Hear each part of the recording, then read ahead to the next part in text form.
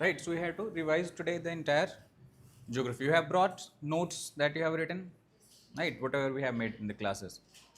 So we'll quickly go through the most important topics first of all, okay, in both geomorphology, climatology, and oceanography. So we'll start with first part, that is geomorphology. Okay, we'll also look at the PYQ so that you understand that how questions are being framed from this particular topic, and also you'll see that same concepts are being continuously repeated by UPSC. Okay, like for example, if you have 10 topics in climatology, 2 to 3 topics are there, 4 topics are there, that we can say is kind of favorite. Okay, questions are frequently being asked, almost every year you will see questions from those. Right, so if first look at the important concepts. First, what we have to study, or what we had studied, that is the internal structure of Earth as such. Right, internal structure of Earth. The first model, as we know, was given by Edward Suez. Okay, so Edward Suez is simply classified Earth into how many layers?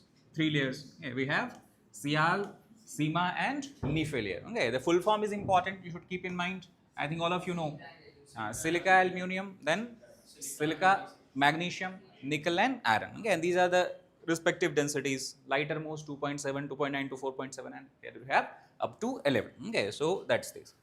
Overall, okay, how they are arranged, what is the names. Now, after that, we know that we carried out several other studies, direct studies and indirect studies, direct evidences and indirect evidences.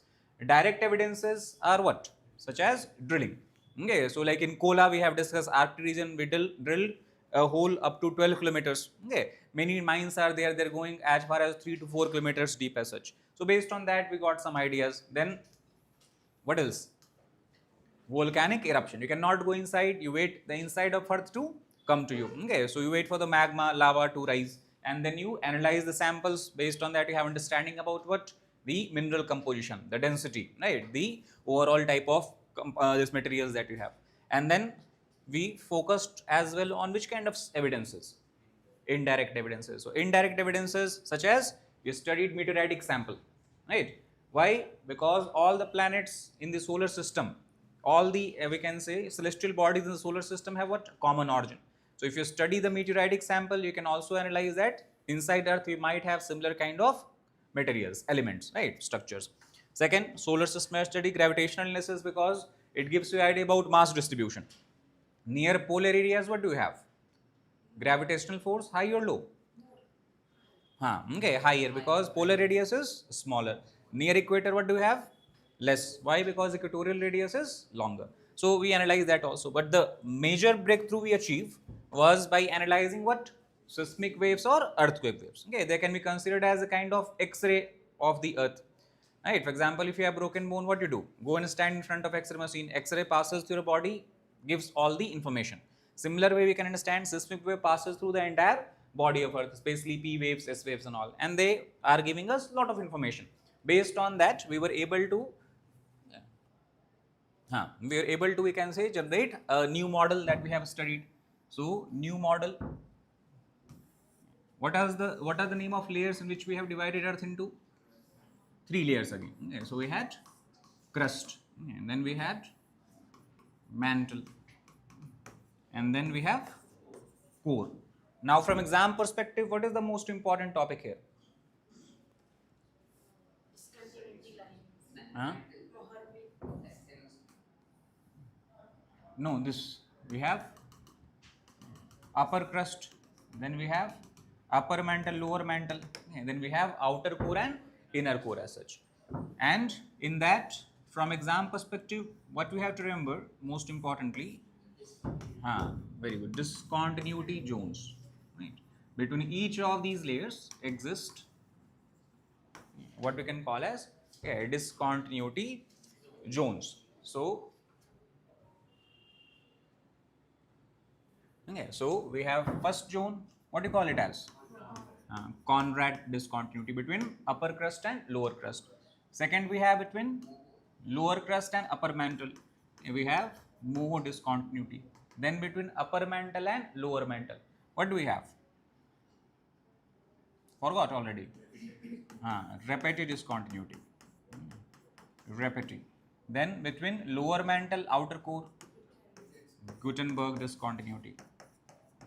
Then between outer core and inner core is called as Lehman discontinuity zone as such, right? So that's how we can understand the entire discontinuity zones. So as the following kind of questions are very frequently asked from here, okay, which discontinuity zones exist between which of the layers, whether they are correctly matched or incorrectly matched as such.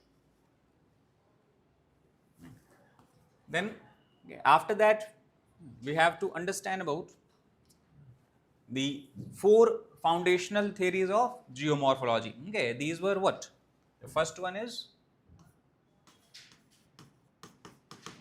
continental drift theory. Who gave it? Alfred Wegener. Okay, so continental drift theory given by Alfred Wegener. So Alfred Wegener, what he has stated? He has stated that if you look at the configuration of Earth, what is going on? It has been changing since time immemorial. So if you go back about 225 million years back, what do we have? Existence of a single continental landmass. Okay, that single continental landmass is what we refer as Pangea. Okay, Pan plus Gea. Gea is the Greek term for Earth. Okay, every planet is referred by separate names. So Gaia, Thea, we have discussed in Moon as such, right? So Pangea. Then what happened? Roughly 200 million years ago, we have splitting. Okay, splitting of Pangea that led to creation of Laurasia and Gondwana land, right? And the India, as we can see, was part of what? Gondwana land. Then what happened? It's not only splitting, but all these land masses also began to split. And in between, what is created when two land masses split? Tethys Sea was created. So we have Laurasia, Gondwana land, and Tethys Sea. Then what happened? Different parts of Laurasia also began to split, right? So you have creation of what we can call as North America. Here we have creation of Greenland. Here we have creation of Eurasia. From exam perspective, what we have to keep in mind is that which continental landmass or which major landmass was part of which of the region, whether it was Laurasia, whether it was Gondwana land. The question can be asked about Madagascar. Madagascar was part of which landmass? Gondwana land. And from Gondwana land we can see we have splitting of which land masses? South America is split, then we have Africa, then we have Madagascar, okay, India, then what else? Australia, and then in the south was Antarctica. So all these land masses came from Gondwana land, the upper part came from Laurasia, and then they kept moving further apart away from each other, and that led to what you can call as the present configuration or map of the world as such, right? So that's how we can understand the change in configuration as explained by continental drift theory given by Wegener. So Wegener presented his idea, right? This Gondwana land we have discussed, and then what scientific community asked? That there must be some evidences. Okay, if indeed such kind of splitting, drifting is going on, what are the evidences? So we have discussed, okay, we have several evidences that we see in the given by Wegener. For example, first was jigsaw fitting. What is jigsaw fitting? Simply if you understand that if two continental land masses are there, like South America and what else do we have? Africa. If they indeed came from a single land mass, that means their coastline should match. So coastal matching was carried out, and it was found that indeed Africa, South America, they are perfectly fitting with each other. Or same goes for what? India and Madagascar. They are also perfectly fitting with each other. So this evidence is what we call as jigsaw fitting, because it is similar to jigsaw puzzle. Okay, when you fit the different pieces of puzzle, they make a single structure. Second is similarities between mountains in Europe and America. Okay, so we have seen several mountain ranges, right, like this. What do we have? We have studied about Appalachian mountain. Okay, then we have Greenland. Which hills? East Greenland we have discussed. Then we have which one? Scandinavian mountains. Okay, then we have which one? Atlas mountain. So all these mountain ranges, when they were studied, what we found that they are very strongly similar, strikingly similar as far as the rock structure is concerned, age of formation is concerned, structural similarities and all these things. So today they sit thousands of kilometers away from each other. So how are they so similar? This is only can be explained if at once in the past these land masses were what? Joined together or connected together. So that's why we can say that all these mountains, or Wegener stated, they were part of what? Single chain of mountain as such. So that is only possible if these land masses are connected, and that's what Wegener has explained in the continental drift theory. Right. Third was, like, we have found rock structures such as tillite deposits. So tillite is found everywhere on the African continental landmass, Indian landmass, Madagascar, Antarctica, and all. And all these tillite rocks can only form if you have movement of what? Which kind of land masses? Glacial landmass. So you have movement of glacial landmass, and thus you can say that it is only possible if these were attached in past with what? Antarctica. Okay, so glaciers used to move from Antarctica, used to basically move from Antarctica like this, and that's when they have caused the formation of tillite. So what it gives proof of? That Gondwana land indeed existed in the past. All the land masses were connected with Antarctica as such. Clear? So that's the second evidence. Third evidence or next evidence was related to fossil evidences we have studied. Right? In fossils, what we can find? Many fossils we have discussed. Example like Cyanognathes we have talked about. Okay, or Mesosaurus we have talked about, or the plant species that is Glossopteris that we have discussed. So all these fossils, if you look about Cyanognathes for example, where are they distributed? South America and Africa. But these are which kind of reptiles? Land reptiles. So if they are land reptiles, how can they move across the entire this oceanic landmass? It is not possible. That means what was happening in the past? South America and Africa were joined together, connected together, and that time these animals used to roam around everywhere. Later on, splitting happened, and what happened because of it? One population remained with Africa, other population went with South America as such. Okay, so that also provided credibility to the this theory of Wegener. Plus same like growth of tails also we can talk about. Plant, if you look, plant grow in a certain climatic condition. So if you find plant fossil in Antarctica today and same plant fossil, let us suppose in India, it is possible that plant can grow in both environment, climatic condition? No, because Antarctica has very cold climatic condition. India has what? Hot tropical climate we can say. So if the fossil of same plant is found here and there, that means in the past India has which kind of climate? Cold polar climate. And how is it possible? If India is very closely attached with what? Antarctic landmass, right? So that's how we were able to prove that something as such things has happened. Now after that, what Wegener was asked? To provide, if indeed splitting has taken place, if the land masses are moving, there must be what? Some force responsible for it. So which are these forces? Wegener said that two forces are there. One force is what we call as tidal force. Tidal force is because of gravitational attraction of sun and moon. Okay, so like this is Earth, and let us suppose we have moon here. So what is going on? Moon is applying gravitational force on the Earth, and when the Earth is trying to rotate, you have the land masses here. So the Earth is trying to rotate. What is going on? It is not allowing this land mass to move, and that's why if you have single land mass here, gravitational force is higher. Here, gravitational force of moon is lower. What would happen because of it? It might split or break as such. Second, he says, is buoyancy force or pole flowing force that comes into existence due to what? Rotation. Okay, so as continents are located above the Earth, and as they are rotating, what is going on? Force is exerted, and that force also causes what? The relative motion of the continental land masses. But what was the criticism? Scientific community suggested that these forces by themselves are very small in magnitude. They are so small in magnitude they could not cause displacement and splitting of such large scale continental landmass, right? So that's why the this Alfred Wegener's theory was largely rejected as such. Okay, so that is the continental drift theory. Now this year itself, 2025 prelims, this question was asked. So take a look at it quickly and tell me what should be the correct answer.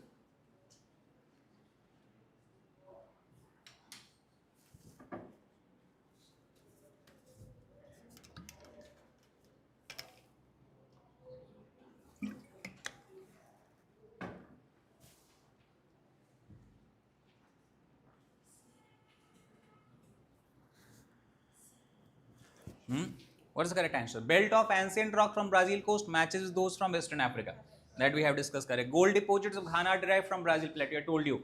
Placer deposit example we have studied in the class. Okay, so that is the gold deposit. Third is Gondwana system of sediments from India is known to have its counterpart in 6 different land masses of southern hemisphere. This is tillite deposit. Okay, system of sediment is what? Sediments has formed tillite rock. So correct or incorrect?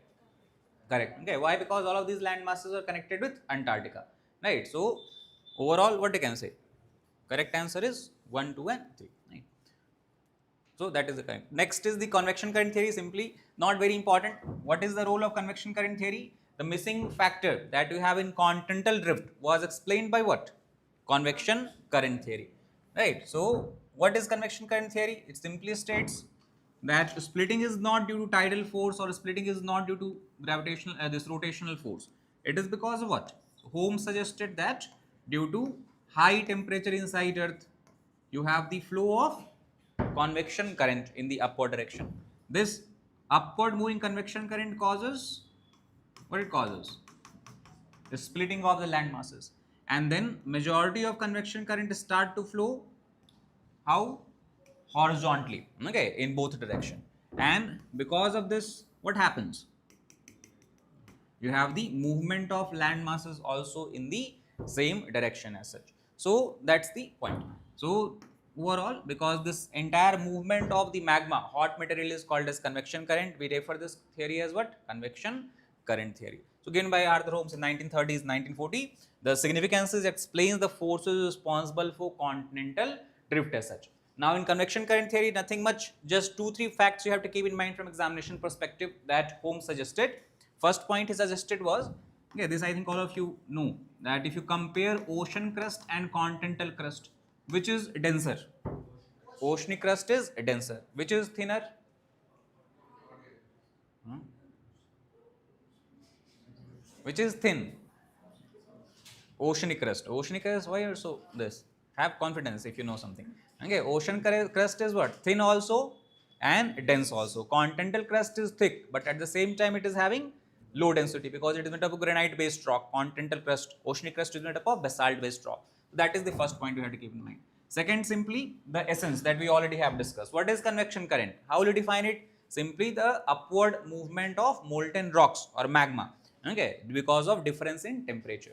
And this is the current that is responsible for both splitting and the drifting of the continental landmass. That's how also we can explain it simply. Now after that, lot of scientists develop interest in what? In the understanding of ocean bottom. And when they were studying ocean bottom, the lead scientist was who? Harry Hess. So Harry Hess and his team, he wanted to understand the structure of ocean bottom. And while studying it, he made what? Lot of important observations. So these observations, and then later on they were explained together. What they made? Which theory? Seafloor spreading theory. So first is, if you talk about, okay, what do we have? The ocean floor itself. Earlier, what scientists used to think? That the entire ocean floor is nothing but a kind of featureless, flat, uniform landmass. Later on, when a study was conducted, it was found that ocean bottom also is full of what? Diversity, right? So what kind of diversity we have? In oceanography, we have studied continental shelf, you will find here, continental slope you will find here. Then what else? Sea mounts are there. Then what do we have? Volcanic islands. Then in the central part where convection current is rising up, what it is doing? Splitting the oceanic crust. So where ocean crust is splitted, a gap is created. Through this gap, magma is rising up. Then magma cools down, solidifies on both sides, forming what a structure? Yeah, we have discussed mid-oceanic ridge as such. And on the other side, as the convection current pulls the oceanic crust, it collides with the continental crust. After collision, what happens? Oceanic crust is denser. What happened to oceanic crust? It subduct below the continental crust. So near the subduction zone, what is the structure you will find? We have trenches. Okay, that is a deep and narrow valley. So overall shelf, slope, sea mount, geos also we have discussed in class, right? If the sea mount is having flat top, what do you call it as? Geos. Or hydrothermal vents we have discussed, where you have the smoke coming up from the bottom of the ocean. Okay, why? Because water gets heated and converts into steam due to presence of magma, and that's when it rises up as such. So this is the first, okay, ocean bottom topography was understood. Okay, same thing. Then other observation was what? This already discussed. Second observation, two most important feature that you find on the ocean bottom is which one? Mid-oceanic ridge and trenches. We already discussed. In the central part of ocean you will have ridge. In the place where you have the collision, convergence between two different crusts, what you will have? Trench as such. Okay, which is the deepest place on the earth? Mariana Trench, right? Very good. So Mariana Trench, so it is in the Pacific Ocean, formed by the same mechanism, right? Then we have age of rocks. Third observation made was that if you move from mid-oceanic ridge to trench, what is happening to the age of rocks? It is increasing, right? Why it is increasing? What was the reason behind it? So you have trench here and mid-oceanic ridge here. So magma comes from here, solidifies and cools. After that, what happens? This crust moves away. So that means this rock that has formed also is displaced. And new rock forms where? On the trailing edge of the rock. Again, what happens? This is also displaced. New rock forms where? On the trailing edge of the rock. That's why by the time this rock reaches here, it has become oldest rock. And youngest rock will be found where? Near the mid-oceanic ridge. Okay, so that was third observation. But if you measure the age of the rock on the ocean bottom, what was the maximum age recorded? Okay, 200 million years. Why 200 million years? What happened to all the rocks that is older than 200 million years? So same thing, because here at range what is going on? The oceanic plate is subducting inside mantle. So as oceanic plate subduct inside mantle, what happens? It melts, it destroys.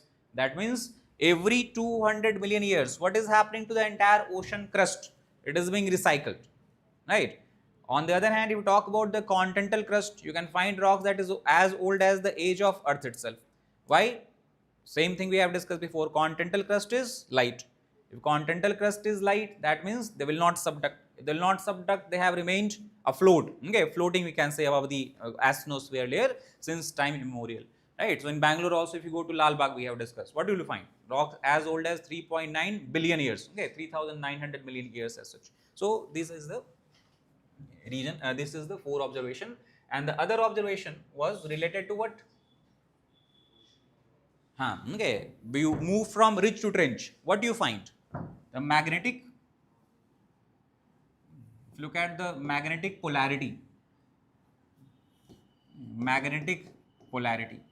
So magnetic polarity is normal, reverse, normal, reverse, normal, reverse.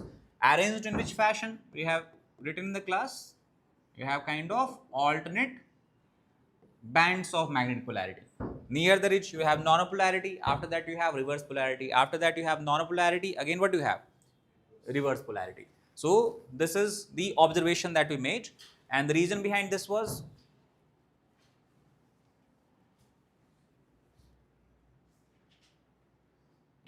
what was the reason? First of all, it was explained by three scientists, Wien, Matthias and Morley. Okay, so that we have discussed. Wien, Matthias, Morley hypothesis it is called as. So they explained that the magnetic polarity of the rocks, they depend on what? Magnetic polarity of the earth itself. So when earth has a normal magnetic polarity, that means north magnetic pole is toward which direction? Geographical north. South magnetic pole is toward which direction? Geographical south as such. This is what we are calling as normal polarity. Then what happens? As time passes, the magnetic polarity of earth also reverses. So south magnetic pole of earth now is toward which direction? Geographical north. And the north magnetic pole is toward which direction? Geographical south as such. So this variation or change in the magnetic polarity is seen in the entire history of earth. Rocks are simply, they are acting as what we can call as record keeper. So when any rock forms near the ridge, whatever is the magnetic polarity of earth that times, rock's magnetic polarity also becomes similar. So suppose right now at the mid-oceanic ridge, some rocks would be forming, right? And currently, let us suppose, and actually this is the magnetic polarity of Earth. So all the rocks forming here would have which kind of polarity? Same. That means their north magnetic pole would be toward geographical north, south magnetic pole will be toward geographical south as such. Right? 40,000 years back, magnetic polarity of Earth was something like this. So if you look at the rocks that were formed 40,000 years ago on the ocean bottom, what kind of polarity they would show?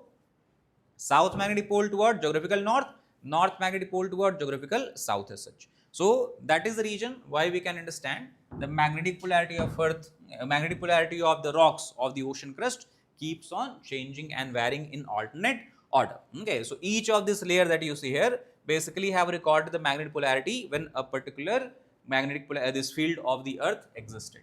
Currently also, if you talk about what is going on with the magnetic field of the Earth, it is continuously shifting, moving, okay, rotating as such. So north magnetic pole is moving in which direction? In the what you can say, clockwise direction, okay, and then you have the magnetic south pole also moving away from there. So that's the point. So collectively, all these 5 observations is what we have clubbed as seafloor spreading theory. So continental drift theory, convection current theory, seafloor spreading theory, all of these collectively, okay, were able to explain lot of phenomena that is going on the Earth, but still some things could not be answered. Okay, what were these? For example, how did Himalaya form? Or why do we have earthquake on the continental land masses? Or why we have volcanic eruption on the continental land masses as such? So to explain those, which theory come into existence? Plate tectonics theory.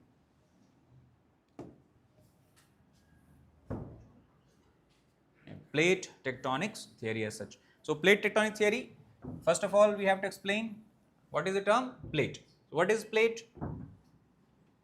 Earlier it was believed that you have crust and below crust you have what? Mantle, and scientists used to think that crust is moving over which layer? Mantle layer, right? Later on the new findings suggested something different. What the new findings suggested? That we have entire crust plus what you can call as entire upper solid mantle. Okay, so crust plus entire upper solid mantle. It behaves like a single layer, right? And what we are calling this single layer as? Lithosphere. Okay, so now we know that crust does not move over mantle, it is the lithosphere. Okay, lithosphere that moves. Lithosphere is moving over which layer? That weak layer of the Earth is what we are referring as asthenosphere. So now rather than saying that crust moves over mantle, we are saying lithosphere moves over asthenosphere. Then question is, what is plate? So scientists explain that lithosphere of the Earth is not a single landmass. Okay, if you look at the entire Earth, it is what broken or fragmented into multiple different landmasses, and each of this broken fragment of lithosphere is what we call as plates. Okay, that means entire Earth we can say is covered by lithospheric slab. Right? Let us suppose this is the lithospheric slab, but this is not a single slab. It is what? Broken into different pieces. So each of this piece, each of this fragment is what we term as plate. These plates again are not stationary. That is proved by convection current theory of Arthur Holmes. What happens? Plates keep on moving. So when plates move, they interact. When they interact, what happens? New landform forms, geophysical phenomena take place. And all of this, study of all of this is what we call as plate tectonics. Okay, that means the formation of plate, the movement of plate, interaction between plates. All of this collectively we call as plate tectonics, and this is the most important theory as far as the geomorphology is concerned.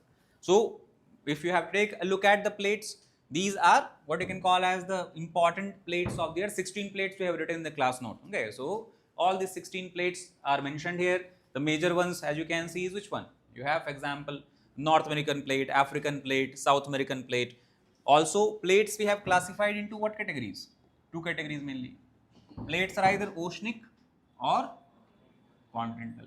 If a statement is given in examination that oceanic plate only contains oceanic area, true or false? False. Okay. So, like for example, we can take Australian plate. So Australian plate, we are classifying it as which kind of plate? Ocean plate. But what else is it containing? Continent. So a plate, no matter whether it is classified as oceanic and continental, it can still contains both part, land part as well as ocean part. This is very important fact. It should be clear in your mind. Okay, many example you can take. Like example, Indian plate, right? What do we classify it as? Continental plate. But what else it contains? And this area is the oceanic area as such. Clear? So that's the point. Now oceanic plate and continental plate, and these plates same thing. These plates overall, oceanic plate and continental plate. Here you should remember, okay, what is important from exam perspective. So classification is very important. In the previous years, not very recently, but in 2008, 2009, they have asked the question where they have given the name of plates and they have asked that which of these plates are oceanic plate, which of these plates are continental plate. So both major plates and minor plates, collectively 16 we have discussed. This should be clear, right? So when you're revising, make sure that you remember this point. Second is, what should you focus upon is the location, right? Location means, we can take a look here, especially minor plates if you consider, right? Which are the minor plates?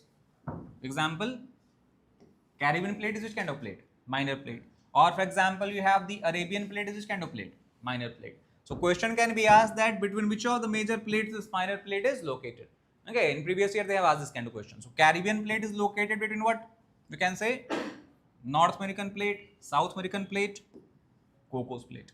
Okay, question can be asked that between which plates would you find the minor plate of Scotia? What is the answer? Between South American plate and Antarctic plate. So major plates are major in themselves. Okay, not have to remember their location because they are the, we can say, landmark. Okay, but between all of these major plates, multiple minor plates are there. So where are they located? Right, these are the only two most important facts you should focus in the last time. The classification, whether a plate is oceanic or continental, and what is the location of minor plates, right? So that's the, now, okay, we have discussed about, okay, the oceanic divergence. We talk about the interaction, plate interaction first of all. I think you remember plate interaction, three types of interaction we have covered. What are these three types of interaction? Okay, we have convergence. Convergence is when two plates are what? Coming towards each other, convergence. Second is what? Divergence. And third is transform. So, definition, convergence simple, when two plates are moving toward each other and collide, convergence. Divergence, two plates are moving away from each other, okay, along a common boundary. And transform is what? When they are sliding along a common boundary, okay, that is when we call it as a transform plate interaction, right? So three types of plate interaction. So important ones, if you look here, divergence, we can start with, what do we have? Oceanic divergence. So oceanic divergence, yeah, so you have an oceanic plate, like this. This is O1, this is O2, and from inside of mantle you have the flow of convection current, right? This flow of convection current then causes splitting, and due to splitting, what happens? The O1 plate moves in one direction, O2 plate moves in the other direction as such. So the magma then gets an opportunity to rise here, and then they solidify, okay, on both sides, right? What is this area called as? Again, mid-oceanic ridge. Ridge means what? A kind of hilly structure. Why you have a hilly structure here? Because on the flat ocean bottom, you have the accumulation, cooling, solidification of magma as such, right? If we talk about mid-oceanic ridges, why their height is not very tall? Why they are not coming above the ocean water? What is the answer? They the cool down, but still magma is coming all the time. So why new magma is not solidifying here and rising above the ocean?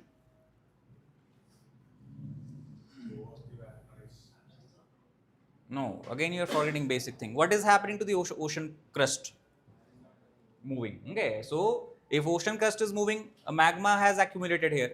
Will it remain at the same place? No. So new magma that rises, it never solidifies above the older magma. It solidifies in what? Trailing edge, new area as such. Right? If suppose a plate is stop moving, what will happen? Magma would keep rising and will keep on accumulating and can rise above the sea surface. Reason why they are not able to rise above sea surface? Because they are simply dragged away once they are forming here away from this region, and new magma never accumulates above the older layer, right? So that is the point here. So oceanic divergence, that means we have major structure that forms here is mid-oceanic ridges. Examples we have discussed in class, the largest or the longest ridge. Which is the longest mid-oceanic ridge? Mid-Atlantic ridges. Okay, so kind of S-shaped ridge that we have in the central part of Atlantic. Right?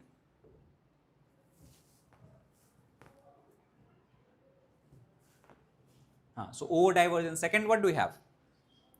Continent continent divergence. Okay, the important one. And for this we have a study that it takes place in several, what you can call as stages. Okay, so CC divergence takes place in several different stages. In stage 1, I told you what happens. Magma is rising upward. As magma rises upward, above that you have the entire continental crust. So what happens to it? It is pushed upward. So if the height rises, what kind of structure would form? Plateau-like structure. Plus magma is containing lot of heats. So due to the heating by magma, what happens in the continental crust? You have development of cracks. Crack and break that develop. So overall we can say in first stage what is going on? First, formation of plateau-like structure due to upliftment, and second, development of what? Lot of cracks and breaks as such. Clear? Then gradually what happens? Magma then begins to flow. How it begins to flow? Horizontally. Okay. So it is flowing in the horizontal manner. Okay. As it flows in the horizontal manner, okay, what happens? One part of crust is pulled in this direction, other part of crust is pulled in other direction. And when the crust is being pulled apart, as you can see, this crust move away. The entire rock structure, sediments that you have in the central part, they will lose support at bottom. So what happens to the central part? Collapses. So when it collapses, what kind of structure it forms? We have referred it as a rift valley. So in the central part you have collapse valley, rift valley. And if you're standing in the rift valley and looking on both sides, okay, these continental land masses, what would they look like to you? Mountains, uplifted landmass, and such mountain is what we call as fault mountain or block mountain. So whenever we have CC divergence, two major structures develop: rift valley in the central part, fault or block mountains in the middle, side parts, okay, both side of such. Example we have discussed, which is the best example of such rift valley? Largest rift valley on the earth, where would you find? Africa, right? We have drawn the map also. So here we have Africa, right? And this is the place I told you. What is going on here? Around this region, African plate is being split apart. So this side, what is the name of plate? Somali plate. Okay, and this side, the plate is called as what? Nubian plate. So overall, earlier you have a single plate, that is African plate. Now it is being splitted into two plates, Somali plate and Nubian plate, right? Then we enter into stage 3. What happens in a stage 3? Continental crust further keeps moving away from the central part. So the valley that has formed, what would happen to the valley? Becomes wider. And as the valley becomes wider, from the nearby areas, you have the opportunity for the sea water, ocean water to enter. That means the entire valley, because valley is what? As you can see, it is a area with region with what we can call as lower elevation. So easily where you have ocean, water will be able to enter. And the entire valley gets filled up with what? Water.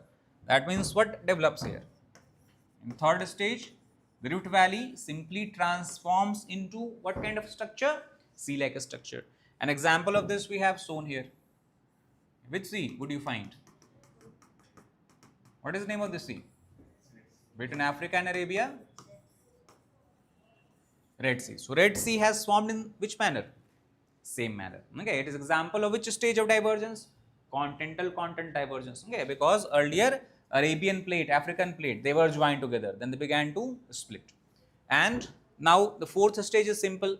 Continental crust under the influence of convection current still keeps moving away. That means the width of the sea that has formed here, what would happen to its width? Keep increasing. And a time comes it becomes so large that we can start calling it what? What will call it large sea as? Ocean. So in the last stage what forms? Ocean form. An example of this is which ocean?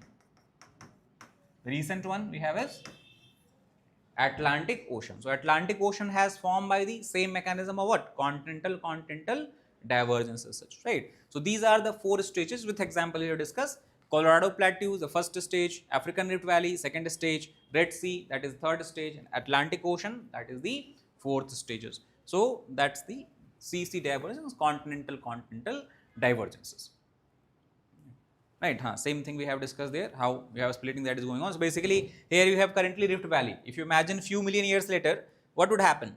This part currently it is joined by landmass. Later on if you further split it, what would happen? A gap would be created here. And from this gap, what would you expect? Water from all sides will start to flood it. So the Red Sea that is extended up to here today, in the future, it would expand all the way from north of Africa to the south of Africa. Then gradually what will happen? This part will further keep moving to the east, and the width of Red Sea that is up to here, it will start to become wider and wider. So as this part keeps moving to the east, gradually this entire sea would convert into what? Ocean.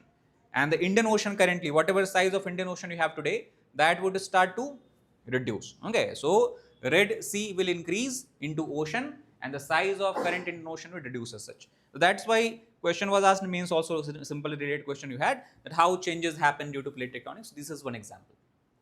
Then coming to the second type of plate interaction, what do we have? Ocean continent convergence, right? So OC convergence. Now already we have discussed which plate is denser?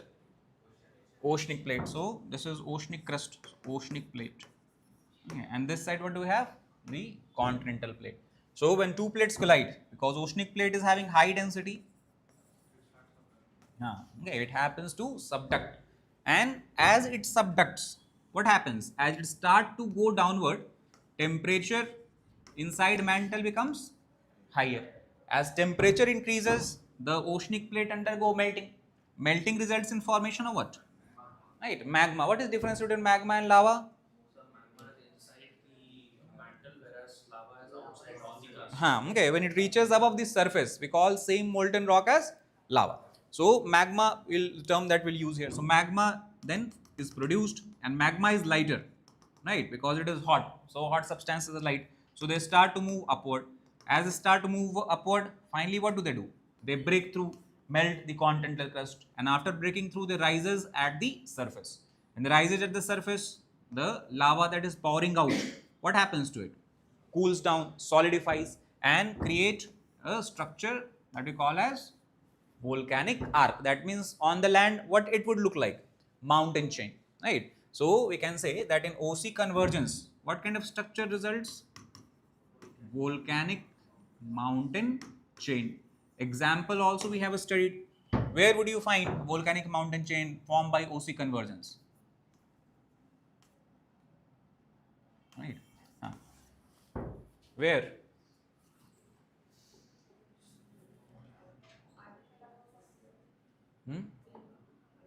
Philippines, that is mountain or island. So the mountains on the western coast of US are an example. Western coast of US. What is the name? Rocky. Okay, Rocky Mountains. And then further where you have?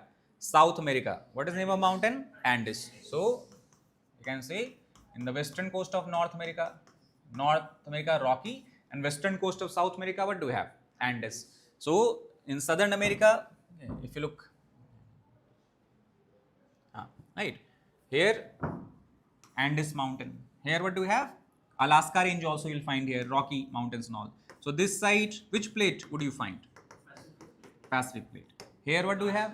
Nazca plate. Okay, so this is also important from prelims perspective. Question can be asked. A particular geographical landscape is result of interaction between which of the given plates? So Nazca plate, South American plate. ocean continental convergence creating Andes Mountain. Right, Pacific plate, North American plate convergence create Alaska range, Rocky range, Cascade ranges also you have here as such. So overall, that is the example of ocean continent convergence as such. Okay, the tallest peak we have discussed in class also of North America. Where would you find? Alaska range, Mount Denali, okay, or McKinley as it called as. Similarly, in Andes, tallest peak you will find of the entire South America also. Okay, Aconcagua for example. So that is the point. Now in OC convergence, when it is going on, what kind of geophysical phenomena you would expect? Volcanic eruption, first of all, that is taking place. Due to volcanic eruption, the continental crust is getting disturbed, right? That would result in which kind of phenomena?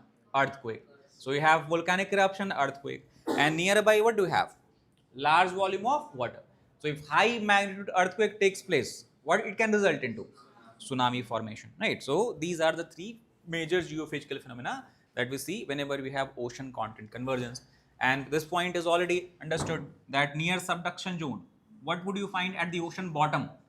You will find oceanic trenches. Wherever you have convergence of oceanic plate, continental plate, oceanic plate, there we have the subduction zone, there we have the formation of trenches. That is the first. Second, what do we have? Similar, oceanic convergence. Okay, so we have now two oceanic plates.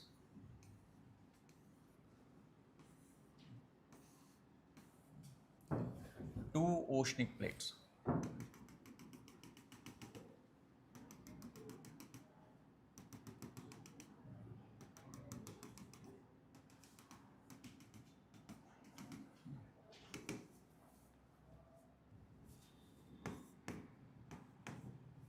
Right. So convection current is flowing like this.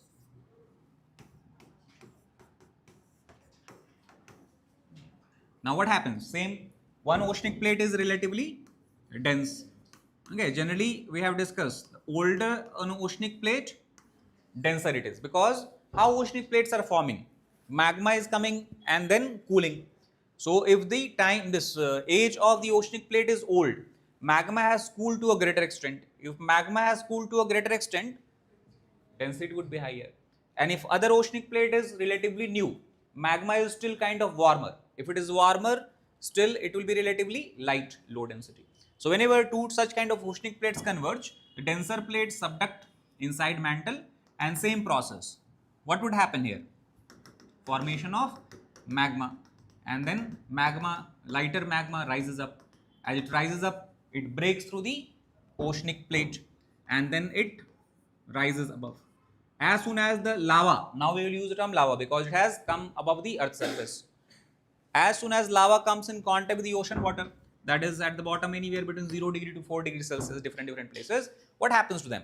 They rapidly cool. So as they cool, they solidify into again a kind of ridge like a structure, mountain like a structure. But here, if you talk about this oceanic plate is not moving. Only which oceanic plate is moving? This one. So fresh magma keeps on generating here and they keep on rising at the same place. And as now this cooling magma is what? Stacking above the older magma. What happens at after a certain point of time? Entire structure rises above the sea surface, right? And when they rise above the sea surface, what kind of structure would they result in? We call it as a volcanic island chain. What is the term we use for it? Archipelago. So a formation of volcanic island chain or archipelago. And where do we see example of it? The best example we can say is the Philippines archipelago. Hundreds of islands we have there. These are forming because of interaction between two oceanic plate. Which plate? Pacific plate on one side and we have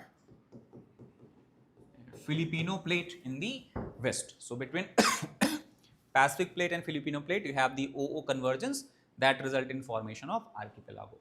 Again, geophysical phenomena wise, same three things you will find. What is going on here? Volcanic eruption. Volcanic eruption would disturb the rocks, resulting into what? Earthquake. An earthquake, because it is taking place in the middle of the ocean, what would it trigger? Tsunami. Okay, so we talk about countries such as Indonesia, Philippines, Japan, all of these are kind of volcanic island. What are they most prone to? earthquake and tsunami as such. Okay, so Japan, for example, receives more than 600 earthquakes every year. Tsunami are relatively more frequent compared to other places on the earth. So that we can say is because of this kind of plate interaction. Okay, so OO convergence. One other differences we have studied that here, because the plate that is melting is also oceanic plate. Plate through which magma rises is also oceanic plate. So rocks are kind of similar in nature. Which kind of rocks dominate here? Basaltic rock. In OC convergence, continental plates are different rocks, oceanic plates are different rock. So the lava that finally rises has a mixture of both rock that we are calling as what? Andesitic. Okay, that's why the name Andes mountain comes. So we have basaltic rock dominance here, andesitic rock dominance in the OC convergence as such, right? So that is the OC convergence. Okay, O convergence. Okay, overall same we have discussed. What do you have? Filipino plate, okay, Pacific plate, Indonesian, Indo-Australian plate and all. Then next is continent-continent convergence. Okay, third type of convergence. In CC convergence, it is slightly different from the other two type of convergence, because in OC convergence, O convergence, you can have a definite denser plate and a definite lighter plate, because all the continental plates, they are formed at the same time. Density is what? Kind of similar. So if two same density plates converge, collide, none of them is able to subduct below the other. If none of them is able to subduct below the other, that means the compression forces will keep acting, and in the zone of collision, okay, right, this collision zone we are talking about, whatever rocks, sediments and all that you have, they cannot go down. So under the force of compression, where will they go? In the upward direction. So this entire process is what we have referred as, right, in the collision zone you will experience upfolding of what? Sediments and rocks. So upfolding of sediments and rocks results, and because of this upfolding of sediments and rock, you have formation of a mountain range. And what is such mountain called as? Right, fold mountain system. And where can we see example of such mountain? In the Himalayas, right? So example, best example would be Himalayas. Himalayas are an example of fold mountain formed due to collision between which plates? Indian plate and Eurasian plate. So that convergence results in the fold mountain system. Okay, so right, this if you look here, okay, convergent plate boundary. This is the plate boundary. If you look here, what do we have? This is the Indian plate. Upper side, what do we have? Eurasian plate. So that's why if you look at the Himalayas, we have drawn in the Indian geography also. Himalayas extended all the way up to Pakistan and extending also towards Iran as such. Right, Suleiman range, Kirthar range, if you remember, we have discussed. Then you have Great Himalaya, Lesser Himalaya, Shivalik Himalayas, extending all the way up to Purvanchal, okay, in the northeastern part of India. So entire mountain system is a result of same continental convergence. A very important point to note, as there is no subduction going on, what will happen? No possibility for magma to form, because magma is forming due to melting of the crust, subducted crust. Here no subduction. That means what we can say? No volcanoes are found here. Only which geophysical phenomena you would experience? Can we experience tsunami in Himalayas? No. Why? Right. So there is no sea or ocean there. If a fold mountain is present near a coastal areas, can tsunami occur?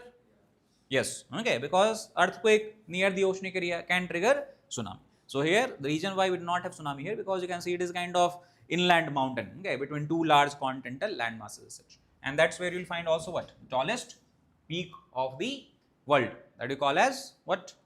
Mount Everest, right? So that is the continental convergence. So three types of convergence: O convergence, OC convergence and CC convergence. Then that's overall history we talk about. What we have earlier, we have discussed already in the plate. That's how all these theories are kind of connected, because what Wegener said in continental drift, Indian plate used to be part of Gondwana land, then it is splitted from there. Why it is splitted? Then Holmes came, said there it is because of convection current rising upward. After splitting, convection current keeps moving. So Indian plate also what? Kept moving from south to north. So once upon a time, it was to the south of equator. About 50 million years ago, what happened to this plate? It crossed the equator. And then roughly 40 million years ago, what happened to it? It collided with the Eurasian plate as such, okay, leading to formation of the Himalayas. So that is the history. Okay. Now coming to the transform plate interaction, if you look, what is transform plate interaction? When plates are neither moving towards nor away from each other, how they are moving? Simply sliding. Yes, this is what how we can explain it. So, right, this is one plate, plate number 1, and this is plate number 2. So this plate in this case is going in this direction, okay, backward. This place is coming in front, forward direction. So because of this, near the boundary zone, right, where both plates are meeting, that is called as what? Shear. Shear means kind of this translational motion, right? So zone of shearing happens, and all the rocks that you have here, it's not that rocks are very smooth that you can easily move across. Okay, rocks can easily move across. So whenever plates try to move, rocks in border areas are kind of having irregular shape. Like if you talk about one plate, it can have rock structure something like this. Other plate, it would have rock structure something like this. So if this plate is trying to move in this direction, this plate is trying to move in this direction, what would happen in the border areas? Rocks will interlock, right? They will resist this motion.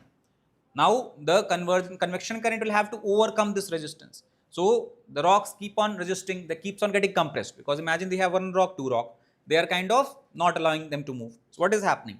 In the boundary area, rocks are getting compressed. If rocks are getting compressed, we can say energy is being stored, and suddenly convection current is able to overcome this resistance. So rocks suddenly break. When the rocks break, what happens? All the stored energy is released, and it travels in the form of seismic wave. Okay, and that's why above the surface, what would you experience? Earthquake, right? So transform plate interaction generally results in the earthquake. Will we have volcano here? No. Again, same logic, because there is no subduction.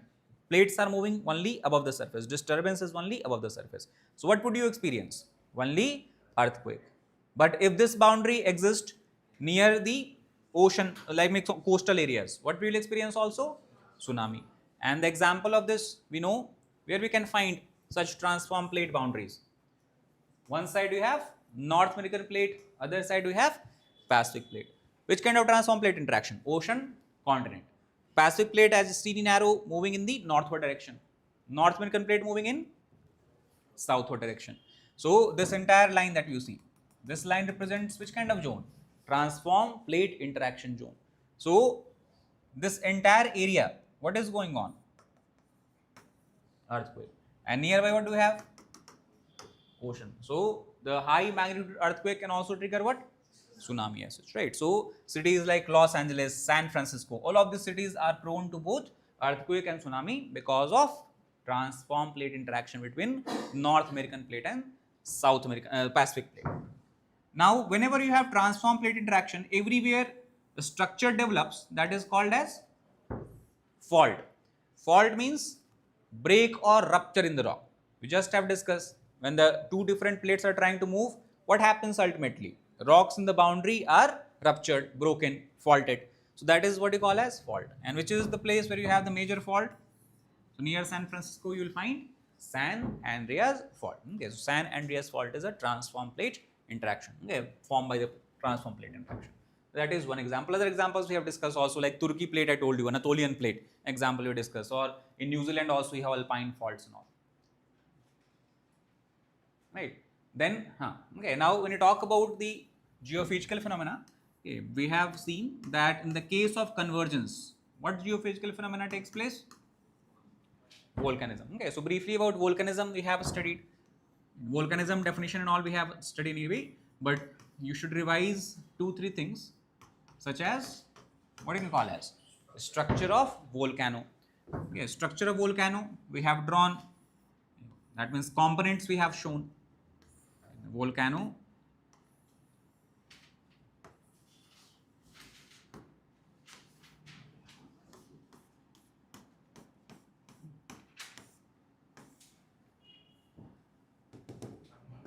Right, so you have magma chamber below the surface.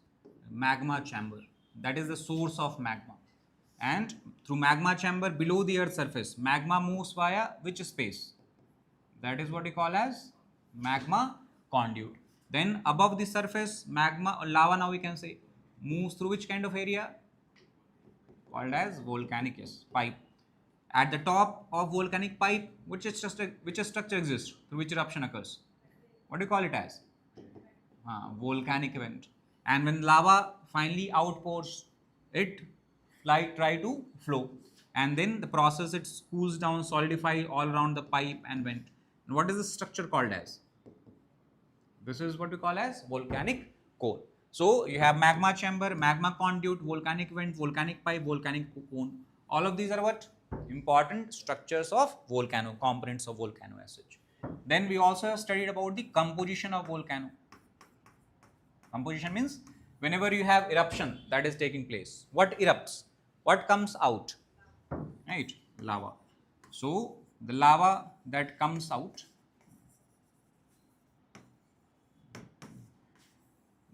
that is representing which phase? Can say liquid phase. About 15% roughly we can say of the erupted material is lava.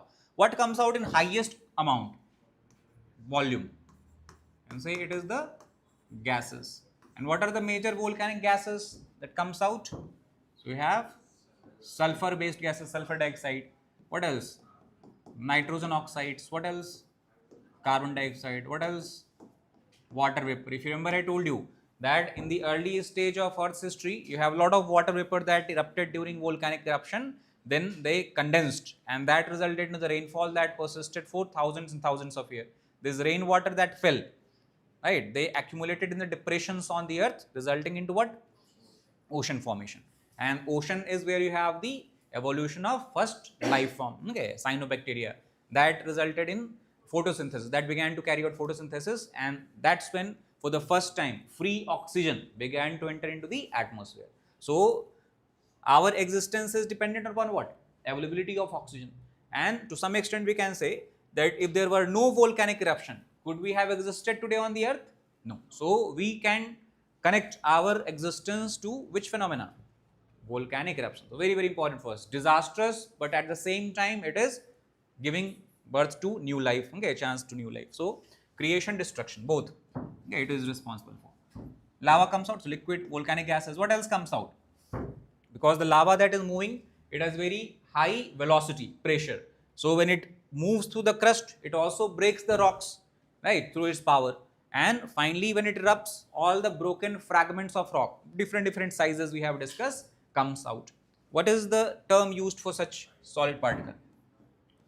Okay, we have referred them as what? Pyroclastic materials or fragments. Okay, we have discussed volcanic dust, ash, core ash, okay, lapilli, scoria, different types of volcanic bomb we have talked about, the largest one. So we can say in the volcanic composition, what is coming out? Liquid phase, lava. Solid phase, what do you have? Pyroclastic material. And gaseous phase, that means these gases. Yeah, that is the composition of volcanic eruption. Then what else is important in volcanism? Global distribution zone, for exam perspective, very, very important. Global distribution zone of volcano. Where would you find volcanoes on the Earth? And there are 5 well-defined zones we have covered in the class. What are these 5 well-defined zones? Largest zone where you have highest number of volcanoes. What are these called as? Circum-Pacific ring. What is the other name used for it? Ring of fire. Ring of fire. So Circum-Pacific ring or ring of fire. You have more than 60% of volcanoes of the entire Earth, more than 70-80% of active volcanoes of the entire Earth that is found here. What is the second zone? Mid-Atlantic ridge. Mid-Atlantic ridge. What is the plate interaction going on here? Also can highlight oceanic divergence, right? Then which is the third zone? Okay, Mediterranean belt. Mediterranean belt, right? Volcanoes of Italy, Greece, all of these are example of. Then what is the other zone? African Rift Valley, where you have continental divergence. Okay, and this is important because mapping based question can be asked this year, right? Because after almost 10,000 years in the African Rift Valley, a volcano erupted last year. What is that volcano called as? Halley Gubbi volcano. So simple map based question, places in news based questions can be asked from here. So Halley Gubbi volcano located in African Rift Valley erupted almost after 10-12,000 years. Right, so very significant event. Halley Gubbi volcano.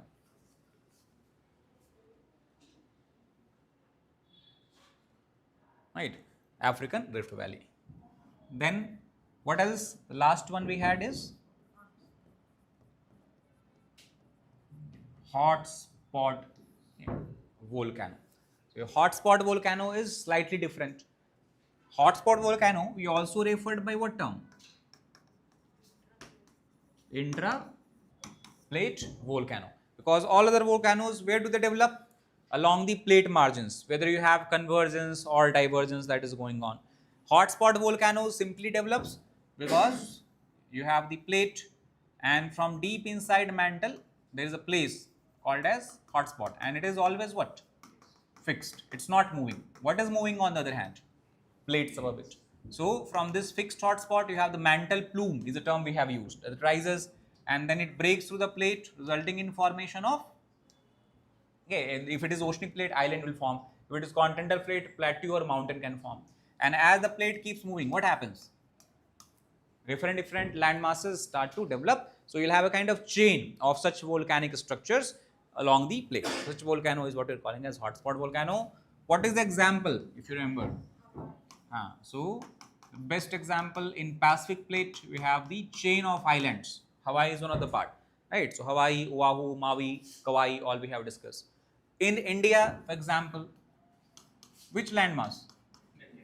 Deccan Plateau. Deccan Plateau is nothing but example of which kind of activity?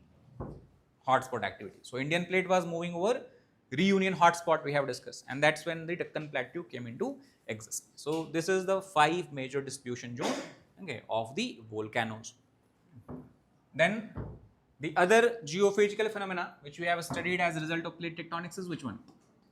Earthquake. So in earthquake, if 3 most important topic we have to keep in mind. First is to have understanding about seismic waves as such.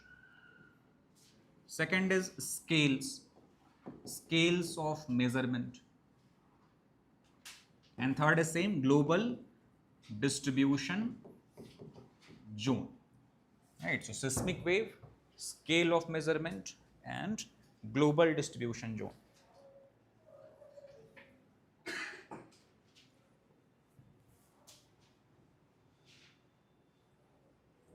Seismic wave we have classified into 2 types. One was body waves and other was surface wave.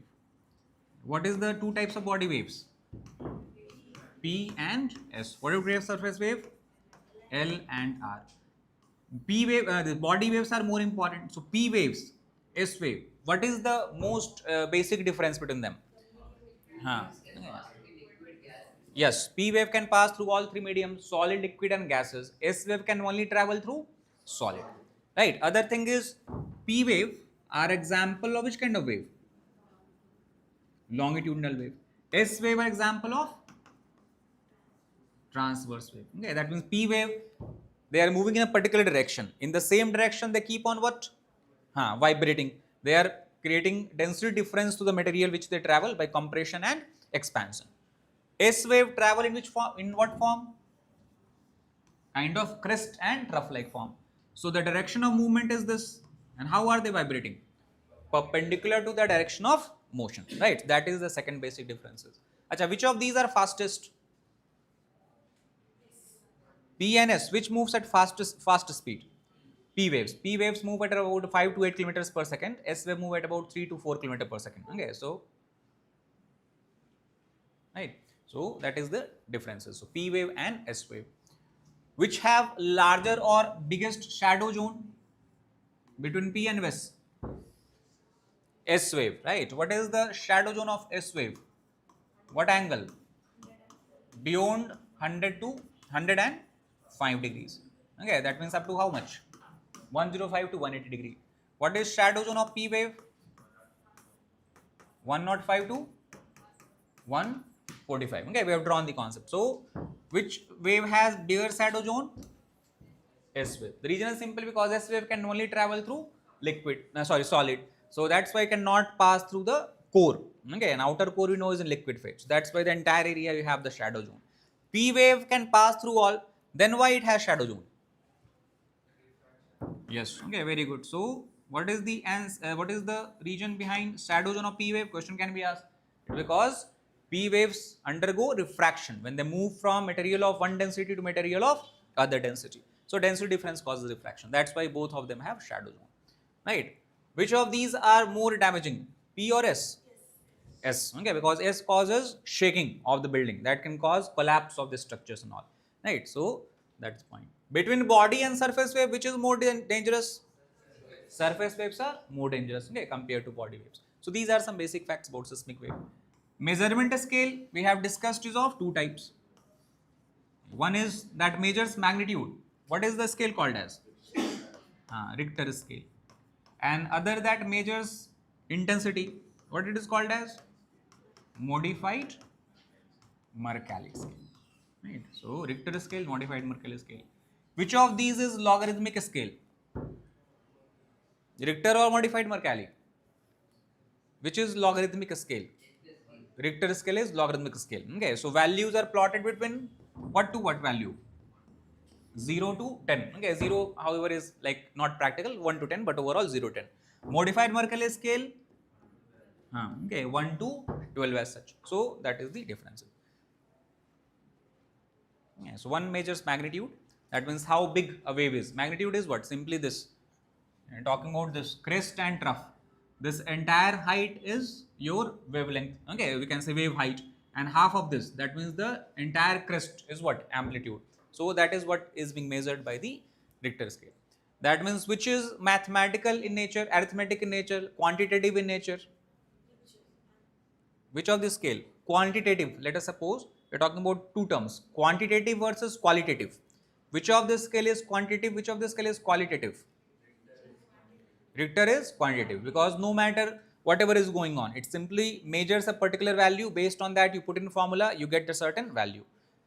Modified Mercalli scale we have discussed in class is based on the experiences of people, actual damage, impact of the earthquake, and that vary. That's why it is more subjective in nature. And if it is subjective in nature, we can say it is of what nature? Qualitative nature. So quantitative versus qualitative.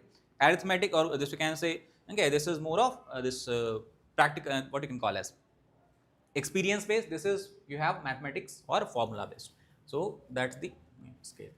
Now coming to the distribution zone, we know that wherever you have volcanic eruption, it can also trigger what?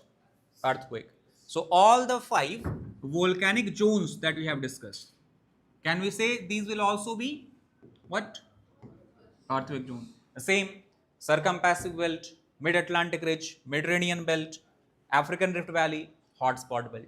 But apart from that, one other belt you have, that is referred as mid-continental belt.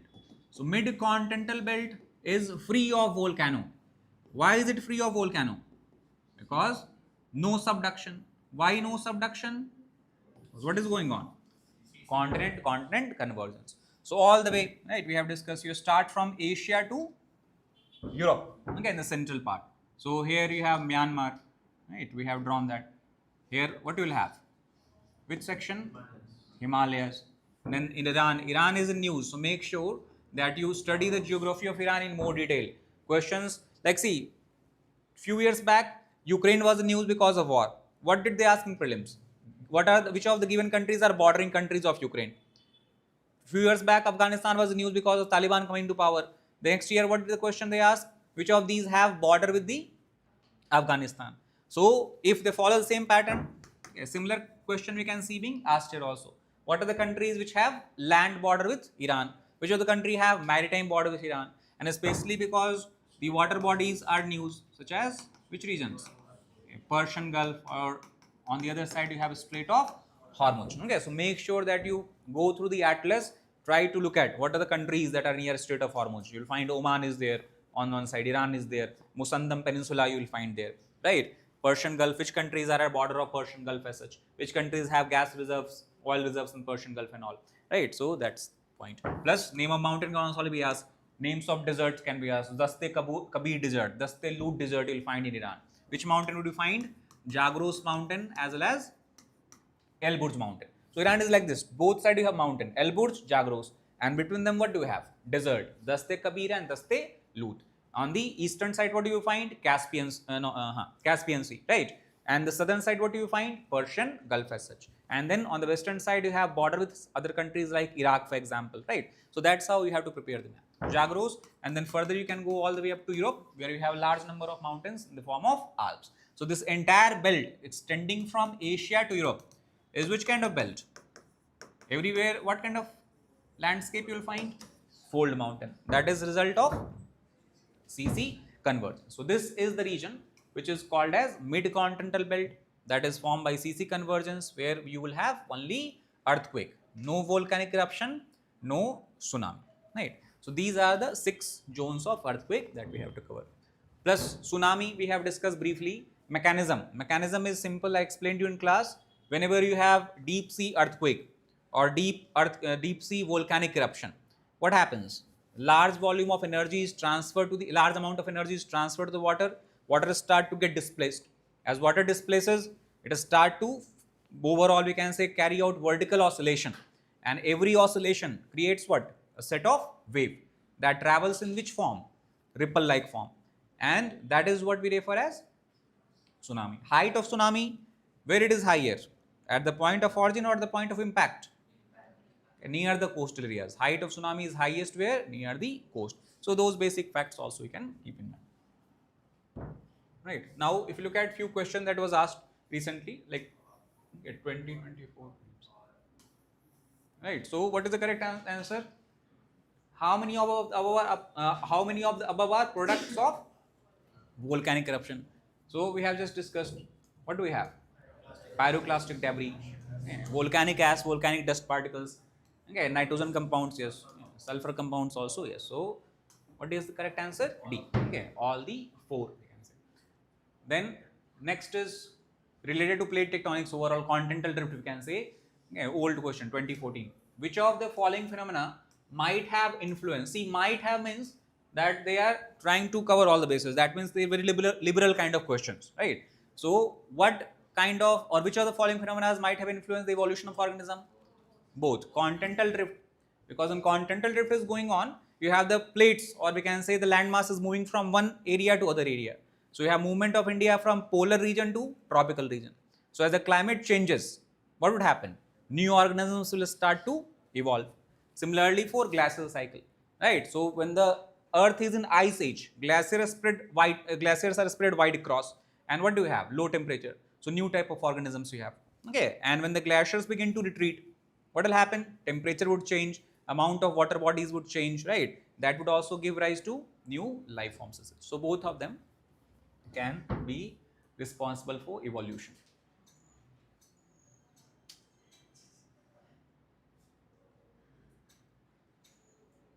Then next we have to discuss briefly about the second part of physical geography, that is climatology. So second section we have is climatology.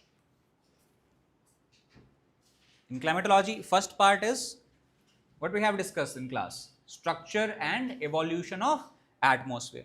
So structure and composition, evolution also of atmosphere. The structure is the most important part. That's from where most of time questions were asked. So structure we have studied in detail, right? So you should be able to quickly tell which is the lowermost layer of atmosphere. What do you call it as? Troposphere, right? Up to roughly 13 kilometers. Then what do we have next layer? Stratosphere, roughly extending up to what height? How much? 50 kilometers. Then which is third layer? Mesosphere, up to 80 kilometers. Then what do we have? Ionosphere is part of thermosphere itself. So this is thermosphere, the lower part where you have concentration of ions. What do you call it as? Ionosphere. What is the height? Roughly 700 kilometers. And then the outermost layer, what do you call it as? Exosphere. So that is the first of all structure. You divide the entire atmosphere further into how many layers? Total 5 major layers. Now from exam perspective, what kind of questions are asked? So 2 things are there. One, temperature variation based question, and second is the unique characteristics or significance of each of the layer. So I think you would be able to tell if I say if you go up in troposphere, what happens to temperature? Temperature reduces. Okay, so By the time you reach the top of troposphere, temperature can reduce all the way up to minus 60 degrees Celsius. Why temperature is reducing? Because solar insolation is traveling through the entire troposphere without being trapped, and they reach the earth's surface. That causes earth's surface to heat up. When earth's surface heat up, what it releases? Okay, so radiation we can say. And as the warm air that is rising out the surface, it is near the source, air will be warmer. If you move away from the source, what happens? Air is colder as such. Then stratosphere, what happens? Temperature increases all the way up to 0 degrees Celsius. What is the reason behind? Formation of ozone that absorbs the solar energy directly. Then mesosphere, what happens? Temperature reduces. Here it can reach as to as minus 85 degrees Celsius. And interestingly, mesosphere is what we can call as coldest layer of the earth. Then in thermosphere, what happens? Temperature increases, but sensible heat is 0. So temperature is very, very high, more than 1000 degrees Celsius. But if you put out your hand, what would you feel? Cold, because the density is very, very less. So the gaseous molecule by themselves, ions atom by themselves are having very high energy, but they are so far apart that they would not be able to transfer that energy to your body. So that's why you will not feel any heat as such. And same continues where? In the exosphere itself. Now, briefly, if you look at the significance of each layer, troposphere, most important for us because all the weather phenomena, where it is taking place? Troposphere. All the clouds, where are they limited to? Troposphere. Strong convection, advection, where does it take place? Troposphere, right? And if you talk about the height of troposphere, is it uniform and same everywhere or changes? Changes. Where you will have the maximum height? Equator. Why you have maximum height of troposphere at the equator? What is the reason? Just remember maximum height. Why what? Insolation is strongest at the equator. That means temperature of land is highest at the equator. That's why more energy is being transferred to the air, and if more energy is being transferred to air, air would rise to a greater height. Polar areas, what do you have? Very low temperature. So air does not have energy. It cannot rise up. Second was gravitational force. Where you have highest gravitational force?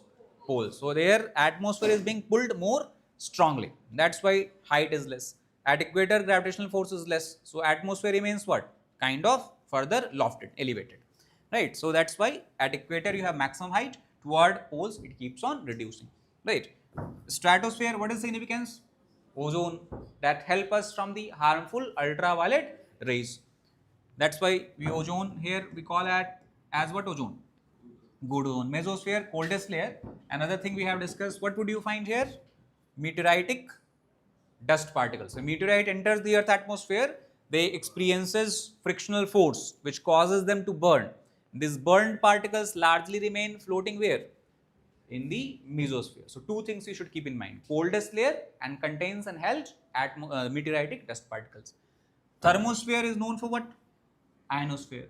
Ionosphere has a significance for us because what does it reflect back? Radio waves that help us in radio communication. Acha, which layer do jet aircrafts prefer to fly? Stratosphere. What is the region?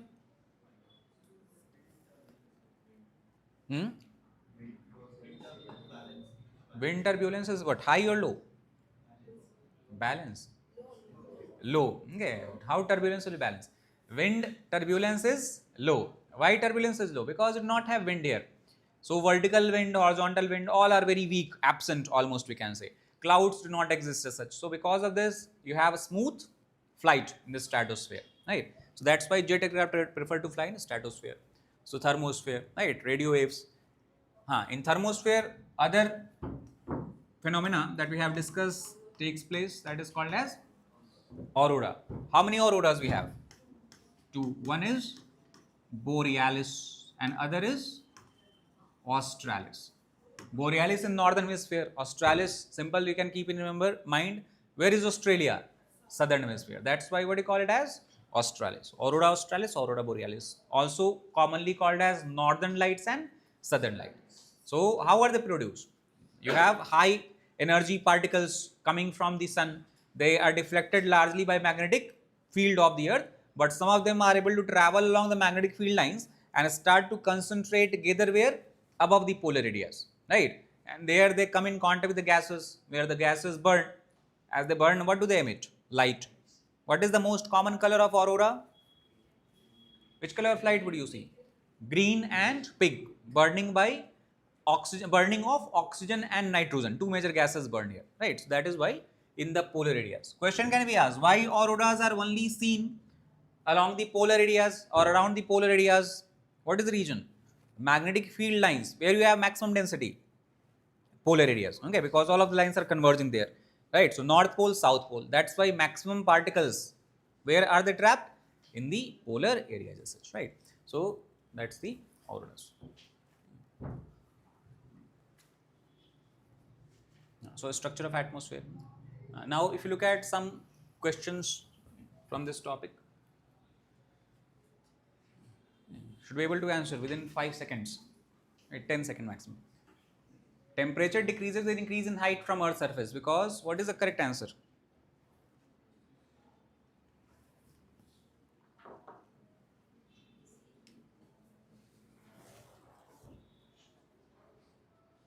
Yeah, students who are online also try to write your answers. Yeah, you can easily write the correct options A, B, C, D. What is the correct option? Huh? B, D. Atmosphere can be heated upward only from the Earth's surface. Correct or false? False. Yeah. Because it says only. No, only, that's true. Troposphere they are talking about, right? So only from the Earth, because troposphere is transparent for the entire solar insolation. So what is correct or incorrect? Correct option, right? That otherwise that will not be case. In troposphere height, this temperature would not reduce. What is the second option? More moisture in upper atmosphere. True or false? False. Where you will find more moisture, right? Why or how moisture is created? Evaporation. Where evaporation is taking place? Near the surface. Okay, so maximum water vapor is where? Near the surface. Gravity also is stronger there. So this means this option is. Then what do we have? Air is less dense in upper atmosphere. True or false? True. Okay, higher the density means higher the number of molecules. Higher the number of molecules means more heat they will be able to trap. So where atmospheric density is highest? Near the surface. That's why they are trapping more heat. That's why temperature is also what? Higher there. So that means this is correct. So what is the correct option? Clear? So that's it. And then we have auroras we have discussed. Right. Other thing related to the same structure of atmosphere topic. It is recent year questions. Two statements are given. What is correct option? Right. Simple. This we discuss. Troposphere thickness is where? Highest at the equator. What is the region? Simple, because equator you have more insolation. That means heat content is higher, and that's why convection current is more stronger. If convection current is stronger, air would be pushed what?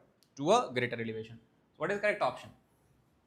A. Okay, both the statements are correct. And statement 1 is explained by statement 1. 2. Then third one, 2024 again, with reference to water vapor. Which of the following statement is correct?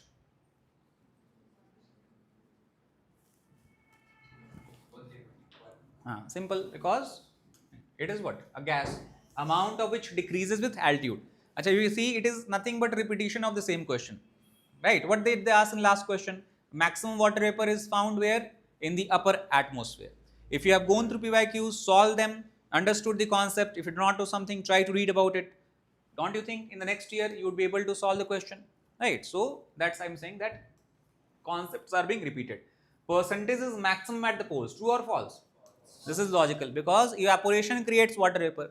Evaporation will be maximum where? Equator. Polar area temperature is very, very low. That's why rate of evaporation also is very less. So it will be, what we can say, minimum where? At the poles.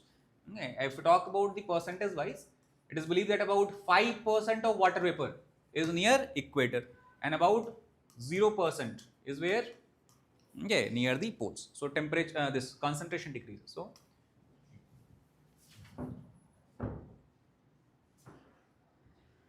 right. Then coming to next chapter, what we had to study, insolation and temperature, okay, in climatology. So briefly important concepts about insolation and temperature we can also write.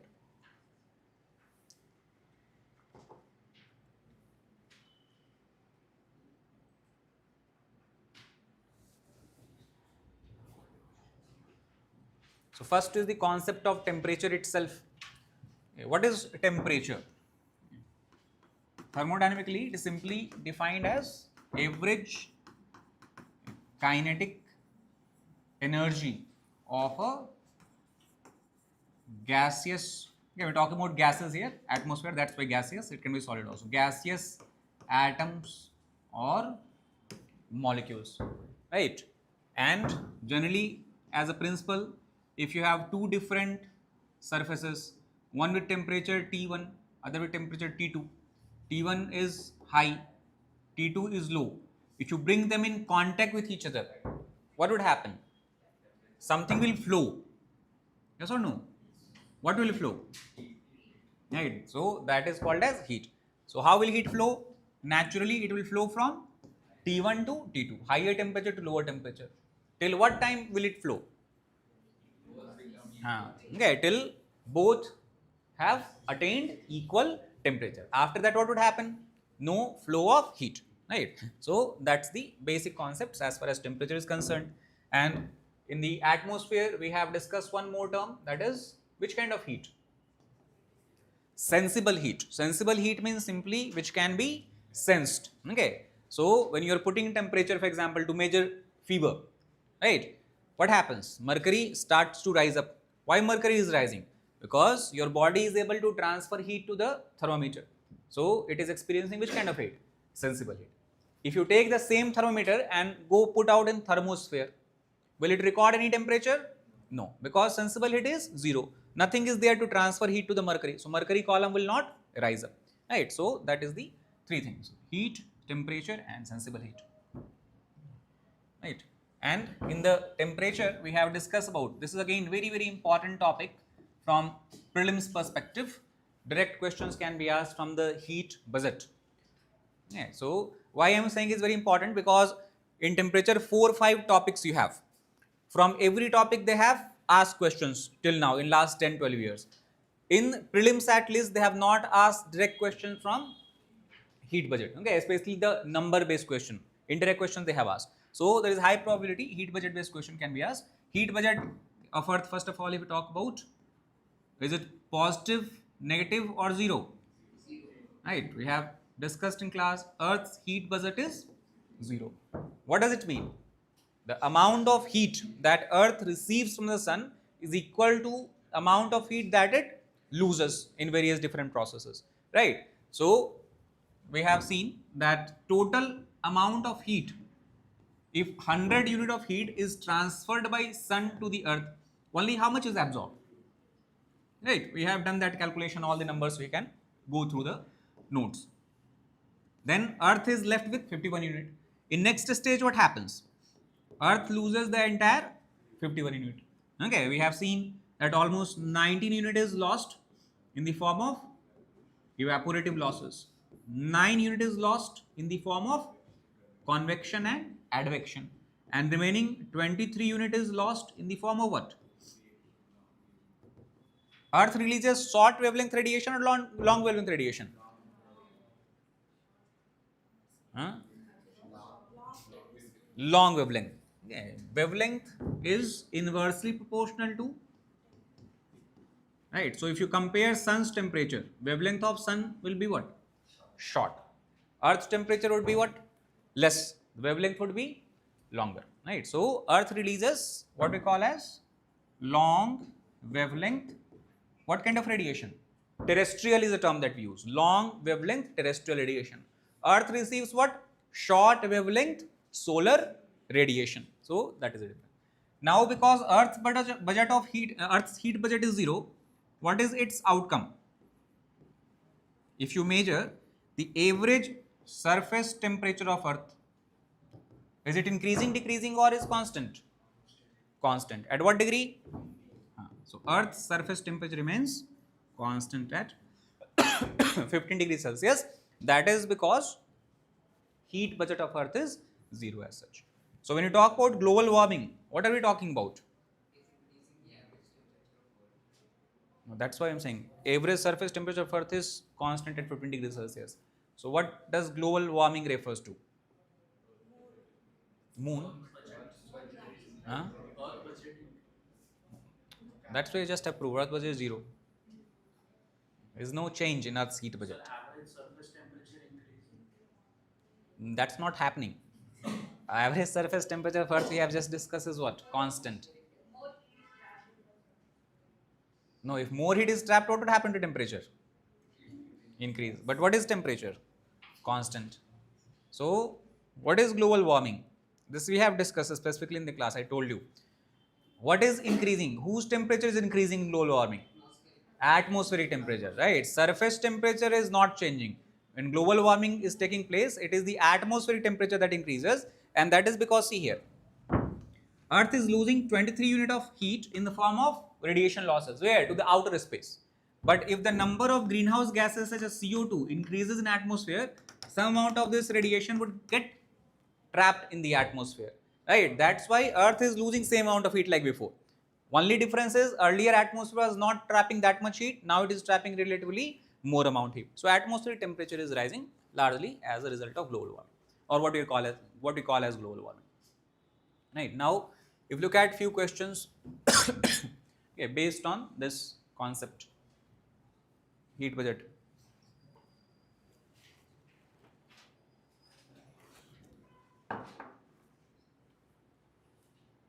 What is the correct option?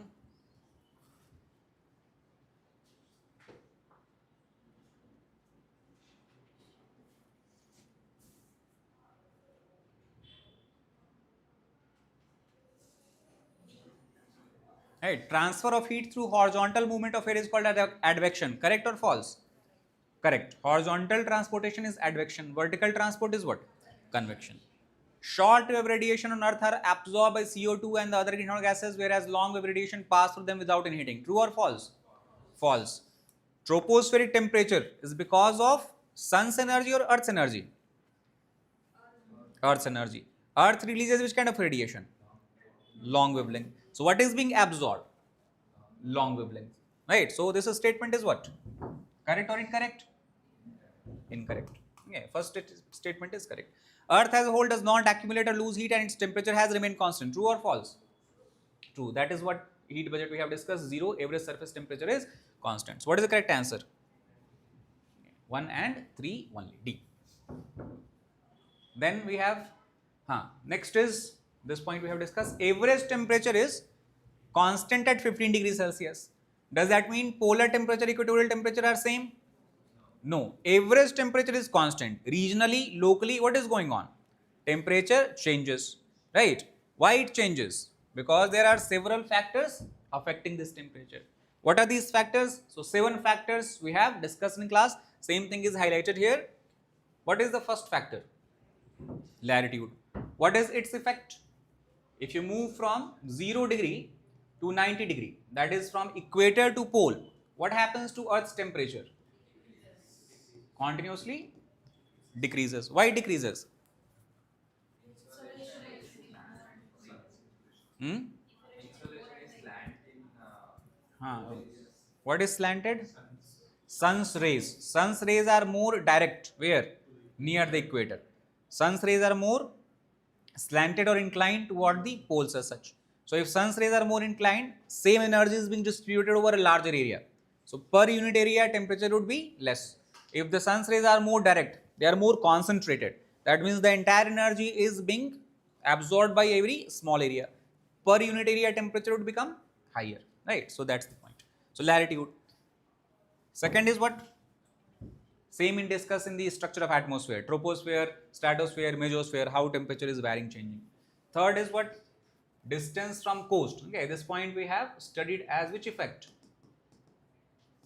Maritime effect. So here you will see difference in which kind of temperature? I told you in class, annual temperature range. And we compared two cities here. One was Mumbai, other was Delhi. So, annual temperature range of Mumbai versus Delhi. Where annual temperature range is higher? Delhi. Right? Where annual temperature range is lower? Mumbai. What is the region? So, if you talk about, suppose this is Arabian Sea, right? This is Mumbai.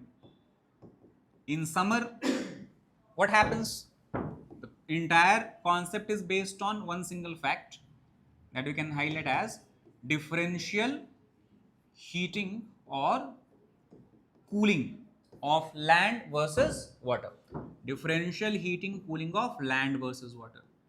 What it basically means, that if same amount of energy is incident on land as water, land would heat up more, temperature would be higher, water temperature would remain what? Relatively lesser. If cooling is taking place, land would cool at a rapid rate, water will cool at a slower rate. And the reason behind this is simple concept that is called as specific heat capacity. That is the amount of energy required or heat required to raise the temperature of a substance by unit degree, 1 degree Celsius. So, a specific heat capacity of water is much more higher compared to land. Right? So, simple thing is land heats up faster, land cools up faster. In summer, what is going on? Heating, which will be heated fast? Land. So, temperature would be high here, which will be heated less? Water. Temperature would be low here. High temperature, we know, low pressure. Low temperature, high pressure. Wind flow from high pressure to low pressure. So, in the summer month, you have the cool sea breeze continuously moving toward land. That has a moderating influence. Temperature does not rise much. In winter, reverse will happen. Cold land breeze would keep on moving away from coast. So, all the cold air, they are continuously being transported away, moved away. So, temperature of the air does not drop much. So, that's why in Mumbai, in summer, temperature would neither increase much in winter nor will it decrease much. So, that's why the annual temperature range remains what? Low, right? In summer, temperature can be about 35 to 38 degrees Celsius. In winter, it can be about 15 to 18 degrees Celsius. So, ATR, if you calculate, of Mumbai will come somewhere about 20 degrees Celsius. In Delhi, summer temperature right now itself, if you look 40 to 43 degrees Celsius, you are seeing. In winter, temperature goes to 4 degrees, 5 degrees easily. So, what is the range? 40 minus 4, almost 36, 37 degrees Celsius. So, very, very high. So, that is the effect of distance from coast. Then we have the direction of wind, right? We have discussed here about the mountain breeze and the valley breeze. Mountain breeze is coming from where? Upper part of mountain. That means, is it cold or warm? Cold. Which kind of effect it will produce? Cooling effect. The valley breeze is coming from valley, going in the upward direction. What kind of wind it is? Warm wind. What kind of effect? Warming effect as such. Or you have polar wind, tropical wind, right? Polar wind will have cooling effect. Tropical wind will have warming effect. Okay, and that we have seen later on also we'll talk here. The atmospheric pressure belts that you have. So, when you have westerlies, they are having warming effect. When you have polar easterlies, they are having cooling effect. So, that is the point. Nature of slope, simple. The slope that is directly receiving sunlight, like southern slope of Himalayas, high temperature. Slope that does not receive direct sunlight, like northern slope of Himalayas, would have relatively low temperature, right? If you remember, I told you that mountain is like this, and if the Tropic of Cancer is somewhere here, in the sky, sun can maximum come up to what extent? Tropic of Cancer. So, this slope is continuously receiving high heat. This slope is receiving which kind of heat? Indirect heat. So, here you will have high temperature, here you will have low temperature. So, that is the effect of coast. Then albedo is a characteristic we have covered, that is the reflectivity of a surface. What is albedo? How much energy it is reflecting. If albedo is high, temperature would be low because more reflection. More reflection means less absorption. Less absorption means low temperature. And I told you two examples. One is a surface that is covered with fresh snow. Other surface covered with, this asphalt, which has higher albedo. Okay, albedo percent is almost 90. Which has lowest albedo? Asphalt, only 5%. So if 100 unit of light is incident on fresh snow, 90 unit is reflected. Only 10 unit is being absorbed. If 100 unit of energy is incident on asphalt, only 5 unit is reflected. 95 unit is being absorbed. That's why temperature would be higher where? And because of this, one effect we have seen called as urban heat island effect, right? This is these days a lot of newspapers are covering it also, taking example of Bangalore itself. Compared to early years, temperature or the summer of Bangalore has become what? More worse. Okay, why it is so? One reason is rapid urbanization. We are reducing green cover. Lakes are being reduced, encroached upon. Forests, trees are being mercilessly cut. So forest, trees, okay, the lake surfaces, all of them are kind of high albedo surface. So when you replace them with low albedo surfaces such as asphalt, concrete, glasses, okay, all construction we are doing, what would happen? The entire city is now retaining more amount of heat compared to before, and that's why you are now experiencing what? Severe summers, harsh summers compared to before, and this trend in future is expected to continue or reduce? Continue. Every year you have records actually. Okay, if you look at the last year newspapers, they will see India has experienced one of the worst summers. Okay, has recorded highest temperature. Again this year it is same. Now it has recorded even highest temperature. And currently in the entire South Asia, if you look at the temperature map, you will see that India is dark red. Okay, that means India is currently one of the hottest country in the world. What is the reason? One reason we can say is because of the dominance of this effect as such, right? So that is the albedo. How the albedo changes? If you replace the high albedo surface with low albedo surface, temperature would definitely increase, and this is the real life example we are seeing. Then we have last one, we have discussed ocean current. Two types of ocean current: warm ocean current and cold ocean current. So if warm ocean current moves simple, what will happen? Temperature increase. If cold ocean current is moving near the coast, what would happen? Temperature would reduce. So these are the 7 factors that controls or affect the temperature of Earth. Right. So if you look at few of the questions being asked from this particular concept topic, the recent one last year itself, 2025.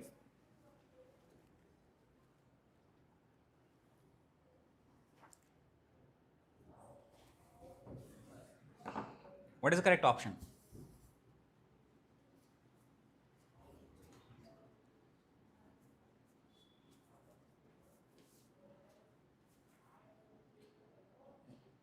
Right, atmosphere. If you remove the atmosphere from the Earth's surface, nothing is retaining the heat.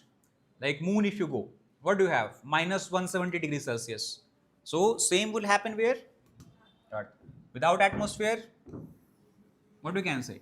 Temperature would be well below freezing point everywhere on the Earth's surface because nothing is retaining the heat, right? So that's why we call it as Earth has kind of thermal blanket or greenhouse blanket. Second is heat absorbed and trapped by atmosphere maintains our planet's average temperature. True or false? True. Okay, so heat balance, heat budget, again it is indirect question. Atmosphere's gases like CO2 are particularly good at absorbing and trapping radiation. True or false? Huh? Entire global warming is because of what? So why global warming? Because CO2 is absorbing the heat. Understand not? Why CO2 is called as a greenhouse gas? What it does? Absorbs the radiation. That's why temperature keeps on increasing. So correct or incorrect? Correct. Okay. So carbon dioxide, or what else you can add here? Water vapor, or what else? Methane. What else? Okay. All of these are which kind of gases? Greenhouse gases, right? Greenhouse gases are able to absorb and trap radiation, right? That is why you have global warming. So what is the correct option? C. Okay, 1, 2 and 3. All 3 are correct. Then last year, again you can see similar concept. Questions are almost similar compared to earlier ones. So hazards and reason based question.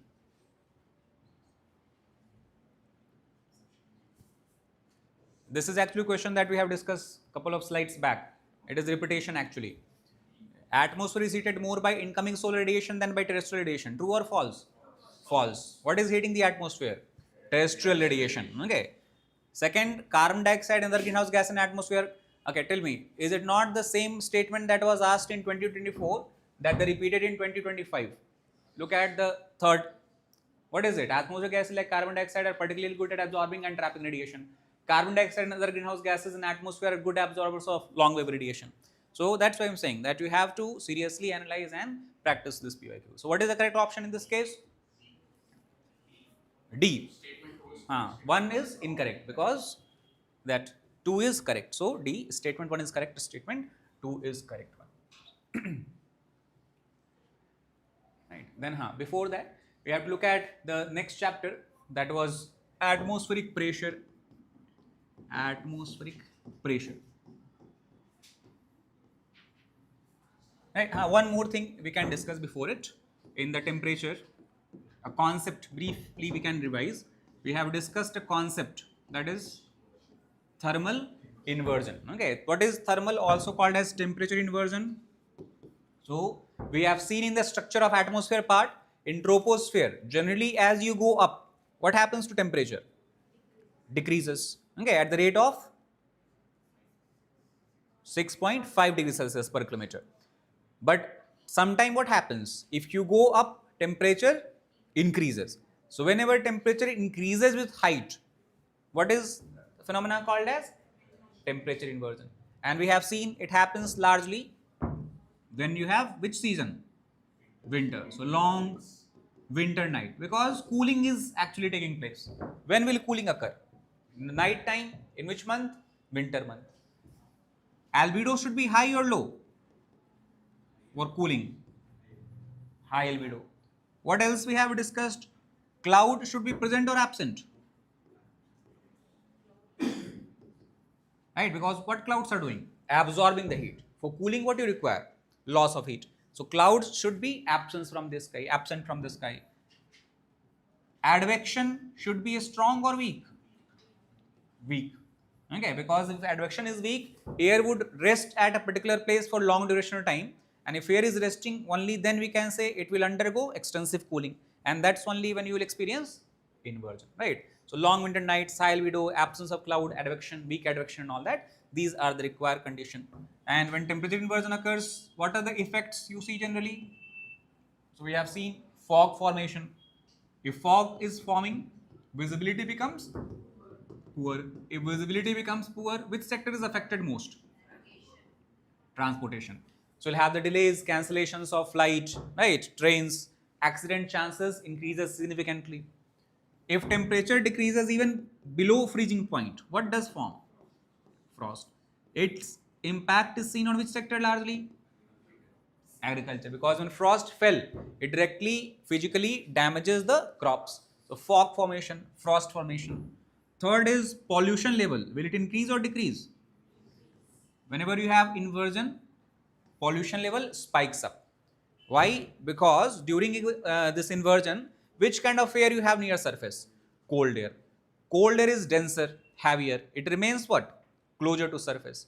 And whatever pollutant you are discharging, they will also remain where?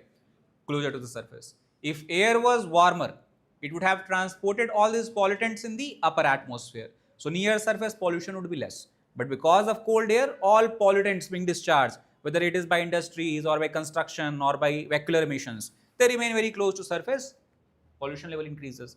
And what does it impact? If pollution is high, what will be impacted most? Health of people. Lot of lung related disorder, breathing difficulties, asthma, chronic obstructive pulmonary diseases and all that we might see here. So pollution level increases. Okay. What else? So fog, frost, pollution level increases, and stable atmosphere.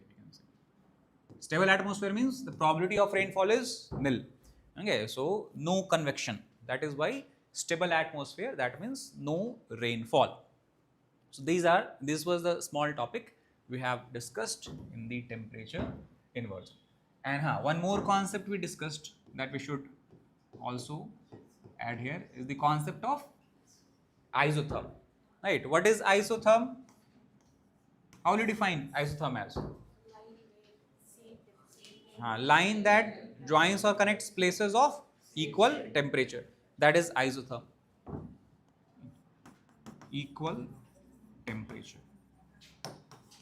And here, acha, this is if I have to pick one topic in the entire this chapter or even entire climatology you can consider, it seems to be most favorite topic of UPSC. They kept asking question directly, indirectly related to isotherm almost every 1 or 2 year. And question is largely about what? Bending of isotherm, right? So we have discussed these examples in class. You take India for example, and you are drawing an isotherm for, let's suppose, how many degrees Celsius, right? And we are talking about which month? Let's suppose winter. Like which month? January, right? And now you're going where? In the ocean. Isotherm would deviate. Why would deviate? We just have discussed between land and water. Land cools at faster rate. That means here if you have 25 degrees Celsius, if you go in the same line over the water, temperature would be what? Higher. So you have to find low temperature. Will it be toward pole or toward equator? Toward pole. So isotherm will bend toward which direction? Towards north or towards pole, we can say. If you take summer season and you draw same isotherm of 25 degrees Celsius. Now in summer, land is at high temperature, water is at low temperature. So now when you are going in the ocean, which direction would you have to go? Towards the equator, because that is where you will find high temperature zone. So what we can say? That in the winter season, while moving from land to water, isotherm bends toward north or pole.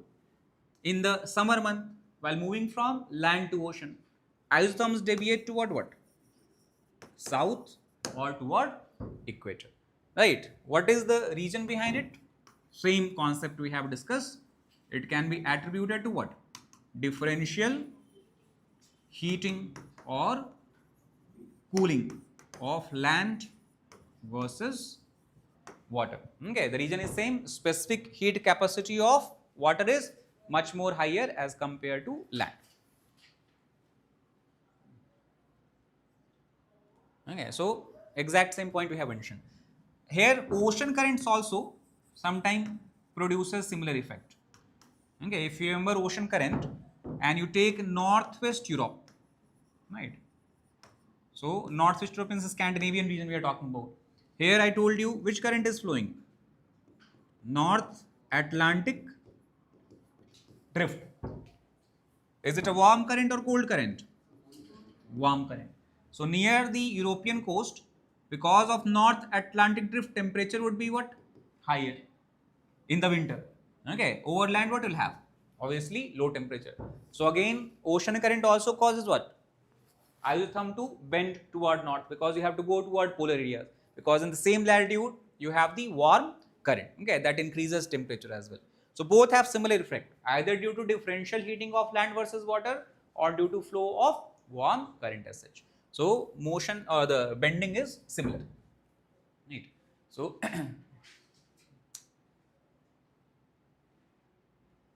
okay, now if you look at few more questions related to the temperature concepts we have studied till now, okay, to revise.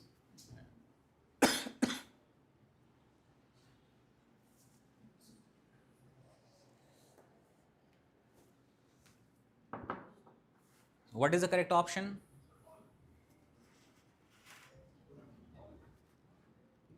The annual range of temperature in the interior continent is high as compared to coastal area. What is the reasons? Thermal difference between land and water, variation in altitude between continents and ocean, presence strong food in the interior, average interior is compared to. What is the correct option?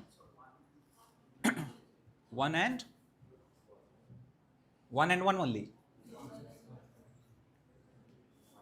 Right, nothing else. Altitude does not matter. Even if it is the same elevation, what you will find? Interior will be at higher temperature. Strong winds, actually, where you will have a strong wind? Interior or coastal areas? Coastal areas, winds are strong. So this anyway is incorrect. Then heavy rains interiors compared to coast, again wrong. Where you will have heavy rains? Coastal areas, because that's where most of water vapor moisture. So these statements in themselves, they are incorrect. Even if you do not know the connection between ART and these statement given itself is incorrect. Okay, so that's why by elimination also you can understand what should be correct option. 1 only. Okay, so thermal difference, that is the maritime effect we have talked about, right? So ocean current effect we have discussed, isotherm we have discussed. Now coming to the isotherm related question that was asked, the variant of same question I have asked multiple times. So I have taken one example.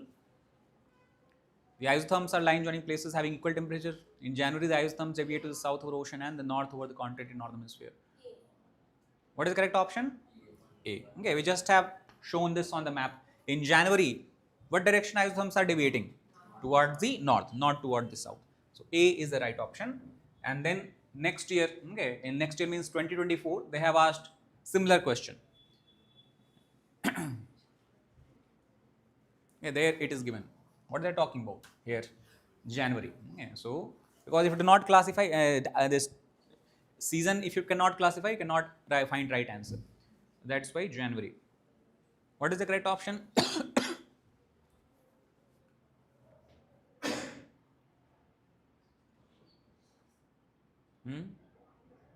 Again, first is correct or incorrect? Yeah, deviating to the north over the ocean in the month of January, and over continent obviously it becomes south. Presence of cold ocean current, we just have discussed. This is a testing of your ocean current chapter. You do not even need to know the relation. I told you in ocean current, you have to be very clear about which current is warmer, which current is colder. Both Gulf Stream, North Atlantic Drift, are they warm current or cold current? They are warm current. So this statement itself is incorrect. Now it does not matter whatever it is saying. That means what is the correct option? A. Understand, many times you make it complicated because you try to think how ocean currents are interfering with the isotherms and all. Just go through the statement first. Okay, first verify whatever is written in the statement itself is correct or incorrect. If it is incorrect, then no matter whether it is connected to the actual question or not. So presence of which kind of ocean current? Warm ocean current. And this is both statements, both of these statements are clearly mentioned in the same paragraph. Where? NCERT's class 11th, okay, temperature chapter, where you have the discussion of isotherm. So, okay, it is not something that they have asked randomly from here and there. It is directly picked up from NCERT's. What they have changed? In NCERT is written warm ocean current exact line, they simply replaced it by cold ocean current, right? If someone has just gone through NCERT is like, so he would remember that something like this was written. It must be correct as such, okay? But they have very, okay, this shrewdly changed one word only. So that is the correct option, A. Inversion we have discussed, inversion how it is going on, effects of inversion also we have studied, fog formation and all that. Now related to inversion, one more question was asked last year's. So we can take a look. What should be the correct option?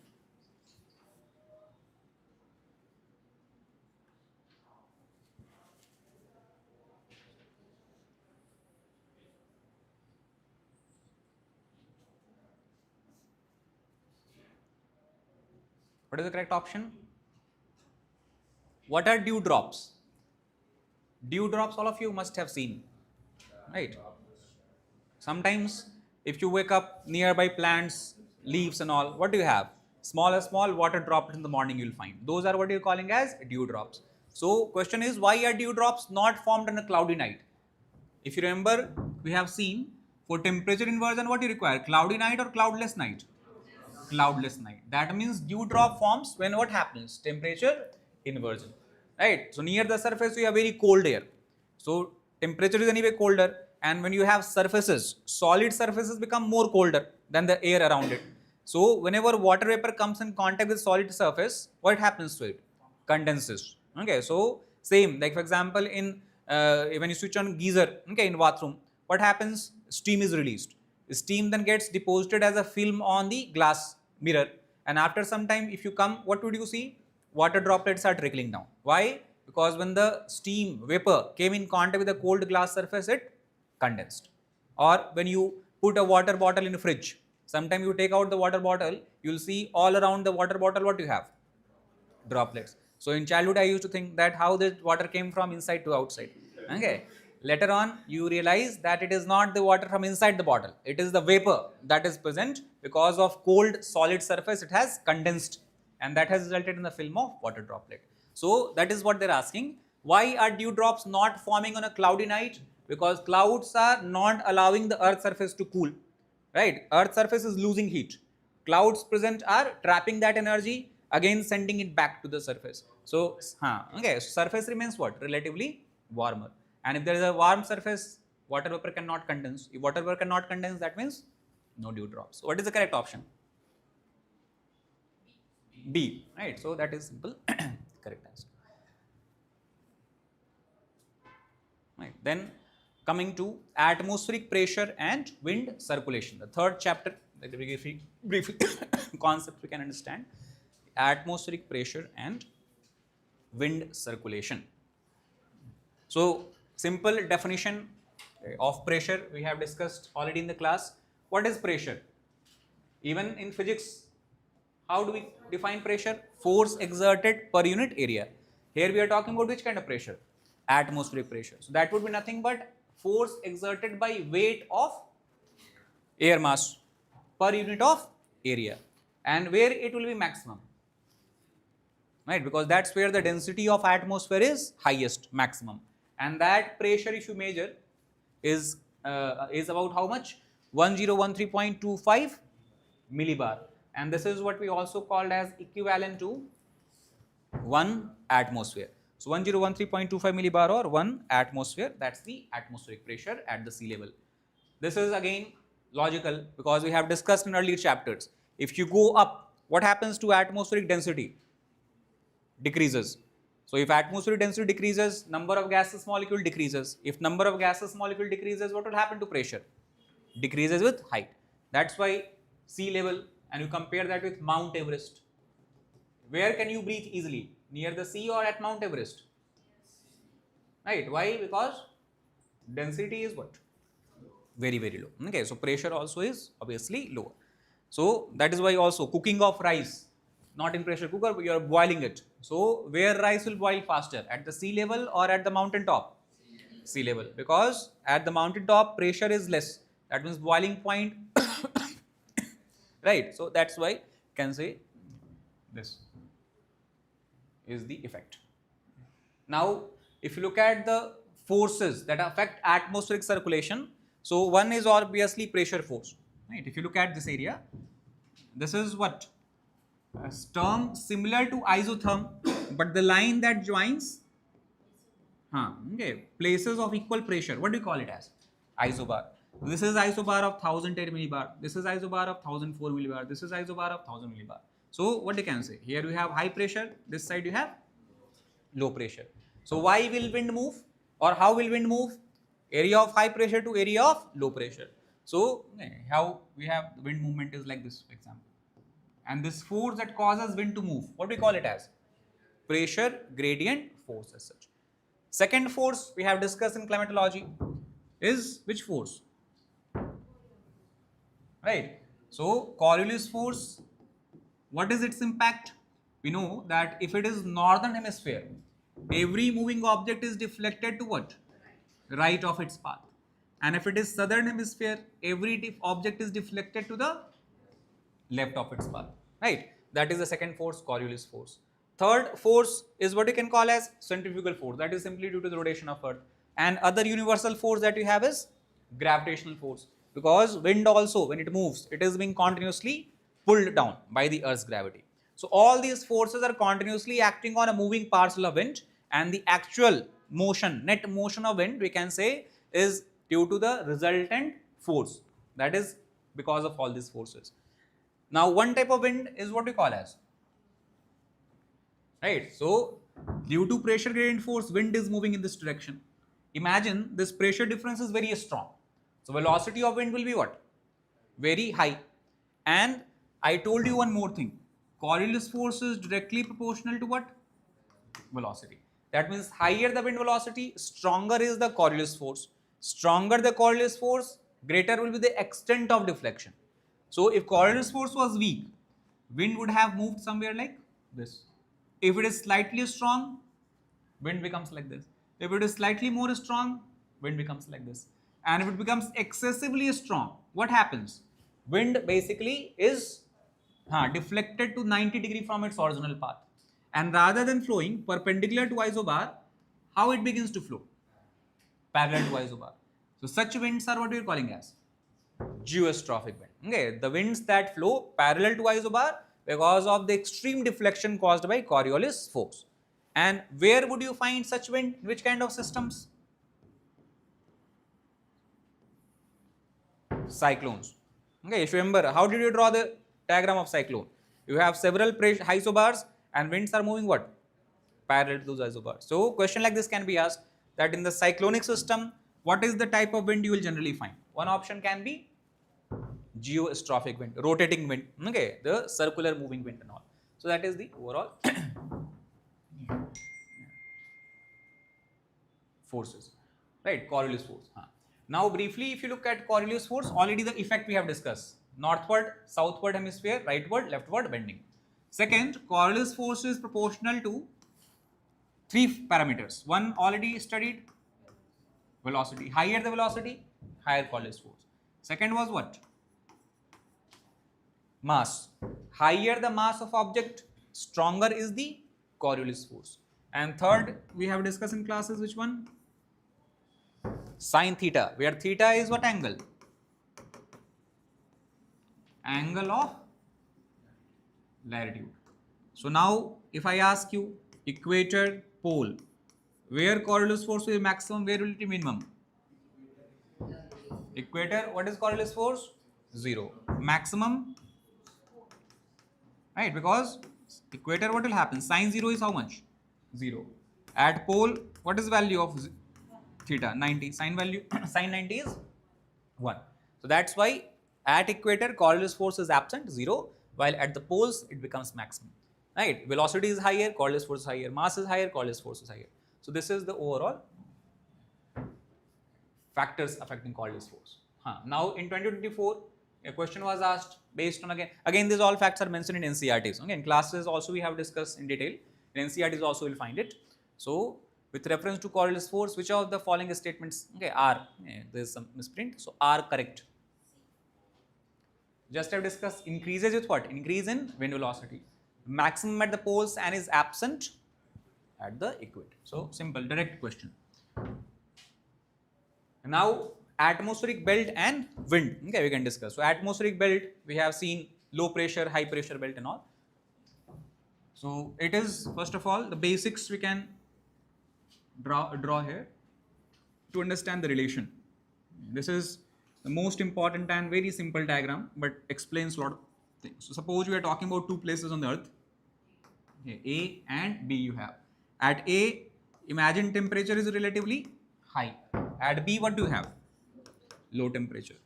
If temperature is higher, air above A will become warm. If air becomes warm, which direction will it move?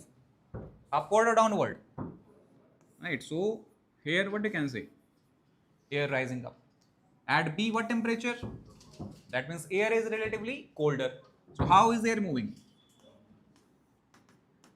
Right. If air is moving away from the surface, is the pressure increasing or decreasing? At the surface. Right. So here which kind of pressure? If air is moving towards the surface, now at the surface at B you have high pressure. At A you have low pressure. So how will wind move at the surface? High pressure to low pressure. If you go in the upper atmosphere, here what do you have? High density of gases. Pressure is here, air is moving away. Pressure is low. So how in the upper atmosphere wind will move? Right. So between A and B, what you see? Circulation. Okay, that is setting due to what? Difference. Thermal difference, temperature difference. So that's how temperature difference creates pressure difference, and pressure difference creates what? Atmospheric wind motion, circulation of the winds as such. Right. This motion is what we call as. Right. So these two are example of convection. Upward convection, downward convection, we can classify them. This is which kind of motion? Surface air motion, horizontal. That means what is example of? Advection. This is what? Upper air advection. So this is the kind of circulation which sets in whenever you have temperature or thermal differences. Now the same concept we apply at what scale? Planetary scale. Okay, on the entire planet Earth as such. And when we apply the same concept, what it gives us? atmospheric belt. What else it gives us? Planetary or surface winds. So, okay, we have drawn that diagram. This will come to that later in classes. This in questions. Now, if I draw the atmospheric pressure belt, quickly. So, all of you should be able to tell at equator, low pressure or high pressure? Low pressure. So, equator low pressure belt also referred by what name? Doldrums. Okay, zone of calm. Right. What happens here? Air rises. We are talking about just one hemisphere. You can take example. Other hemisphere will be simple. Now what happens? Air moves in the upward direction. As it moves toward pole, what happens to its temperature? That means air will become cold. It will move towards surface. And where it is falling, it creates which kind of belt? Subtropical high pressure belt. Right. Then around 55-60 degree, what we see? Rising of air. What is this belt called as? Subpolar low pressure belt. And again, one part of wind moves here, descends under influence of this, and one part moves toward pole where temperature is lowest, wind becomes coldest, and what happens to it? Descends down, creating which kind of pressure? Polar high pressure, right? So similar thing in the south. Now we already have a high pressure, low pressure belt. Wind will always move on surface from high pressure to low pressure. So from polar high pressure to subpolar low pressure. What is this wind called as? Name given to this wind is polar easterlies, moving between 90 degree north to roughly 60 degree north. Here again we have subtropical high pressure, subpolar low pressure. So a movement of wind like this. What is this wind called as? Westerlies are strongest in northern hemisphere or southern hemisphere?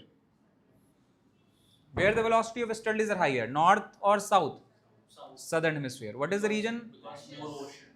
Okay, you have the less land masses. Very good. So westerlies moving roughly from 30 degree north to 60 degree north. And then again high pressure, low pressure. What do we have?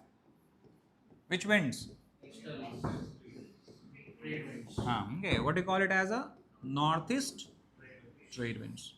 Okay, moving from 30 degree north to about 0 degree, that is around 5 degrees. Okay, you have. Why these winds are not moving in a straight path?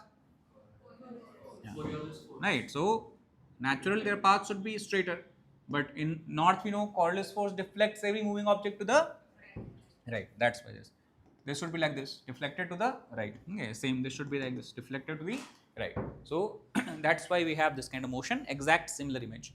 Acha, we also have discussed the name of this circulation cell, because actually this is the circulation. Hadley. Then what do we have? Ferrel cell. And then we have polar cell. Very good. So very important, most important diagram of entire atmospheric pressure. If you remember this diagram, lot of questions you can easily solve in prelims examination, right? So three types of winds. All of these winds collectively are what we call as planetary winds, because they are covering the entire planets, and they are temporary or permanent?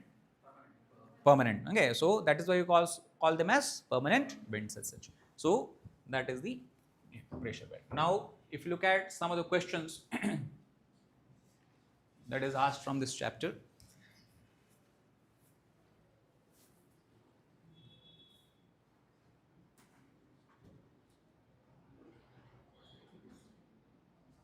Which of these are correct statement?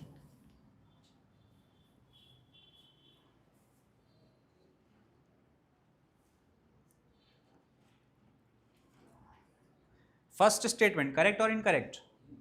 Incorrect, because this, okay, again you can see it will be what? It should be what? Okay, because 30 degree north to 60 degree south, it will also have trade wind belts, right? So it not be called as westerlies. Okay, so that's why. This we have discussed is actually you have subtropical westerly jet stream. In the winter, what happens? Subtropical westerly jet stream brings western disturbances, and then they strike Himalayas. Due to this, what happens? Winter rainfall. I told you in class, you have this rainfall very good for which crops? Rabi crops, sowing of winter wheat and all that. So the moisture masses that causes winter rains in northwestern region of India are part of westerlies. True or false? True. Also called as western disturbances because they're coming from west to east. Then, okay, similar question asked earlier. Again, you can see concepts are what concepts are being repeated. Coriolis force concepts. Okay, what else they are repeating? Westerlies, easterlies, wind-spaced concept. So, this is already we discussed. What is the correct answer? Right, because Coriolis force does not depend on hemisphere. Okay, in both hemisphere at the same latitude, Coriolis force would become same because value of sine theta is same there. Right, so Coriolis force is not stronger in southern hemisphere. The reason is the less landmass compared to northern hemisphere.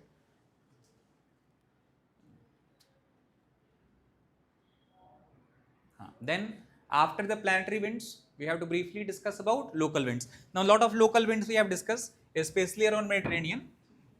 But in NCRTs, two type of local winds are given which you have to focus upon. Already we have studied them. One we have discussed as sea bridge and other is land bridge. Okay, so concept already covered. What is the reason behind their development? Differential heating and cooling of land versus water due to difference in specific heat capacity.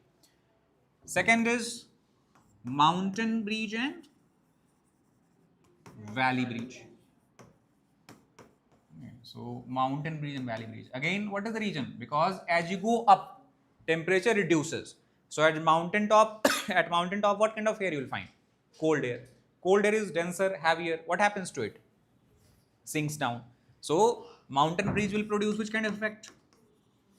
Valley bridge, near valley, temperature is high, air is warm. Where will it move? Upward direction. What kind of effect it will produce? Warming effect. So land bridge versus sea bridge, mountain bridge versus valley bridge. Now what else we have discussed in class? We can write the names.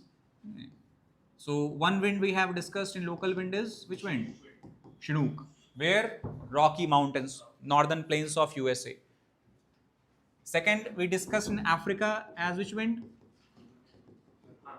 Harmattan wind from the northeastern Africa to equatorial West Africa.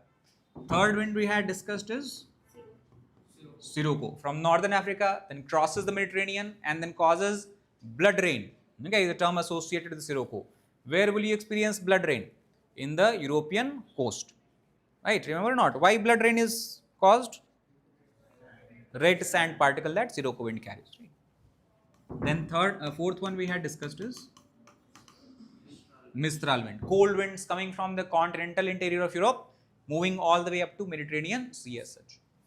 And then one we had discussed is blizzard, also called as Buran. Cold winds that originate in the Arctic region carries a lot of snow particles along with itself. That's why it is also called as powdery winds. Right? Causes heavy snowfall, snow accumulation, poor visibility and all that. So these are the winds. So Chinook, Harmattan, Sirocco, Mistral. Okay, for these winds, simply focus on two things. One, where do these winds develop? Okay, I studied. And second, what is the characteristics and effect overall? Right. So these are additional, but okay, in NCRTs these are given clearly. So question can be asked based on land bridge, sea bridge. Then we have planetary winds, permanent winds. What else do we have? One other type of wind we have discussed is in the upper part of atmosphere, right? So I drew this diagram in the class where I told you that one you will find around which area? 6° north. What is this jet stream called as? Polar jet stream. Further, where you will find it? Around 30° north. What do we call this jet stream as? Subtropical westerly jet stream. In southern hemisphere, are they present or not? Yes. Okay, we have drawn both. In south also, same 30° south. What do you call it as? This. And again you have polar jet stream. Why we are calling it jet stream? Because velocity is very, very high. Okay, the velocity in the summer it is about 100. In winter it reaches as high as 400 kilometers per hour. Direction of flow is fixed or changing? Fixed. Which direction do they move? West to east. Straight path or curved path? Curved path. That's why we also call jet stream by what name? I told you in the class, we also refer it as Rossby waves. Okay, so kind of meandering flow pattern. Okay, like river meanders we have discussed. That is jet stream. And the same as we have discussed, subtropical westerly jet that brings western disturbances to India, and we have seen that in Himalayas it causes rain in the winter, which is very essential and useful for which crop? For the rabi crop. Right? They can ask which jet stream is responsible for winter rain in Himalayas, polar jet stream or subtropical westerly jet stream? Subtropical. Right? By logic also you can solve, because polar jet stream is moving at what latitude? Is India extended to that latitude? No. So 37 degree is the maximum extent. So that's why the only logical answer can be subtropical westerly jet stream. So some other facts also, characteristic and all we have discussed.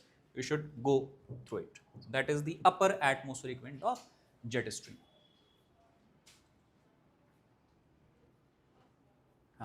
Okay, then next we had discussed is the weather disturbances, and two type of cyclone we have studied: tropical cyclone and temperate cyclone. So tropical cyclone, again very important to remember, is what? Favorable condition, because tropical cyclone the generally develops between what latitude? 10 to 30 degree north, and same 10 degree to 30 degree south in tropical areas. Why are they not developing near equator? Okay, because for cyclonic rotation, what kind of wind? If you remember, I told you in cyclone, what is the nature of wind in cyclone? Geostrophic. So can geostrophic wind develop without Coriolis force? No. And at equator, what is the value of Coriolis force? 0. That means there cannot be formation of cyclone. Right? So tropical cyclone between 10 to 30, that is the main area. Now it's not that all time you will see development of tropical cyclone. There need to be certain conditions. If these conditions are fulfilled, then only tropical cyclones develop. What are these conditions? First, this is degrees. So first is sea surface temperature should be higher than 27 degrees Celsius. Second, without any compromise, there should be Coriolis force. Third, vertical wind speed should vary not strongly. Okay, that means if here wind is moving at 50 kilometers per hour, here wind should not move at 100 kilometers per hour, because that is lot of variation. Cyclone will simply break, okay, if variation is high. In the upper atmosphere, what kind of movement? Divergence. Okay, if you remember the structure we have drawn, near surface what happens? Wind converges. Why? Because wind is rising up here. So what kind of pressure? Now as the wind approaches this low pressure, it becomes warm, because temperature is what? High. So it start to rise, but at the same time, due to Coriolis force, what is wind doing? Rotating. So rise is kind of this, rotating and rising. And here what happens? Divergence. So we have convergence near the surface and what? Divergence in the upper atmosphere. As the wind rises up, what kind of surface is it? First of all, sea surface. So wind is carrying large amount of water vapor. If water vapor is pushed beyond a certain height, temperature becomes very low. What would happen to water vapor? Condense. Condensation would result in what? Formation of clouds. And clouds would cause rainfall. Right? So the central part where wind is rising, we have described this part as what? I. I is the region around which wind is rising. What is that part called as? Eye wall. And this region where you have heavy dense clouds and rainfall, what do you call it as? Rain band. So tropical cyclone has three parts: eye wall and rain band. This is only possible if what do we have? All these conditions are properly met and fulfilled. Understood? So structure, mechanism, conditions.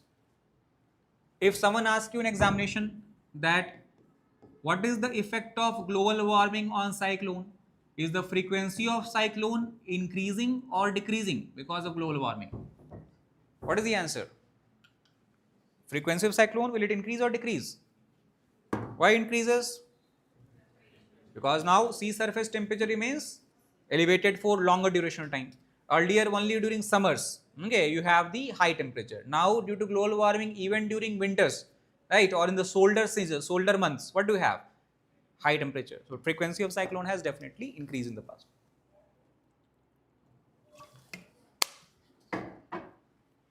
Right, that's the tropical cyclone. This is how the structure of tropical cyclone look like. We have discussed. This part is what? Central part, where you have high temperature, low pressure. What is formed? Eye. Around eye, wind rising. What is formed? Eye wall. And this is the cloud shield. That is what we are calling as rain band. Okay. Because movement is spiral. Right. So that is why what you are calling it as also a spiral kind of rain band. So this is the structure. Eye wall. This is a top view. That's how cyclone will look like if you take a photograph from satellite or up. Naming of cyclone simple, we have already discussed. Based on which place you are naming it, countries are listed in alphabetical order. Each country provides what? List of name that is put in front of the row, and then we move column to column. So first, second, third, fourth, all the way up to 13, 14, 15, 16, 17, and that is how we'll refer it as. So the most recent cyclone, I think, just one. What do we have? Ditwa destroyed Sri Lanka. Okay, one of the worst affected region by cyclone in the recent times is Sri Lanka. A lot of major infrastructure, landslides we have seen breaking down. So life was completely upset, and the situation was so worse. Sri Lanka has to call in additional help from China, Pakistan, India. All of them provided relief. So what cyclone caused such a disaster? Ditwa. Right? Ditwa was named of which country? If it is not written, this is clear. It is named of which country? Yemen. Okay, so question like this can be framed in examination prelims, that if a cyclone affect a particular country, it is that country which names the cyclone. True or false? False. Names of the cyclone are predetermined. Okay, now the Ditwa could have affected India.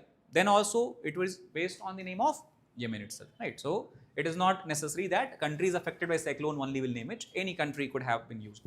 And now we can say that next cyclone that will experience in northern Indian Ocean will be which one? Arnav. Okay, so still not in news, but next time keep an eye out for newspapers and all that. Okay, next cyclone that we will see will be Arnav, then Murasu and all that. Right. Now, if you look at the question that was asked from this topic, and recently in 2020,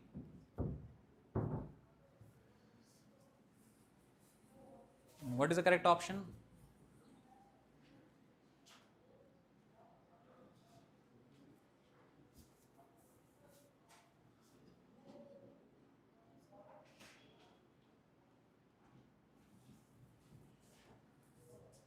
First statement, correct or incorrect?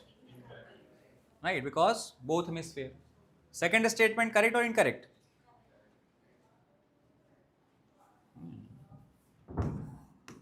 One type of cyclone we have studied is, do they have eye? No, they have fronts. Eye is only present in which cyclone?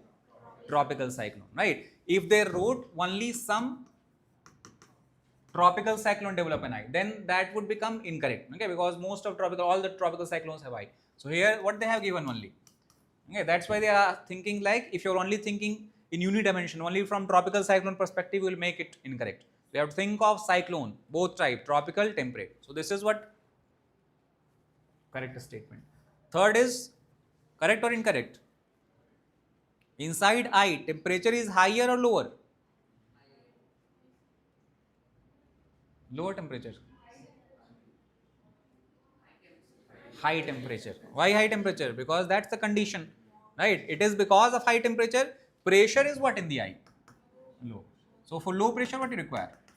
High temperature. So see, that's how they are deflecting. You are basically, they are thinking that you will think from this 10 degree, 8 degree, 9 degree. It does not matter whether they write 100 degrees. The statement itself is what? Incorrect. Temperature would be higher. Here what is written?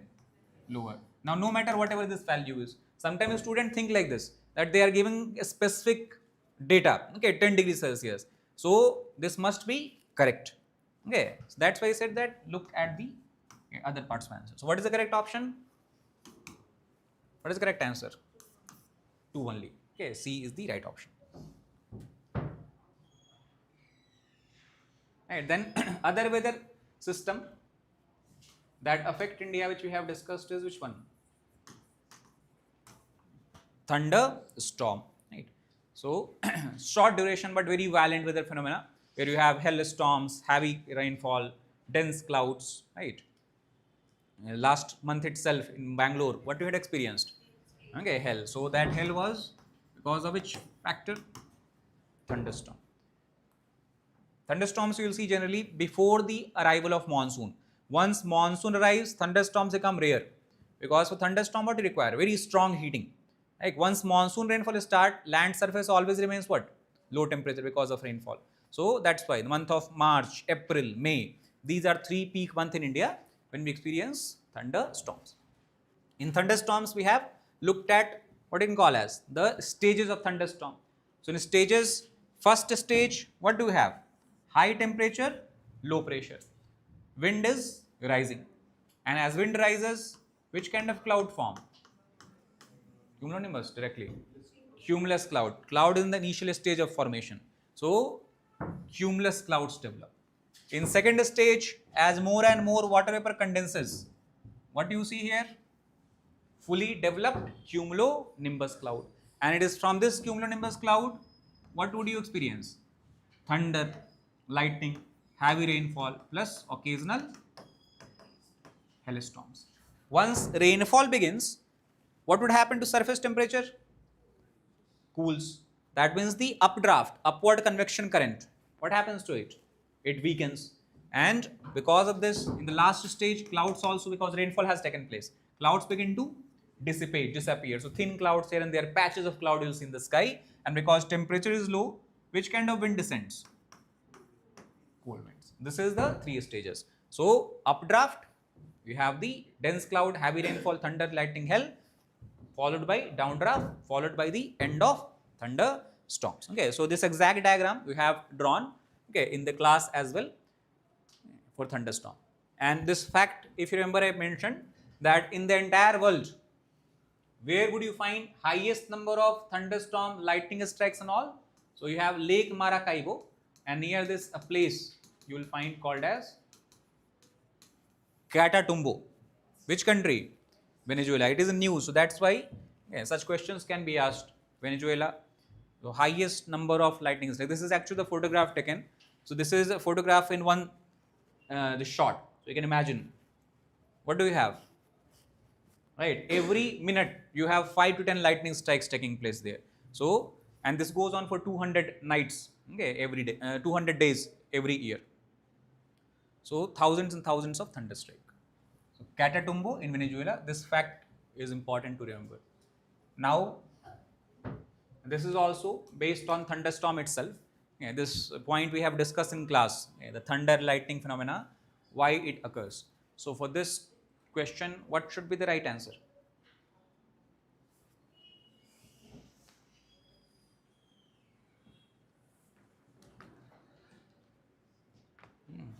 Think carefully.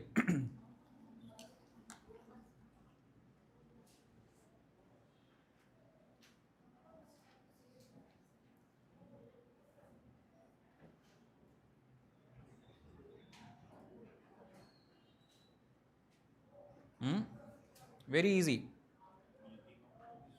What is the correct option? A, B, C or D?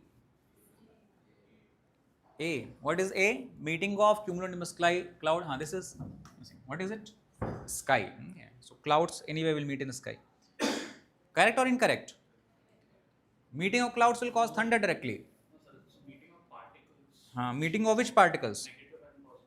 Negative and positively charged particle as such. So what kind of particle we have? Ice particles or water droplets. I told you what happens due to strong updraft, ice particles keeps on colliding. As they collide, they rub against each other. As they rub against each other, what happens? Different charges are created. Like for example, when you rub comb in your hair and try to pick up paper, what happens? Paper harm. So that is the thing. Or sometimes nowadays in dry season, you'll find if you just touch this iron knob, yes, steel knob, what do you feel? Kind of current, shock. So why it is so? Because of the same thing. So in the clouds, what happens? Like cumulonimbus cloud, the upper part has dominance of which charges? Positive charge. The lower part has dominance of Negative, because it is heavier, this is lighter. So what happens? You have the potential difference that creates which kind of discharge? And it is this electric discharge is seen in the form of lightning. Temperature due to lightning in the air rises by tremendously high, 10,000 to 30,000 degrees Celsius. In a flash of second, temperature rises by this much. What will happen if temperature rises suddenly to the air? It will expand. This expansion is very sudden and violent, and the sudden and violent expansion releases sound that we hear in the form of thunder. So we can say that what is the reason behind the development of thunder? Again, it is not correct. You have to look at the actual. These are all, we can say, causing something that causes thunder. The thunder simply is caused by lightning, electric discharge. What is the correct answer? None of the above produces thunder.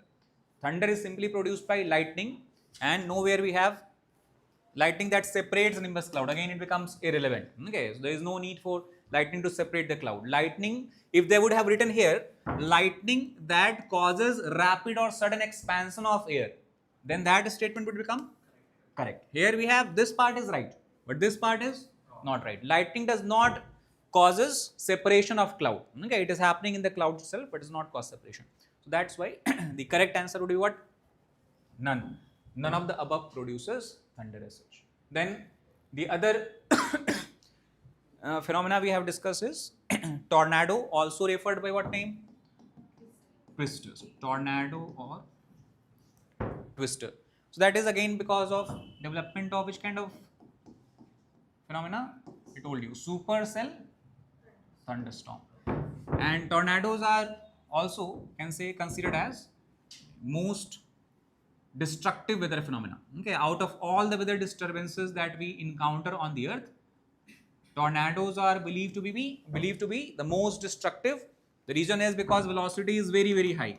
Easily in tornadoes, velocity can reach over 500 kilometers per hour as such. So that's why they causes maximum damage, okay, upon impact as such. So that is how we can say. What kind of shape it has? We have discussed some characteristics. Which shape? Funnel-like shape. Okay, in the class I told you to make one table. In that table we have discussed tropical cyclone, temperate cyclone, anticyclone, tornado. What is the characteristics? So that table you should revise before examination, because you will get idea how systems differ from each other. Comparative analysis is very important. So funnel shaped system, we have descent of very fast rotating column of air, and where this air is coming from? From the base of a thunderstorm. What is the base of thunderstorm made up of? Which cloud? So from base of cumulonimbus cloud, air descends, and that's what we call as tornado. Right. So tornado, okay, definition we have written. Achha, where do most tornadoes occur? US. US. What is the region called as? We discussed. It is called as Tornado Alley. In the south central part of USA, the region is called as Tornado Alley. That's where we have majority of tornado formation. Right. One other term becomes important here, called as water spout or water sprout. Both terms are used. So these are what? Relatively weak tornadoes that develop where? Above the water surface. So nearby this tornado alley, you will find a region called as Gulf of Mexico. So tornadoes that develop over Gulf of Mexico, what we can call them as? Water sprout. So these are some basic facts that we have to mention. Tornado. And the last weather system that we had to cover was anticyclone, reverse of cyclone. Here a very important fact from which prelims question can be framed is the rotation direction. So let us suppose we have cyclone on one side, anticyclone on the other side, and then we classify them the basis of hemisphere. So what do we have? Northern hemisphere, southern hemisphere. What is the direction of rotation of cyclone in northern hemisphere? Anti-clockwise. What is the direction in southern hemisphere? Clockwise. What is the direction of anticyclone in northern hemisphere? What is the direction here? Okay, so very important fact given in NCERTs also, UPSC can pick up Okay, such facts. And the reason behind this is very simple. We can understand by drawing the diagram. So if I am drawing cyclone, at the center low pressure or high pressure? Cyclone, at the center of cyclone you will have low pressure or high pressure? Low pressure. And here what do you have? How winds moving? High pressure to low pressure. So without Coriolis force, wind would have simply moved perpendicular to isobar. Which kind of wind develops in cyclone? What is the name of wind? Geostrophic. How is the wind moving? Parallel. And let us suppose it is which hemisphere? Direction is to the right. So that's why all the winds, how are they moving? If you look at pattern, anti-clockwise. If you replace this with southern hemisphere, this should be natural direction. What direction is deflected? Left. So what pattern of motion? Clockwise. You compare that with anticyclone. In anticyclone, what do we have at center? High pressure or low pressure? High pressure. And outside what do we have? How naturally should wind move? Right. But again Coriolis force comes. And if this is what direction deflection? Right. What is right? This. So everywhere wind is deflected to the right. So in northern hemisphere, what is the direction of motion? Clockwise. South, what will happen? Anti-clockwise. So that is how. Okay. If suppose you forget about this table, right? Even if you use your basic concepts, that is the deflection by Coriolis force, briefly in 2 seconds, 5 seconds, you can make diagram yourself and understand that whether it will be clockwise circulation or anti-clockwise circulation. That's why I told you in climatology, okay, conceptual clarity is very, very important. If you have conceptual clarity, any question you can solve because it is nothing but application of concepts only. So anyway, this is very important table given in NCERT. You should be remembering, you should be able to remember it. So that's the circulation direction. Now anticyclone, simple. What do you have? You can define it as a which kind of system at the center? High pressure system surrounded by low pressure isobar where winds move in a rotatory fashion, clockwise in northern hemisphere, anti-clockwise in southern hemisphere. Right? That is simple difference. This definition. If vertically you want to draw the cross section of anticyclone, it would be exact reverse of tropical cyclone. So in anticyclone at center, what is going on? Wind is descending. That's why you have creation of which pressure? High pressure. And in upper atmosphere, convergence or divergence? Convergence. Lower atmosphere? Divergence. And as wind moves, it also undergo Coriolis force rotation. So that's the. Now see, winds are descending here. As winds descend, will they allow water vapor to go up? No. So water vapor remains limited to which part? Lower part. Temperature at the surface is high or low? No, low temperature in anticyclone, but overall compared to upper and lower part, where is temperature higher? In the upper atmosphere versus lower atmosphere, where is temperature high?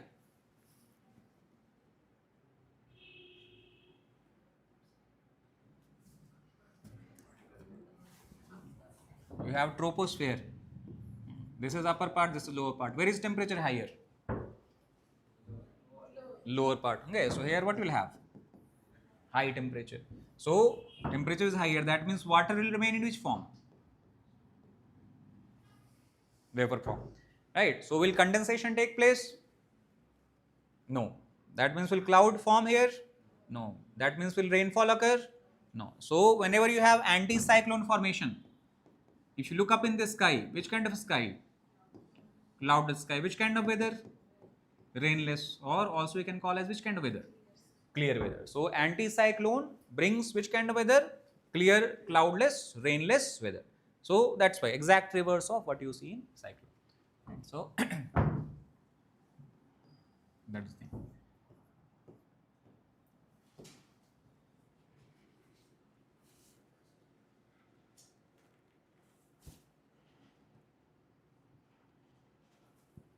Understood? So that's the anticyclone. And where would anticyclones develop? Wherever you have low pressure, high pressure. So where you have high pressure? Two areas: subtropical high pressure and polar high pressure. These are two major belts where we have development of anticyclone. Same we have discussed the diagram that is shown here. Then coming to the next chapter, basically we have discussed about what? Humidity and rainfall. The last chapter we have covered in climatology, humidity and rainfall. Humidity is simply amount of water vapor present where? In the atmosphere. Okay, that is called as humidity. And different types of humidity we have discussed. No need to repeat here. Absolute humidity, gram per liter. Specific humidity, mass by mass. Relative humidity, okay, absolute humidity by humidity capacity into 100. What is humidity capacity? The maximum amount of water vapor that can be held by an air parcel, right? Now, simple one statement if I ask you, if temperature increases, what would happen to humidity capacity? Increases. Okay, why? Because air is expanding. If air expands, it can hold more amount of water vapor. If you cool the air, what happens to size? Reduces. That means now it can hold what? Less air. So if I ask you between warm air and cold air, where humidity level will be higher? Warm air. Okay, and that's why warm air has high humidity. That's why warm air is able to transport into the upper atmosphere and causes what? Condensation and rainfall. Now in this chapter, the most important thing is this particular diagram. Okay, in the last 10 years, 5 times they have asked question based on it. Again, this is a table. In the tabular form, this is a diagram form. In tabular form, you'll find in the NCERT's class 11th again. Okay, I told you many times in the classes that in NCERTs, whatever facts, information is given in tables is become very, very important for examination. Okay, so in the last revision, if you are trying to do, make sure that you can, it's impossible that you can go through the entire NCERTs, but at least go through what? Tables, boxes, okay, mention the facts that are mentioned here. So this is again we have drawn in the class also we have discussed. So what is it showing? Distribution of water on the earth. So simply we try to look of the 97% of earth's water, where is it found? Ocean. Only 3% is found where? Continents, right? The 3% of water you have on the continents, 75% of it is in form of what? Ice sheets. 24% is groundwater. Remaining 1% is other water. What comes under this other 1%? River. What else? The humidity that we have discussed. What else? Lakes. What else? Soil. Yes, soil moisture we can call it. So 1% of water makes up river, air, soil, lake, all of that. Right? So if you look at distribution of water on the continental landmass, which is having largest share? Ice sheet. Which is having second largest share? Groundwater. Which is having third largest share? So we can say soil moisture, followed by air, followed by rivers, lakes, almost similar as such. If you talk about the entire planet, where you have most of water concentrated in? How many oceans? 5 oceans, right? So that is the distribution, and factual question is asked from there. Nothing that you have to something that you have to do this think and analyze. Okay, like 2021 example you can take. Question asked from this particular fact. So now it should be easier. You should be able to tell the correct option for this.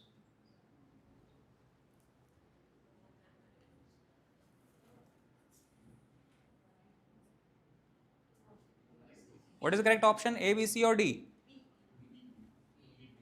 Right. Amount of water in polar ice caps and glacier is more. Okay, how much is it? How much is it?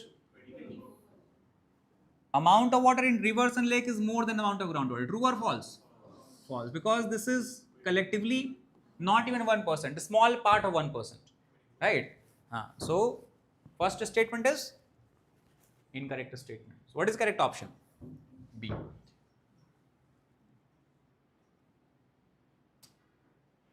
Right. Then you can look at the clouds we have discussed. We have divided and classified cloud into what?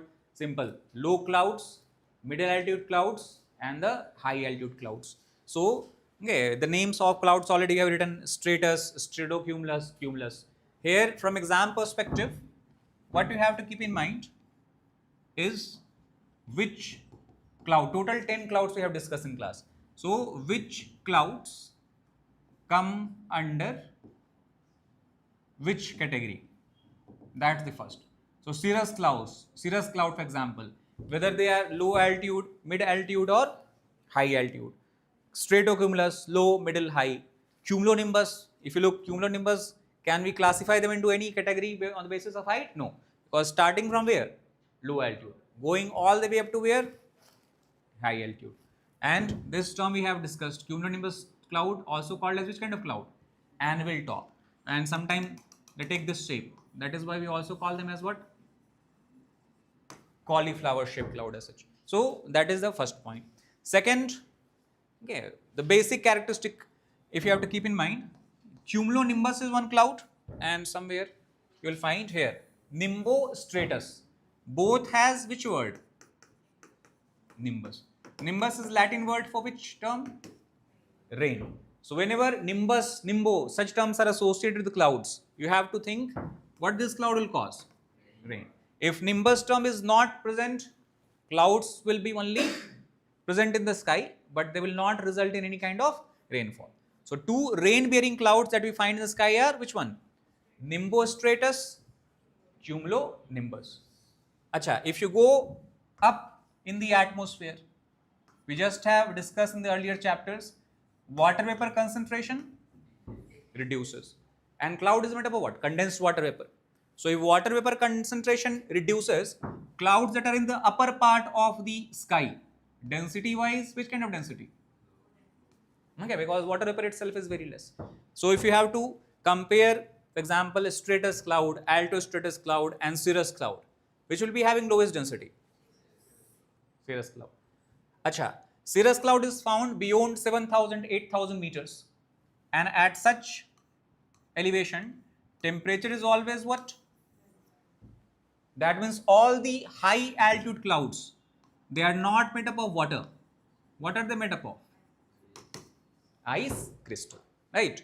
Water will be present where? Only in the low altitude and mid altitude clouds, right? So this is some facts that we have to keep in mind. Okay, which clouds causes rainfall? Also, this we have discussed in the front chapter, if you remember, that whenever you have cumulonimbus cloud, rainfall is of what nature? First of all, heavy. Duration wise also, what you can say? Short duration. And they also result in thunder and lightning, right? If you have nimbostratus cloud, generally the thunder and lightning is not present. Rainfall is gentle in nature and it persists for long duration. Okay, if you are not able to understand this, you should refer to which chapter? We have discussed that in detail in cold front versus warm front. How are they forming? What are the differences and all that? So same thing is being talked about here. So that is the overall clouds as such. Now one question we can look at that was asked recently on the basis of applied. It is applied concept. This is not written anywhere in the books and all. This is simply the application of concepts that you learn in clouds.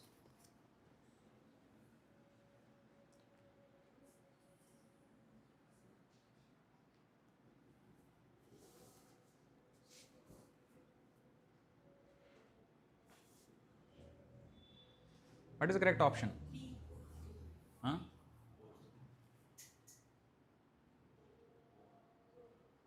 See, what kind of clouds? High clouds. High clouds are which kind of cloud? Low density.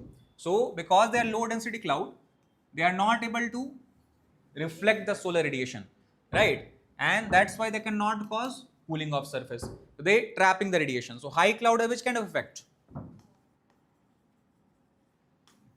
Warming effect as such. Low clouds are what kind of cloud?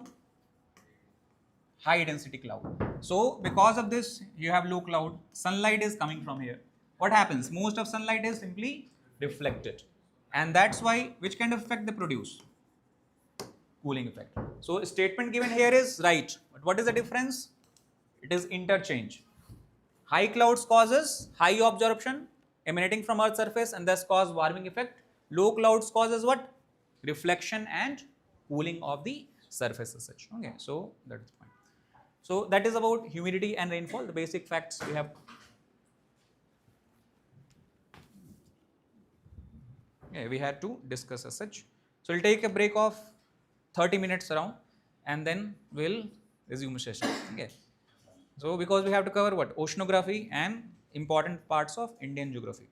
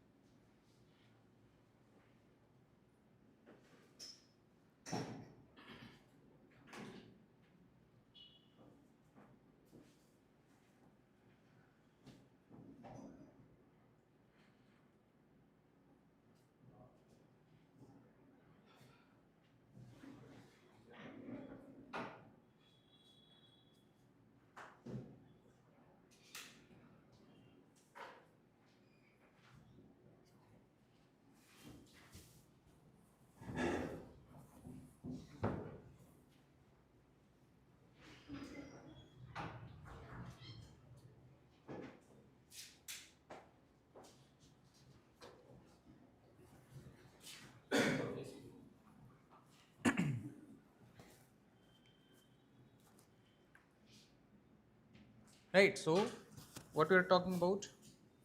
Now, one question is jet streams. Why do they develop? Not in syllabus, but briefly, if you have to understand, jet streams develop where we have the pressure belts. Like one is developing near subtropical high pressure belt, other is developing near subpolar low pressure belt. Simply because in the upper atmosphere winds are moving. Okay, in subtropical high pressure, what we have discussed, from equatorial area wind rises. As wind rises in equatorial area, they move in the upper atmosphere toward the subtropical high pressure belt.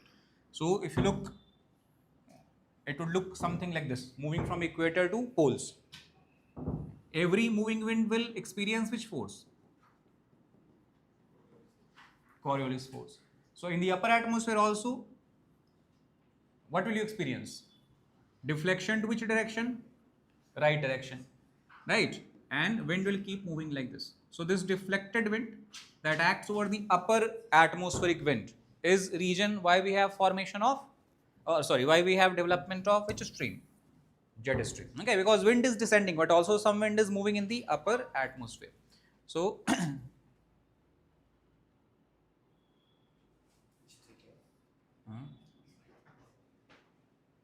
थोड़ा सा इधर हाँ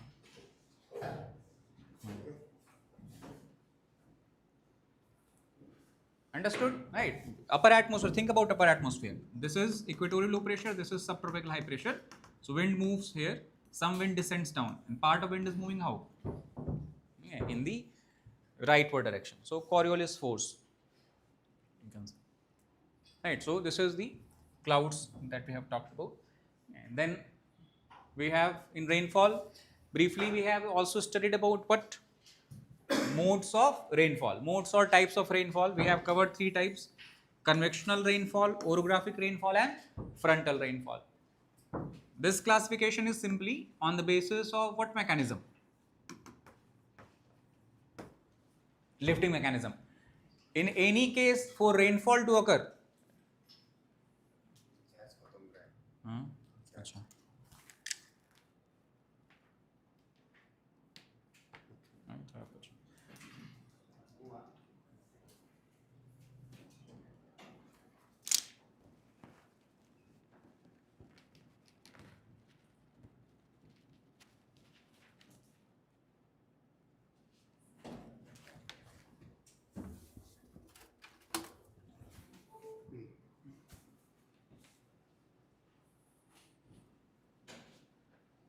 what to do?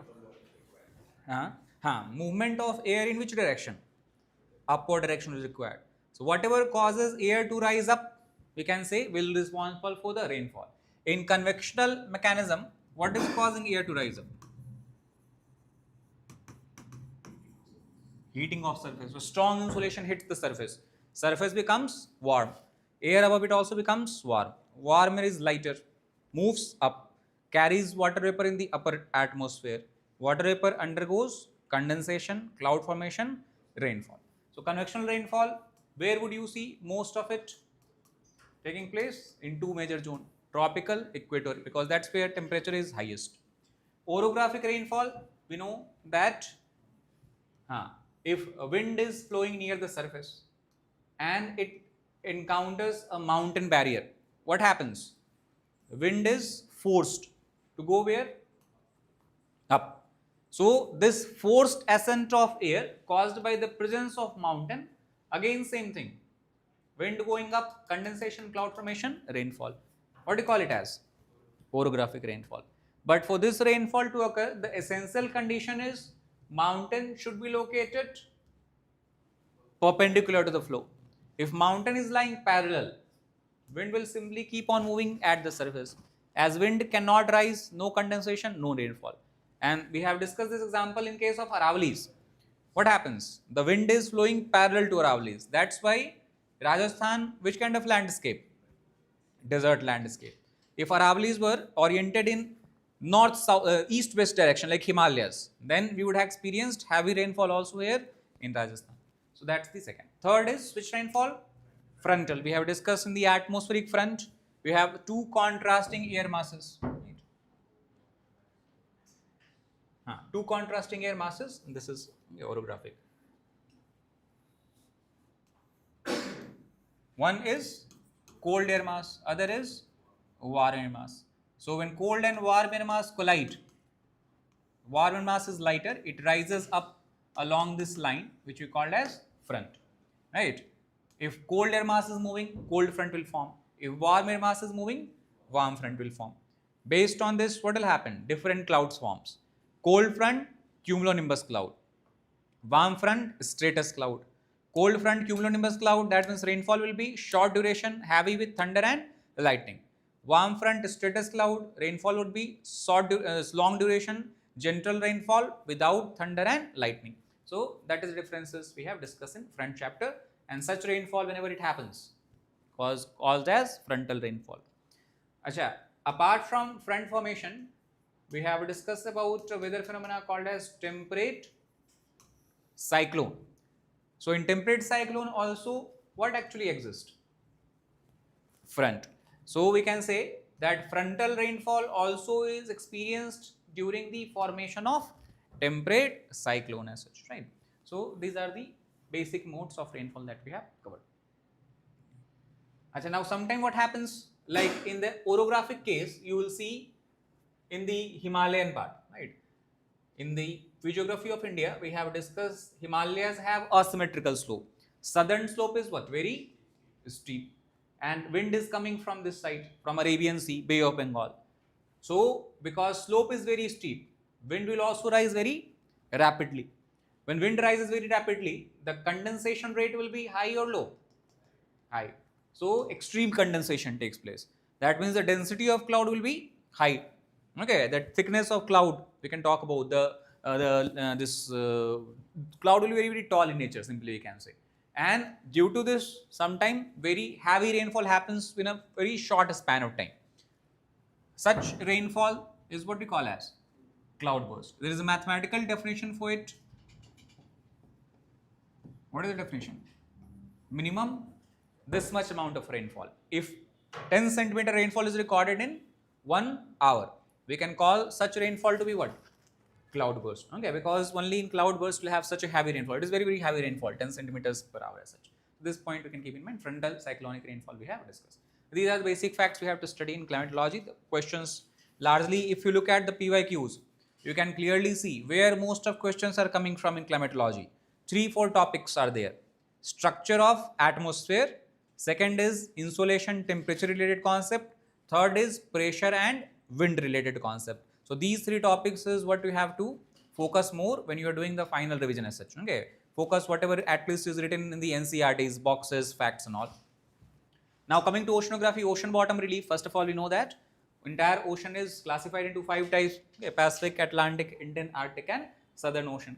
How much water is contained in the ocean? Forgot already in 10 minutes. 97%. How much area of earth is covered by ocean? 70? Okay, so oceans contain largest amount of water and also they have largest area on the planet Earth. That's why planet Earth is also sometimes called as blue planet or water planet as such, right? So relief of ocean already we are discussing ocean or this seafloor spreading theory, same thing is there repeated, right? One thing that we have discussed in class you should keep in mind, question like this can be asked. A very unique structure, important structure develops in the ocean called as submarine canyon. Where would you find submarine canyon on? Which is part of the ocean? Continental slope we have discussed. Submarine canyons because subsurface current flows here and rivers have brought lot of sediments near the deltas. So as the subsurface current flows, the current also carries sediment and these sediment and water flow moves at very fast rate because continental slope is what? Very steep sloping region, and because of this in the slope what would you encounter? Erosion, and this erosion creates a valley like a structure. That valley is what we are calling as canyon. And other part, if you remember, I told you that at the bottom of valley all the sediments are being accumulated or deposited. So if you come near the continental slope, what a structure on the ocean bottom develops? Called as continental rise. So why? Because sediments are being accumulated here at the bottom of slope as such. Upper part, what we are referring as the gentle sloping area, self. So continental self, continental slope, continental rise, and then further what do we have? Abyssal plain or deep sea plain. So these are the four parts of the ocean bottom. The other way of dividing, this already discussed. Other way of dividing ocean is what we can call as maritime zones. Okay, we have studied that under which convention? United Nations Convention on Law of the Sea, UN clause 1982. We have divided ocean into various maritime zones recognized under international law. So if this is the coastline, for example, coastline. So first what you draw? Baseline. All the part of the ocean that is lying between baseline and coastal line. What do you call it as? Internal waters, sovereign territory of the nation. No ships, aircrafts can enter this area without taking permission from the given country. You draw another line at a distance of 12 nautical mile. What is this zone called as? Territorial sea. Also a sovereign territory, but innocent passage to the ships are allowed. Innocent passage means when ships are not intending any harm to the nation, they can use this as a transit route, moving from one place to other place, but sovereign territory. Again, at a distance of 24 nautical mile from the baseline, the third zone is what we call as contiguous zone. Contiguous zone is where country has limited control. This zone is where country can exercise only 4 laws. What are these laws? Fiscal law. Then what else? Immigration law, custom law, and environmental law. Okay, so 4 laws we have written in the class. These 4 laws can only be enforced in the contiguous zone. No other law or rule of country will apply here. And then at a distance of 200 nautical mile line from the baseline, what do we enter into? Clear from the name itself. What is the relevance of this zone? Only economic resources can be exploited by the nation from this zone, whether they are living resources or non-living resources. Country cannot prevent movement of any other country while moving their ships, aircraft. Country cannot prevent any research activity being carried out by any third country as such. A country cannot prohibit laying down of submarine cables. Okay, many times you have cables that connect one continent with the other continent through which we have communication and all that. All these are permitted as per international law. Only if a third country is entering this zone and extracting, taking up your resources or carrying out fishing, that will be violation of the UN clause, because all the fish belong to which country only?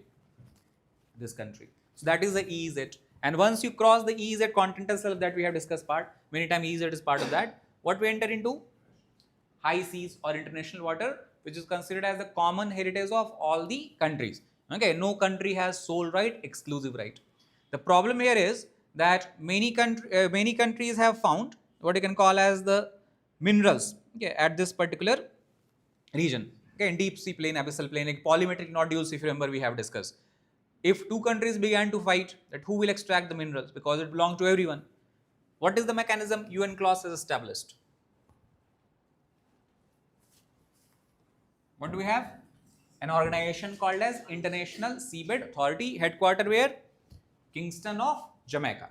What is the responsibility of ISA? So already 167 member states, European Union, you have mandated under the same UN Convention on Law of Sea to organize, regulate and control what activities? All mineral related activities where in the international seabed area, while taking decision, it has to take into account that the decision is benefiting mankind as a whole, right? So like Mauritius has its EEZ, and there you have large area under polymetallic nodules as such, PMNs. Now problem is, Mauritius is a small country. It does not have enough resources to extract these minerals. That's why India applied for the right, to grant it right to carry out exploration research here. And ISA then granted this right to India. Right, currently we still are in the research and exploration phase. But in future, if India is able to extract these minerals, it has to share the revenue with who? Mauritius, because it lies in the territory of which country? EEZ of Mauritius. So as per international law, Mauritius has the full right of its minerals, right? But still India has been given. Why? Because if suppose India is not granted right, Mauritius anyway will not be able to carry out research exploration. So this resource is what is not being used for the anyone. Okay, it is kind of wasted. So same thing we are seeing in Pacific. Many countries have been given right by international seabed authorities. So this we have discussed in class. In 2021, you have a question somewhere related to this topic itself. Right. So what should be the correct answer?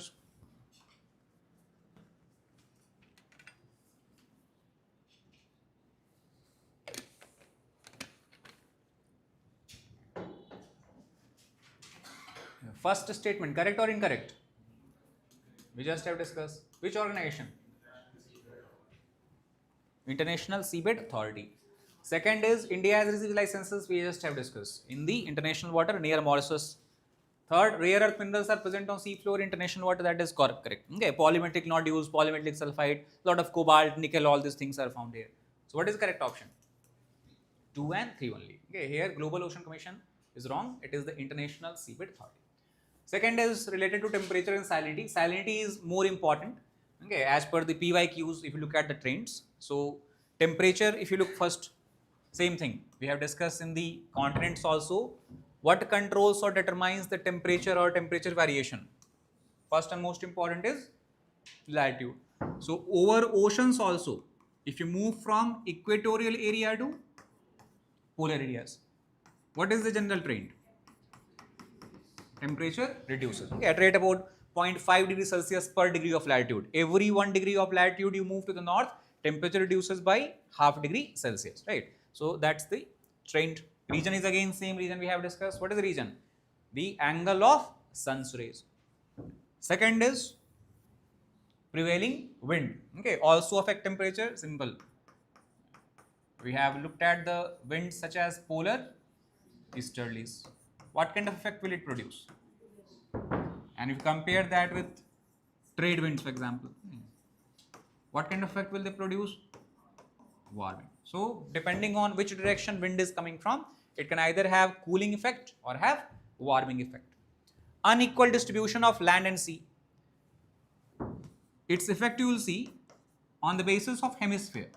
So north hemisphere, south hemisphere, where most of continental land masses are. North. And we know that land retains and traps more heat. So if land is trapping more heat, water that is present around that land will also be slightly warmer. In the southern hemisphere, you have less land masses. So what you have? Relatively colder water.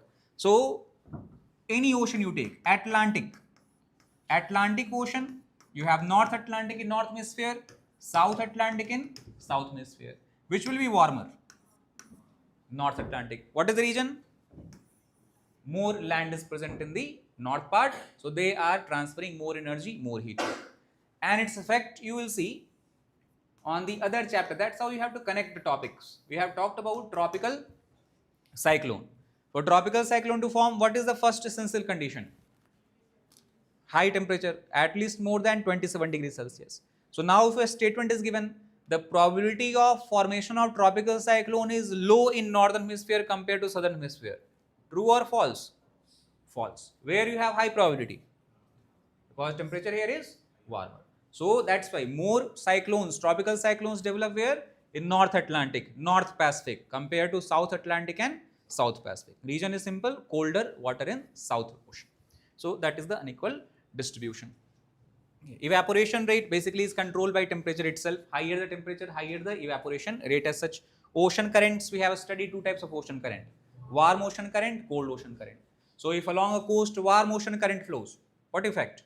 Warming effect. Cold ocean current flows, what effect? Cooling effect. Right?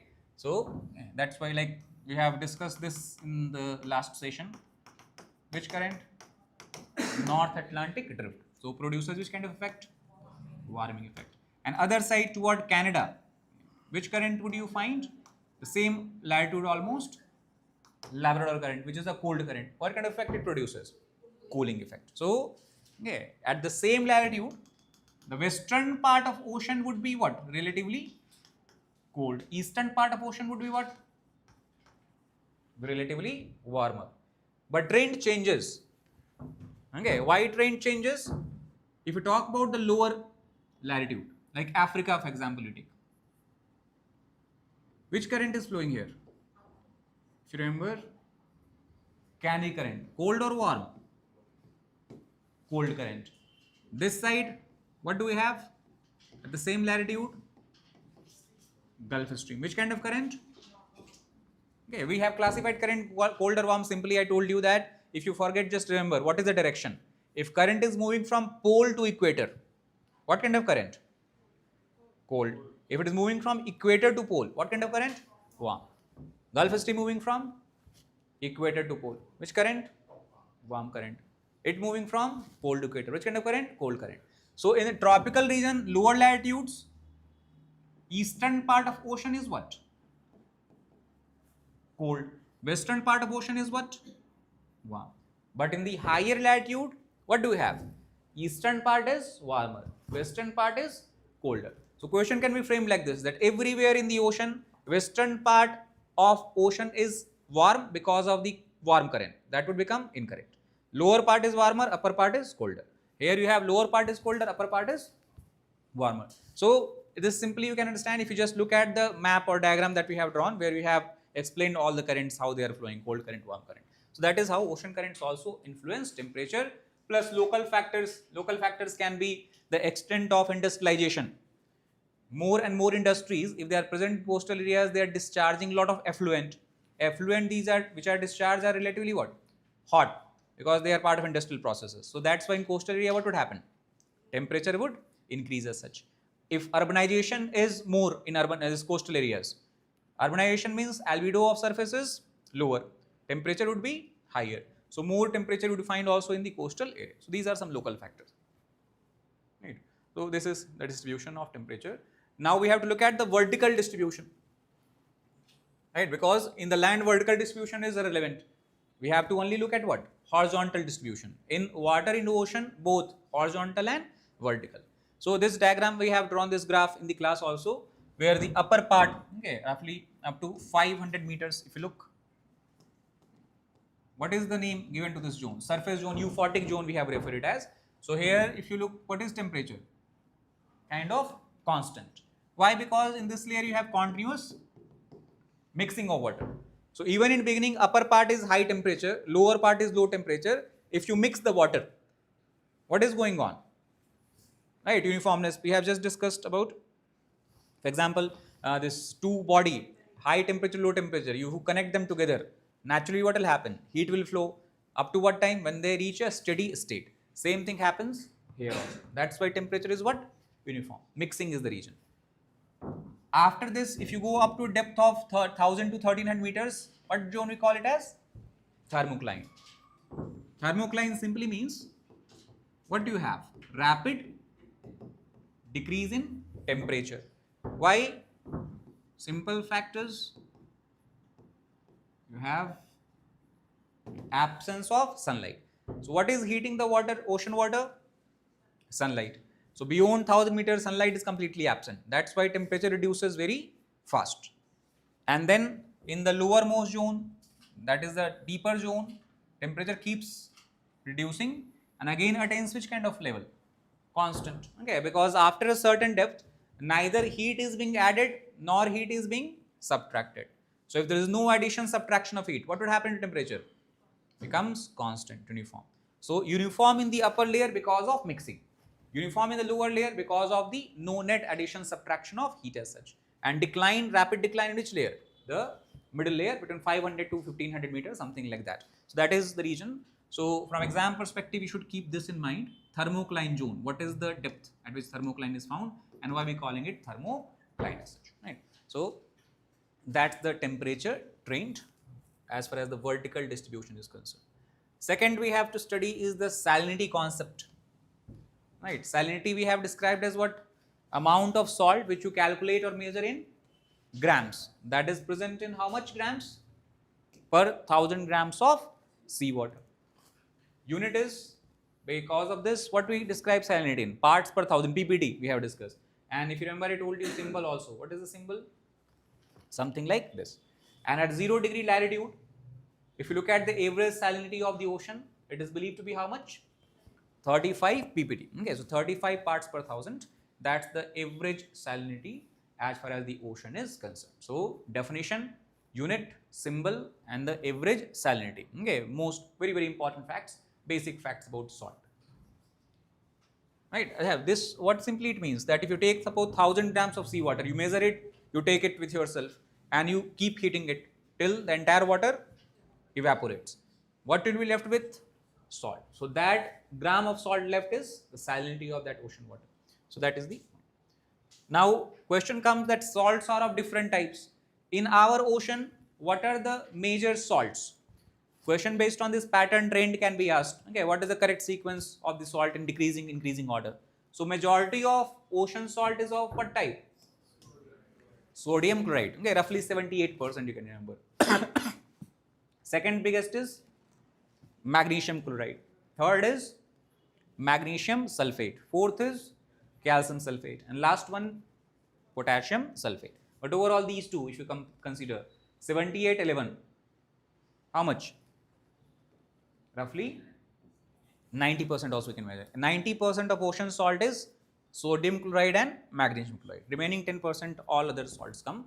And this table is given in your NCERTs also. That's why very important. In NCERT such facts are mentioned. So question can be asked easily from such tables. Right, so percentage share of different salt. Achha, sodium chloride also, what we call it as? Which salt? Common salt. Okay, why? Because it is this salt which we consume generally in our food.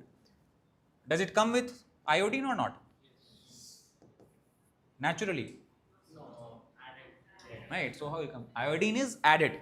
So sodium chloride is sodium chlorine only. Iodine is added. Where do we take iodine from? Where we extract iodine from? That is also on this. We dependent upon what? Sea. So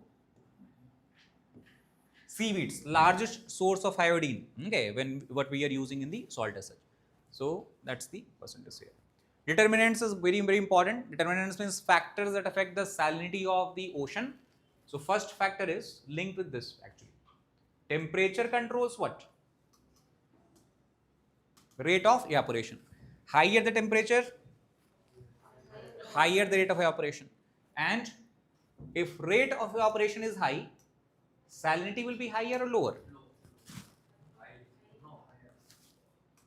Salinity will also be higher because what is evaporating? Water. So if you have a tub of water and you evaporate it, gradually the water volume is falling down. Relative concentration of salt is going up, right? So simple we can say on that basis, high temperature, that means high rate of evaporation, that means high salinity. So if you use only this concept, where you should expect highest or maximum salinity, right? But do we have maximum salinity at the equator? No. Why? Right, this factor comes. Equator also receives maximum rainfall, convectional rainfall on a daily basis almost. And rainfall adds which kind of water? And if fresh water volume increases, salinity will reduce because you are adding more and more water. Dilution of salt is going on. Okay, concentration basically. So at equator you have both factors. Temperature is definitely high, rainfall is also high. So both act in opposite direction and thus salinity is slightly low. That means where would you find maximum salinity in the ocean? What is the answer? Tropics, because tropical region receive relatively less rainfall. Insolation wise still they are receiving very strong insolation. So that's why tropical region have higher salinity compared to equatorial region because we have both rainfall and temperature factor acting together. So rate of evaporation, temperature, rainfall. Other factor influencing salinity is what? Ocean current. Again two type of ocean current. What are these two types? Warm ocean current and cold ocean current. So if a particular coast is witnessing warm ocean current, salinity will be low or high? High. Because If cold ocean current, simple, salinity is lower. Okay, so question like this can be framed. In Northern Atlantic, you have Canada coast, and on the western side, eastern side, you have northwest Europe. Latitude is same, temperature is same, but what we have seen here, which current is flowing? Which kind of current? Here, which current is flowing? Which kind of current? So latitude is same, let us suppose. Right? So where will you have higher salinity? Canada or Northwest Europe? Northwest Europe. Because which kind of current? Warm current. Okay. Here what will have? Relatively low salinity. And its effect is seen also on the freezing point. Because if salinity is higher, freezing point becomes low. That means even during this winter, water remains in which form? Liquid form. Right? That's why ports in this area will remain operational, functional throughout the year. So wherever you have warm ocean current, salinity is higher, freezing point of water is less, ports will remain functional throughout the year. If cold current is flowing, salinity is less. If salinity is less, freezing point of water increases. That means in winter what would happen? Easily freeze. That means ports would have difficulty in operation. Right? So the effect is seen on the shipping navigation also. So that is the ocean current. Then we have influx of fresh water. Apart from rainfall, what else can bring fresh water to the ocean? One is river discharge. So in whichever sea or ocean more and more rivers are flowing, salinity will reduce or increase? Reduce. An example we have seen in class. Both sides of India. This side what do we have? Bay of Bengal. This side what do we have? Arabian Sea. Where majority of Indian rivers are flowing? Bay of Bengal. So 90% of India's river flows toward Bay of Bengal. Volume of water if you consider. Only 10% of water volume is flowing where? Toward Arabian Sea. That means salinity of Arabian Sea versus salinity of Bay of Bengal. Where you will have higher salinity? Arabian Sea. Okay, because Bay of Bengal receives more fresh water. Right. That is the one example of river discharge. Other source of fresh water is melting of ice sheets or glaciers. Ice sheets or glaciers. So as ice sheets, glacier melt, largely effect will be seen in which region? Polar areas. That means Arctic in the north and Antarctic in the south. So whatever water bodies, ocean, sea you have in these areas, they would be having this relatively what? Low salinity. So Arctic Ocean has what? Lowest salinity of all the ocean. 21 ppt. All other oceans have how much? 35 ppt, somewhere in that range. So that is the simple point. Melting of ice sheets and glaciers and the river discharge.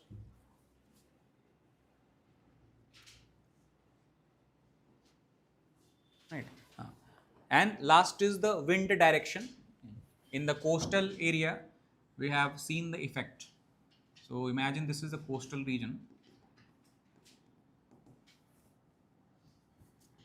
And wind is offshore wind. Offshore means moving away from coast. What this wind is doing? Transporting the surface water away from coast. So surface water is removed from the coast. What it would lead to? The water from below the surface would start to rise as such. So this water that is rising up, what kind of water is it? Cold. Because in the ocean, which water is warmer? Surface water, because that is getting the sunlight. So colder water is replacing which kind of water? Warm water. That means what will happen to salinity? If cold water replaces warm water, salinity will reduce or increase? Reduces, because cold water has low salinity, warm water has more salinity. So in the coastal area, directly if you link with the wind, what we can write? Offshore wind leads to reduction in salinity. Okay, so wherever you have the offshore wind flowing, the coastal salinity becomes relatively muted, relatively less. What if wind is onshore in nature? Onshore means this is the coast. Onshore wind means what it is doing? Continuously accumulating only warm surface water, right? So surface water is continuously accumulated. It is continuously heated by the sunlight. Evaporation is going on. Gradually, what would happen to salinity? Keep increasing. So we can say onshore wind, what it results in? Okay, increase in salinity. So that is simple relation.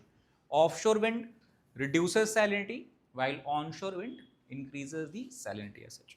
So all these factors to some extent control the salinity of the ocean. Okay, so horizontal variation, vertical we have discussed. The most important chapter of the oceanography, from where we have the maximum number of questions being asked, is which one? Ocean current. Okay, 70% of the oceanography question is from this chapter, no matter prelims or mains examination, if you look at. So, ocean current. First of all, if you look at the definition of ocean current, we have written in the class also, but here we can revise. What is ocean current? First of all, what kind of flow? More or less permanent. They do not stop.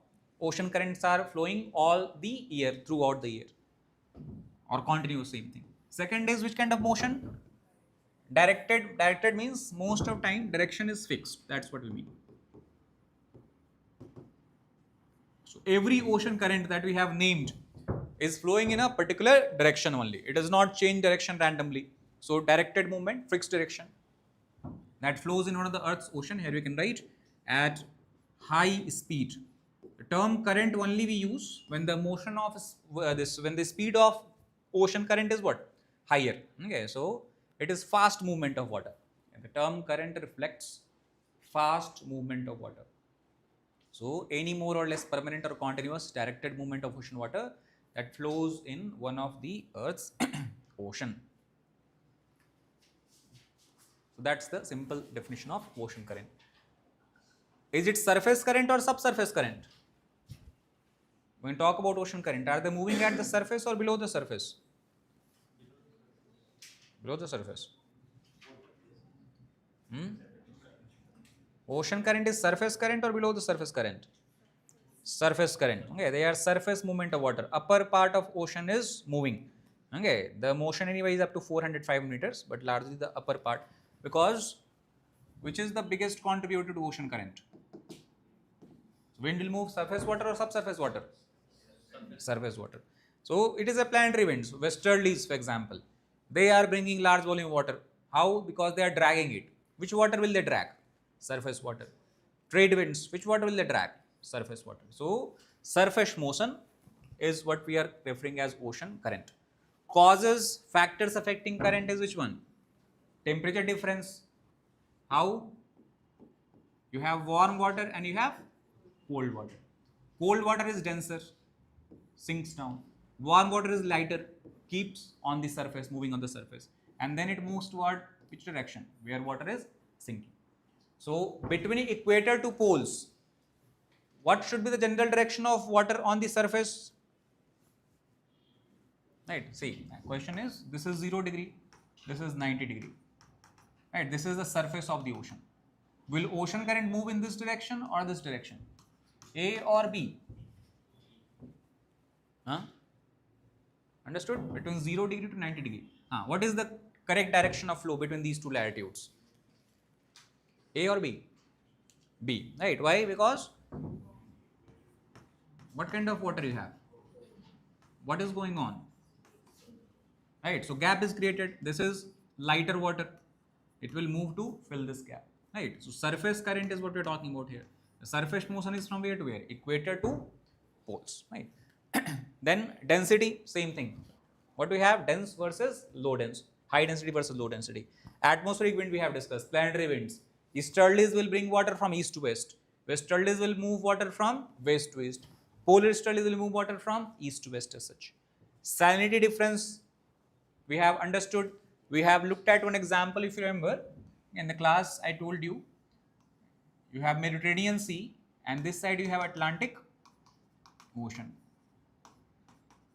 Mediterranean Sea has high salinity. Density will be higher or lower? If salinity is high, will density be high or low?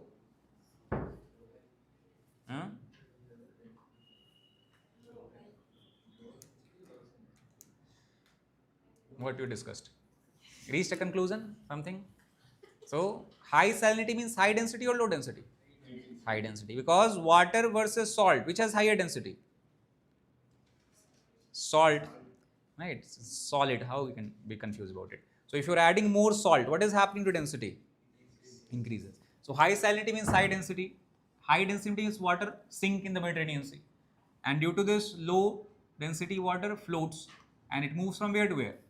Atlantic to Mediterranean. So, it is because of which difference? Salinity difference, right? That is the thing. Plus, this effect everywhere is universal. Every moving object bent to the right of its path in north, left from its path in south. That's why it acts on the ocean current as well. Atmospheric pressure, high pressure, low pressure. If pressure is high, wind is compressing water, elevation become less. If pressure is low, what will be the water elevation? Slightly higher. So here you have low pressure, high elevation. And here you have high pressure, that means low elevation. So some water start to flow from high elevation to low elevation. Very, very less volume, but still. Ocean bottom topography. Imagine a current is moving and in between it encounters volcanic island. What will happen? Direction will change. Okay, it will split the current, for example. Coastal configuration also. If we take India, imagine that original direction of current was from where to where? West to east, right? Why? Because wind is moving like this. Now wind can keep moving above the land masses. Can ocean go on the land? No. So it will reach at this place, and after that how will it flow? Parallel to coastline. So it is due to presence of this coast, what we can say? The natural or original direction of current has changed.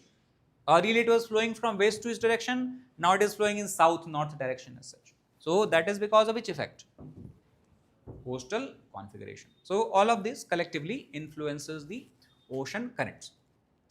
Now if you look at the major ocean currents of the world, we have drawn in the class individual for each of the ocean as such, and there I told you 3 things you have to keep in mind.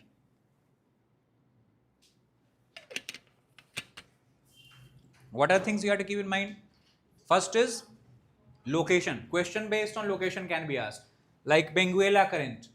Where is it flowing? Africa, West Africa, East Africa, West America, South America, something like that. So location. Second, what we have to keep in mind is whether the current is cold or warm. Which current is colder, which current is warmer. And third, we have discussed is the,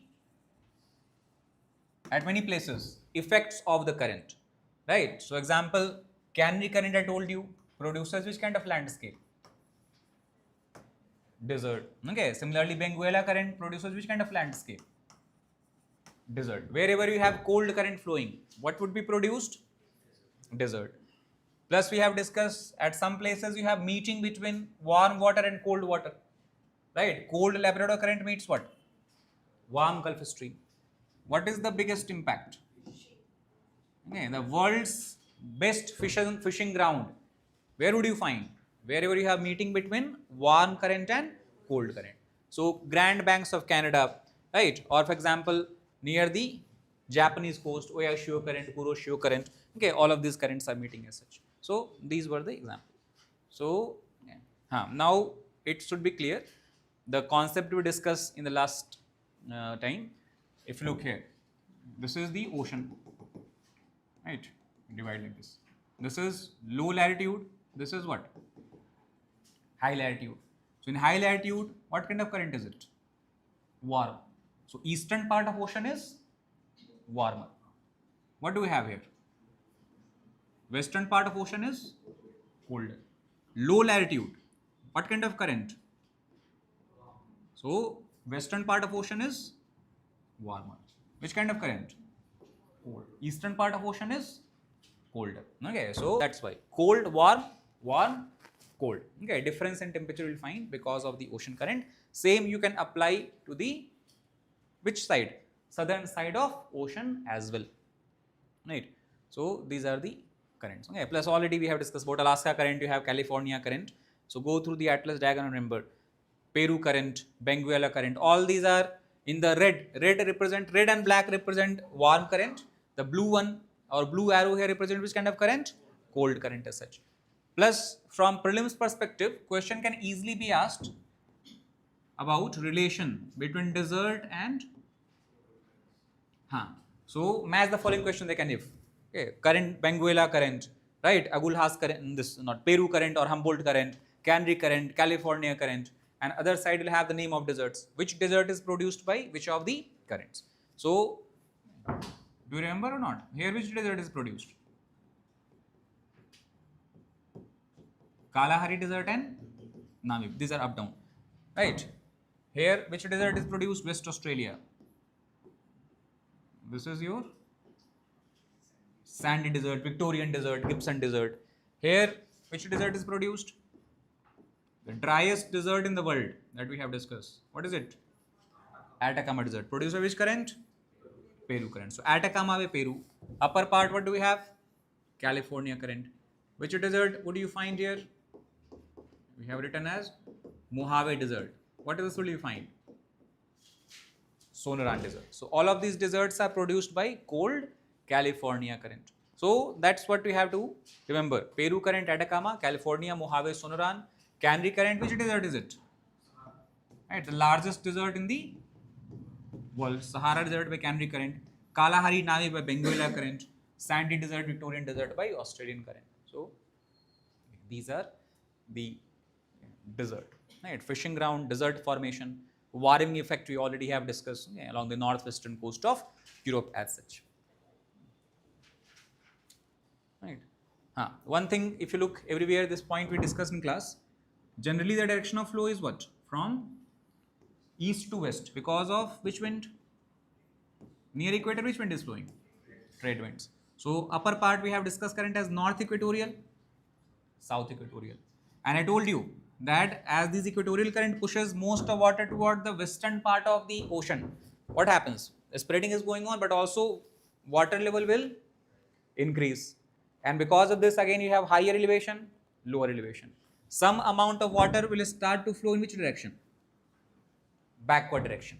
And that current is what we call as equatorial counter current. In all the three oceans we have discussed, equatorial counter current flows directly above the equator. What is the reason? Rise of water level. Why water level rises? Because north equatorial, south equatorial current are converging and bringing large volume of water. So, that is the other point. So, question like this, very important. Right. Effects wise, same we have discussed. What current can produce? Weather changes. Right. Example I told you in class, cold Labrador current, when it flows, suddenly when it comes in contact with warm air, what it result in? Dense fog formation. Right. So, that is example of weather changes. Fisheries effect we have discussed, meeting of which currents?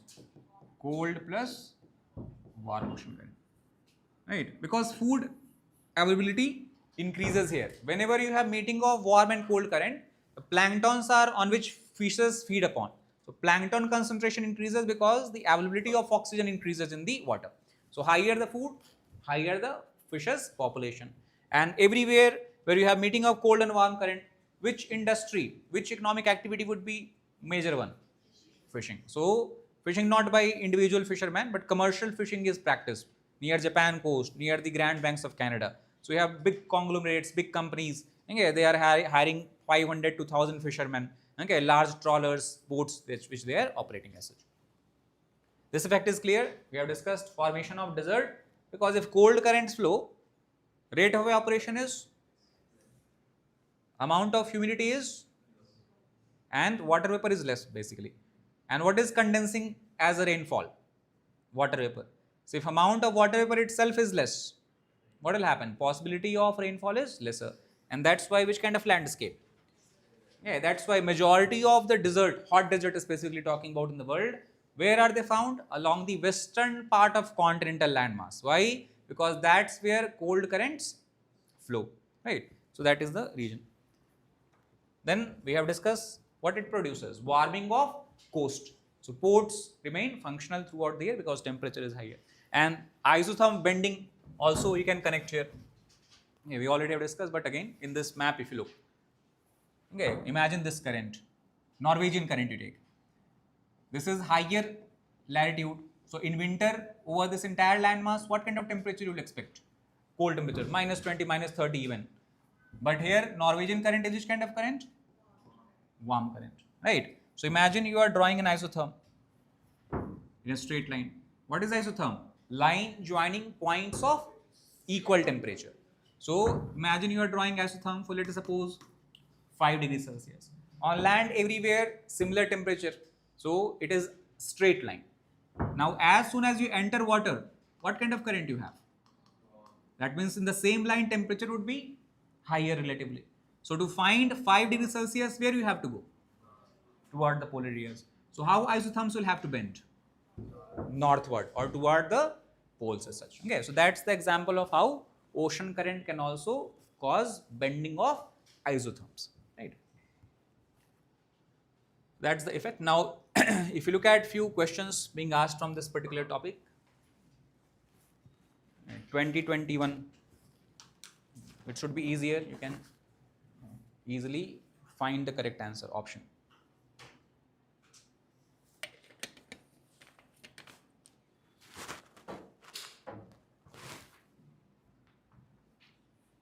What's the correct answer?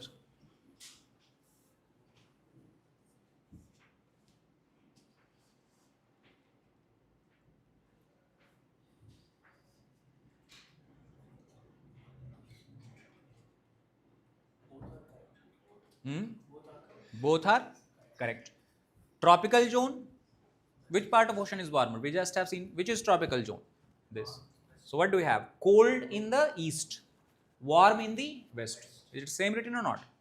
Western is warmer, eastern is colder. What is the reason? Why this current is produced? Trade winds. So trade winds influence. Upper, that means temperate part. Which winds is flowing here? Winds. Westerlies. So westerlies are bringing which kind of water? Warm water here. Warm or cold? Warm water. So due to the influence of westerlies, western part, eastern part of ocean is warmer. Western part of ocean is colder. Same thing they have written out. Temperate zone, westerlies make the eastern section of oceans warmer compared to western section. So this you can simply, even if you do not know about winds and all that, you forget.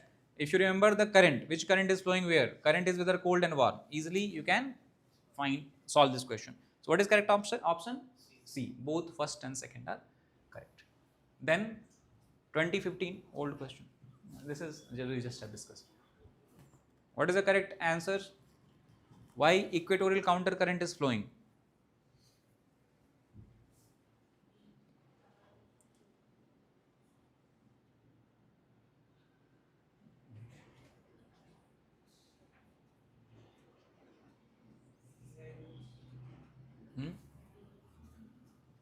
A, B, C or D?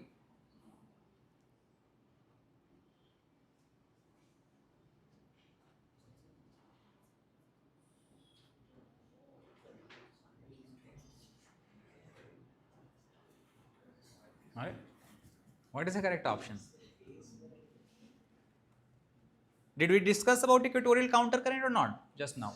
So why is it flowing? Then why are you taking so much time? What is the correct answer? Convergence of two equatorial current, north equatorial and south equatorial. Just have discussed. What happens? North equatorial current, south equatorial current. What they are doing? Bringing all water to the western part. Water level increases. Some water would flow backward. So what is the reason? Convergence of two equatorial current, where rotation will come into picture here. Then, okay, this is, if you do not answer this, then there is no point of studying anymore. What is the correct option? A, B, C or D? Right, C. Warm and cold oceanic current meet. So there cannot be any question easier than this in oceanography if they have to ask. Right. So everywhere in class notes in NCRTs you will find this. Then this one, ocean currents. Again you can see a lot of questions being asked from ocean current in the past years. We have already listed that in the slides. What is the factors responsible for ocean current? 1, 2 and 3. Okay, rotation, right? Because due to rotation of Earth, all the water above it also experiences force. What do we have? Pressure wind we have discussed, major one. Density we have discussed, Mediterranean versus Atlantic Ocean, pole versus equator we have discussed. Revolution of Earth will not have any influence on ocean current as such. Okay, so that's why B. Okay, 1, 2, and 3. Right. Then one other movement that we have to briefly discuss about is ocean tides.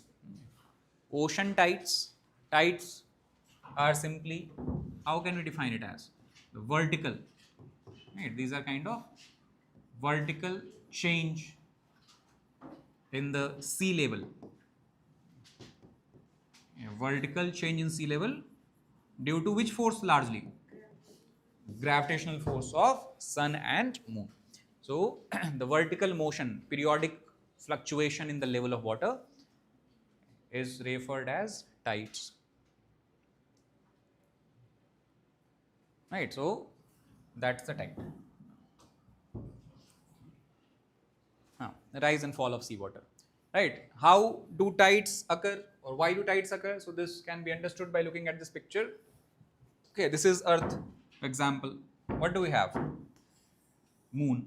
So moon is exerting gravitational force exactly below it. That's why water level here will be what? Slightly elevated. And due to centrifugal force we have covered in class, on the other side also water remains slightly elevated as such. So if at two places water level rises, at this place and this place, what happens? Water level falls because the amount of water in ocean is same, limited. So if at two places water level rise, to compensate it, water has to fall. So here and here, what kind of tide you will experience? Low tide. Here and here, what kind of tide? High tide as such.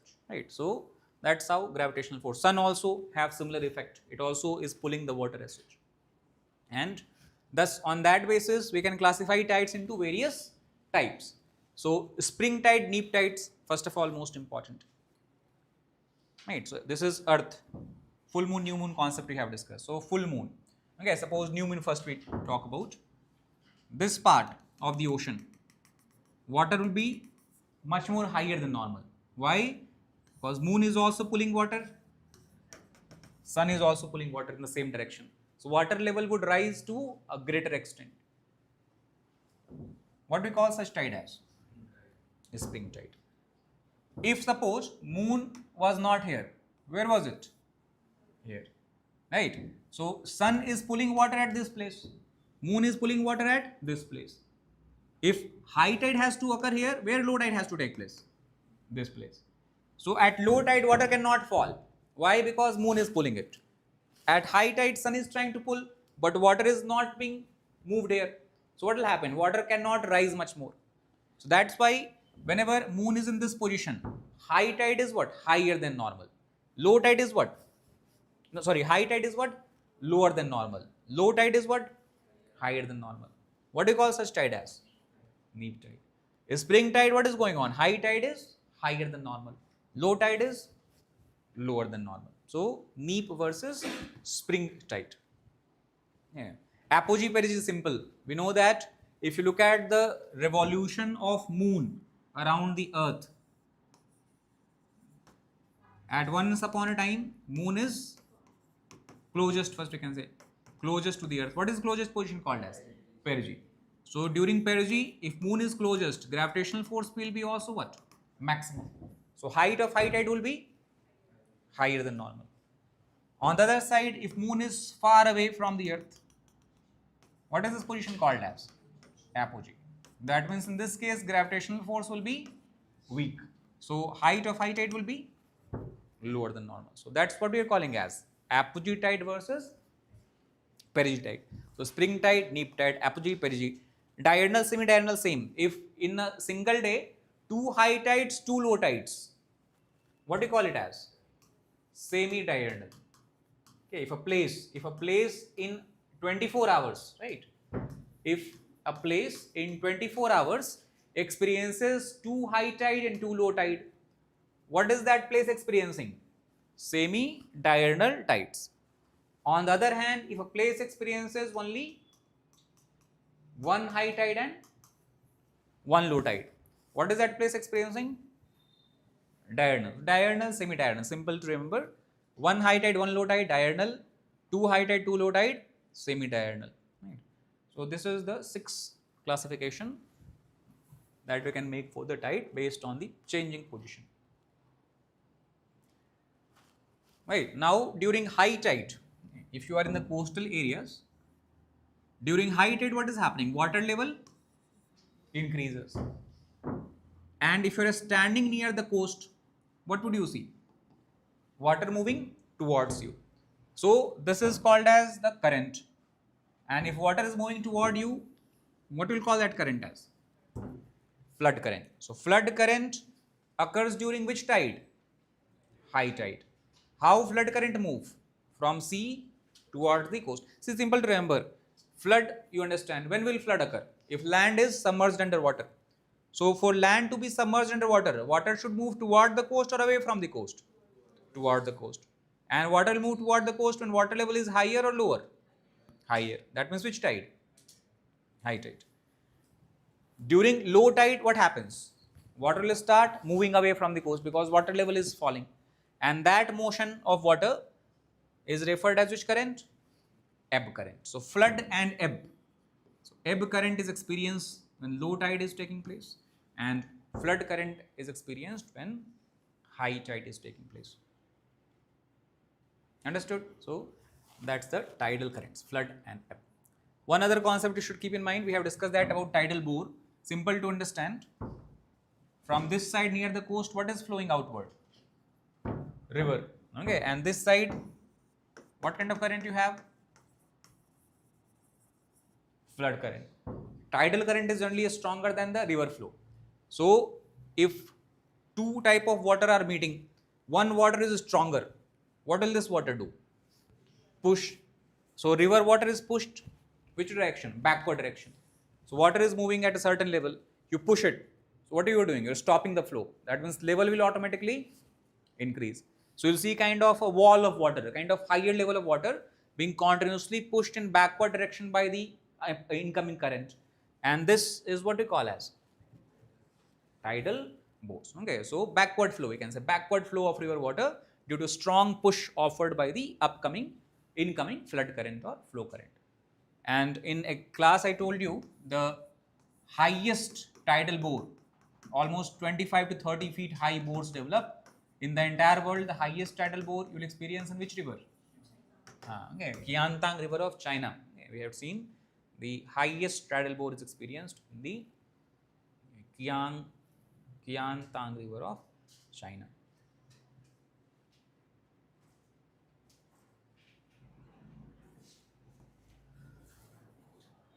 If you look at few questions that were asked, not a lot of questions are being asked. In last 12 years, 2 questions are asked from the tide chapter. So both we have included. So first was 2015. So tides occur in oceans and seas. What is the correct answer?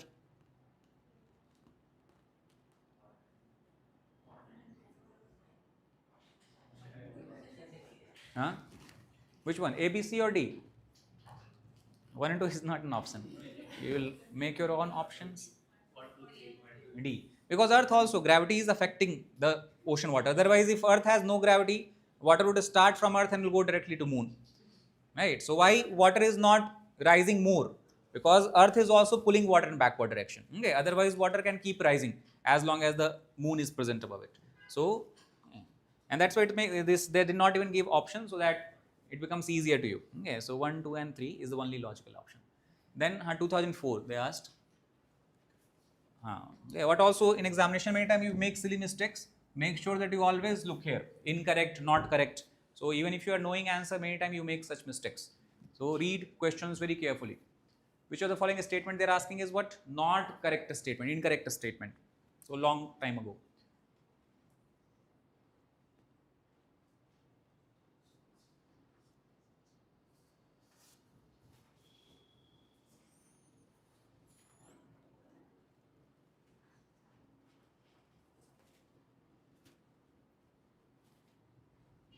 Right, what is the correct option? First one is incorrect. Right, narrow front and wider rear will experience relatively low tide. For high tide, what do you require? wider rear. Acha, for high tide, simple, keep in mind. For high tide, water level should rise or fall? Rise. How will water level rise? If suppose you talk about a bay that is of this kind of structure. This is the backward part, rear part, and this is through which water enters. So if inlet is very narrow, the amount or volume of water entering is very less, and that small volume water that enters, because here you have very large space, it will simply spread out. So will water level rise here a lot? No. But if you imagine you have different kind of coast, okay, like something this type of coast. Here, what do we have? Inlet is wide. So large volume water is able to enter. And as it moves backward, what happens? The width reduces. So where will water go? It will have to rise. So for high tide to take place, we should have which kind of structure? Wide front and narrow rear. Okay, so that is where we will see a relatively higher tide. So this is a kind of applied concept, how water rises. Apart from that, all other three tidal board we discussed. When tidal board takes place, tide enters the narrow and shallow estuary of the river. Right. Tidal nature of mouth of river Hooghly is of crucial importance to Kolkata as a port, because when high tide comes and low tide comes, high tide water comes near the port, low tide water moves away from port. Ebb current we can talk about. So when ebb current flows, it takes away all the sediments deposited by river Hooghly. So if sediments are taken away, depth of water remains high. And for port, what you need? A good depth of water. That is only when ships are able to move. If suppose tide was not taking place here, Hooghly is a river that is bringing a large volume of sediment. So near the port areas, sediments will keep on accumulating. What will happen to water depth? Reduce. If water depth reduces, big ships, large ships cannot enter the port. That's why tidal nature of mouth of river Hooghly is of what? Crucial importance to Kolkata, because it removes the sediments, maintains proper depth of water. Right. The simple tidal currents we have discussed takes place when a gulf is connected to the open sea by a narrow channel. Okay, that's when water can move, and water is coming, channel is narrow, velocity becomes what? You have pipe, water is flowing from pipe. Suppose you close half of pipe, what happens to water velocity? Increases or reduces? You have water flowing from pipe, okay, or tap, suppose you have tap, okay, water is falling down. You close half the tap. What happens to velocity? Increases, right? Increases or decreases? Increases. Same thing here. If you have narrow channel, what is happening? Sea water enters. In narrow channel, velocity will increase. And what is tidal current? You have fast movement of water. That is when current term, always keep in mind. Whenever you are using the current term, velocity of water should be high, whether it is tidal current or ocean current. So that's why whenever you have a narrow channel connected to the open sea by through a gulf, what will happen? You will have a strong velocity of water, high velocity water. So that means what you can say, B, C, D, anyways, all of these are correct. Only one is incorrect option. Right. So these are what basically the most important part we have to cover as far as the physical geography is concerned. Now a few important topics of Indian geography we can take a look. So here physiography is the first part we have covered in class, physiographical regions of India.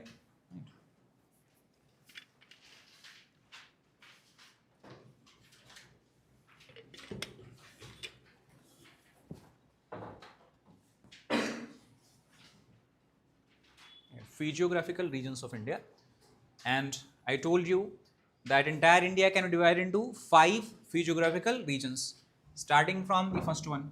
Which is the first region? Here it is written, Himalayan mountains, right? Which is the second region?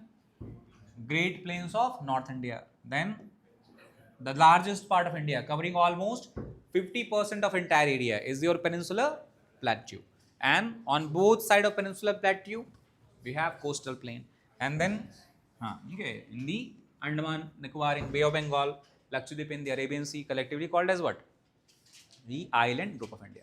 These are 5 physiographical divisions of India.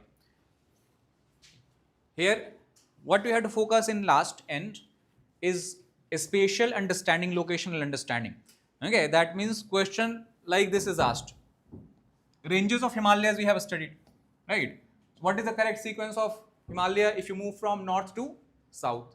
Or plains we have discussed, regional division, Rajasthan plain, Punjab Haryana plain, Gangetic plain, Assam or Brahmaputra plain. Or physiographically we divided Bhabhar, Tarai, Bhangar, Khadar. So what is the correct sequence? You move from north to south, west to east and all that. Which part is in the central part, which part is in the western part, northern part and all. So that's what we'll try to quickly understand. So first, looking at the Himalayas. How many ranges we have in Himalayas? Broadly, we have three. First of all, in the mountain system itself, we have Trans Himalayas, Himalayas, and Eastern Hills. Trans Himalaya, how many ranges? You should be able to tell quickly. How many ranges in Trans Himalaya? 4 range. What are the ranges from north to south? Karakoram range. Okay, this is your which range? Karakoram range. Then which range? Ladakh range. Then further east, Kailash range. And further south, Jaskar. So Karakoram, Ladakh, Kailash, Jaskar. Right? That is the 4 Trans Himalayan ranges. Then we come to the main Himalayas. How many ranges in main Himalayas? Himadri, also called as what? Great Himalayas or Himadri. Then second, what do we have? Lesser Himalayas, also called as Himachal. And then Shivalik or outer Himalayas. Which is the highest one? Which is the oldest one? Same. Highest, oldest. 6,100 meters is the average elevation. Lesser Himalayas, 3,000 to 4,000 meters average elevation. Outer Himalayas, 900 to 1,500 meters of average elevation. So youngest and also the lowest range of Himalayas. Right? In the north to south.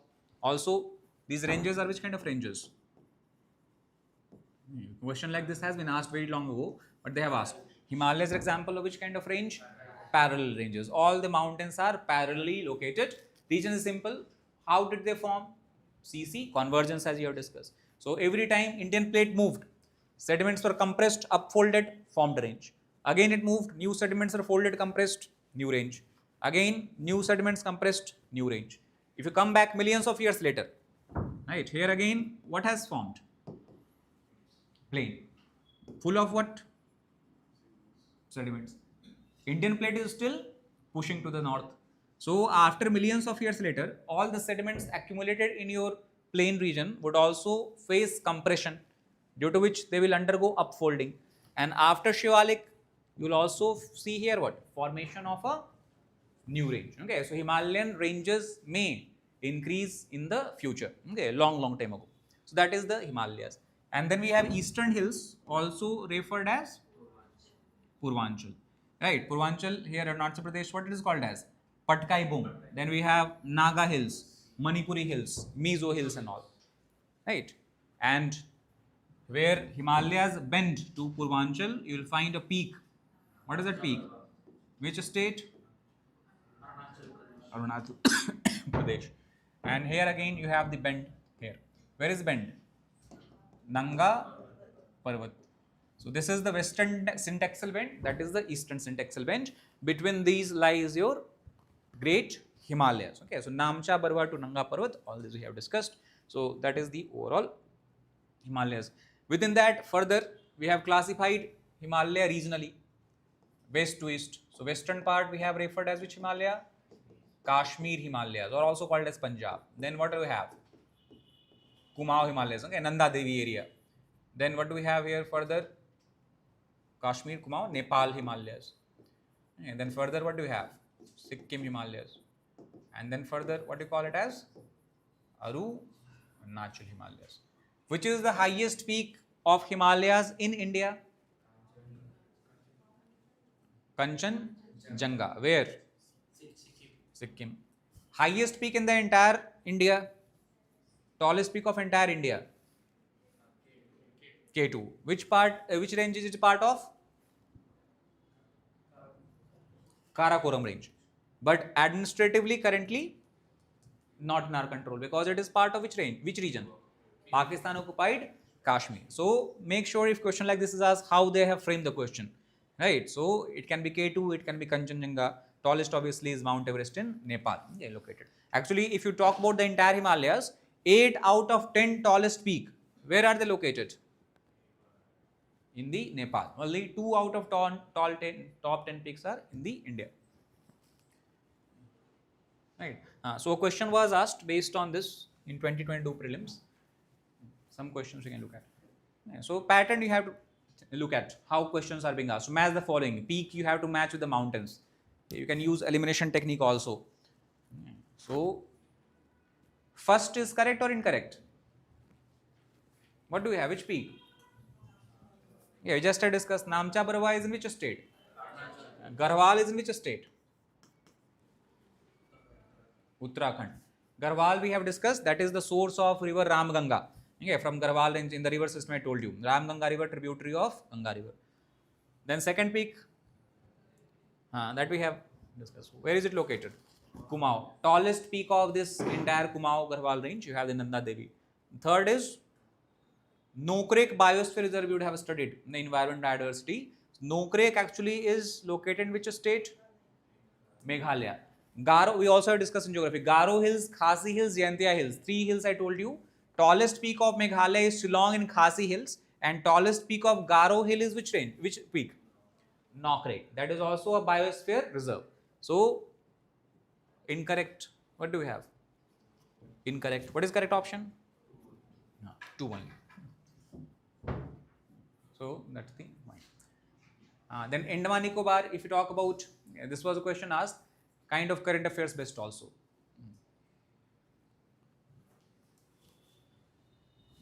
In the map that we have drawn in class, we have clearly shown the location of barren islands.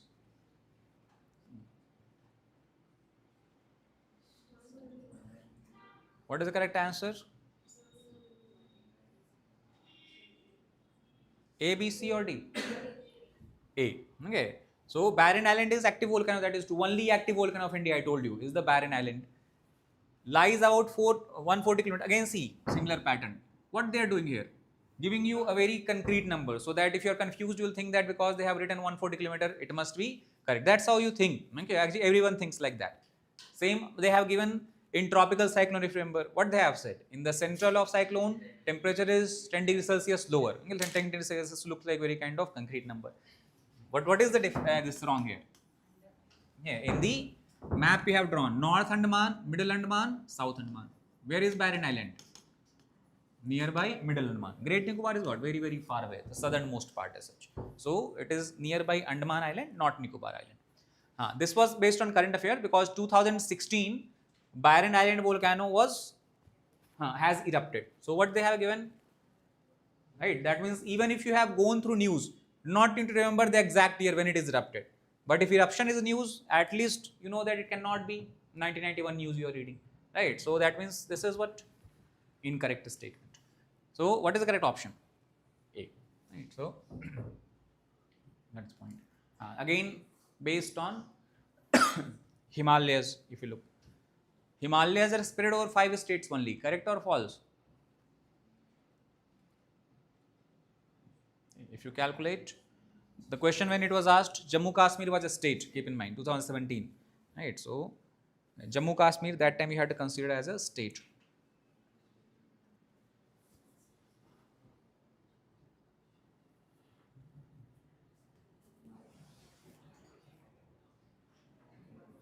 So it is definitely more than 5. Jammu Kashmir, Himachal Pradesh, Uttarakhand, Sikkim, Arunachal Pradesh, entire Purvanchal you have in 3-4 states as such, right? So 7-8 states. Western Ghats, in Western Ghat I told you in Peninsular Plateau, it starts from where to where? Okay, so Gujarat, then Maharashtra, Goa. So how many states? 6 states. So this is incorrect, this is incorrect. This we have discussed in class also. Coastal plain I told you that Pulicat Lake is like this. Outer part of Pulicat Lake you have an island that we have discussed as which island? Sri Harikota Island. So Pulicat Lake, 90% of the lake is in Andhra Pradesh, about 10% of lake is where? Tamil Nadu. So what is the correct option here? 3 only as such, right? So that's what. This we can first take a look at, like Peninsular Plateau. If you look at the basic structures, triangular plateau, and we have divided it like this. This is which range? The central part? Vindhyas. Okay, here the eastern part is called as Kamur. Then which range? Satpura. Satpura. Right. Here what will find? Which range? Aravali. Okay. Then this part Malwa. Okay. This part what do we have? Bundelkhand. Okay. This part Chota Nagpur Plateau. Here what will you find? Meghalaya Plateau and Rajmahal Hills. Between Meghalaya and Rajmahal Hills, I told you there is a gap called as Malda Gap. Why? Because of subsidence of landmass. Earlier, Chota Nagpur Plateau was extended all the way up to Meghalayas. Later on, central part of landmass underwent faulting, like Rift Valley Formation you have seen. So valley-like structure developed. That valley-like structure is what we call as Malda Gap. But if you go right now, you will not find gap there. Why? Because Ganga River, Brahmaputra River are flowing through the gap. They have filled up the entire level, so they look like kind of plain area. Okay, you have plain, one side mountain, other side mountain. Okay, a gap is not visible. So anyway, that is Meghalaya Plateau. Then Chota Nagpur Plateau, we have discussed this part. What do we have? This is the Deccan Plateau. Then on both sides of Deccan, from here, you'll find a hill range, second longest hill range of India. What is called as? Western Ghats. This side what will have? Where do Western Ghats and Eastern Ghats meet? Right, Nilgiris. That is the structure of Peninsular Plateau. And then on this side of Western Ghat, you have what you call as Western Coastal Plain. Western Coastal Plain, it is made up of which region? We have divided into Kutch region. Part of what? Western Coastal Plain. Further, I told you which region? Kathiawar. Then further, what do we have? Gujarat Coastal Plain. Then what do we have? Karnataka Coastal Plain. And then what do we have? Right, the older name of Kerala, that is Malabar Plain. Eastern Ghats, Eastern Ghat, and that side you have Eastern Coastal Plain. Right now it is called as Utkal Plain, Andhra Plain, Tamil Nadu Plain. In the British time, the northern part was referred as Northern Sarkar, and the lower part was referred as what? Coromandel Coast. Here one we have missed. Between Gujarat and Karnataka, what do we have? Maharashtra and Goa. What is the plain called as? Konkan Coast. Okay, so Konkan Coastal Plain. So Kutch, Kathiawar, Gujarat Coastal Plain, Konkan Plain, Karnataka, Malabar. That side Utkal, Andhra, Tamil Nadu, or in northern time referred as Northern Sarkars or Coromandel Coast. Right. So Vindhya Hills, Satpura Hills, Western Ghat, Eastern Ghat, okay, Malwa Plateau, Bundelkhand Plateau, Chota Nagpur Plateau, Rajmahal Hills, and Meghalaya. So this is overall structure of what? The southern part of central and southern part of India collectively, we can say. Because if you go to the north, where would you enter? Great Plains. You go further north, where would you enter? Himalayas. Okay, so that's what I'm saying, that when you're revising, now you should not revise by looking at reading text and all that. Revision should be strictly based on maps. Whatever maps and diagrams you have drawn in the class in Indian Geography, whether it is related to river system or it is related to the geographical region of India, make sure that you keep revising that. Okay, fact you cannot remember anyway, but location based question is asked on this. Right, so if you look at this question, again you can see similar pattern of question, trend of question. You have locational understanding is asked. So hills matched with region.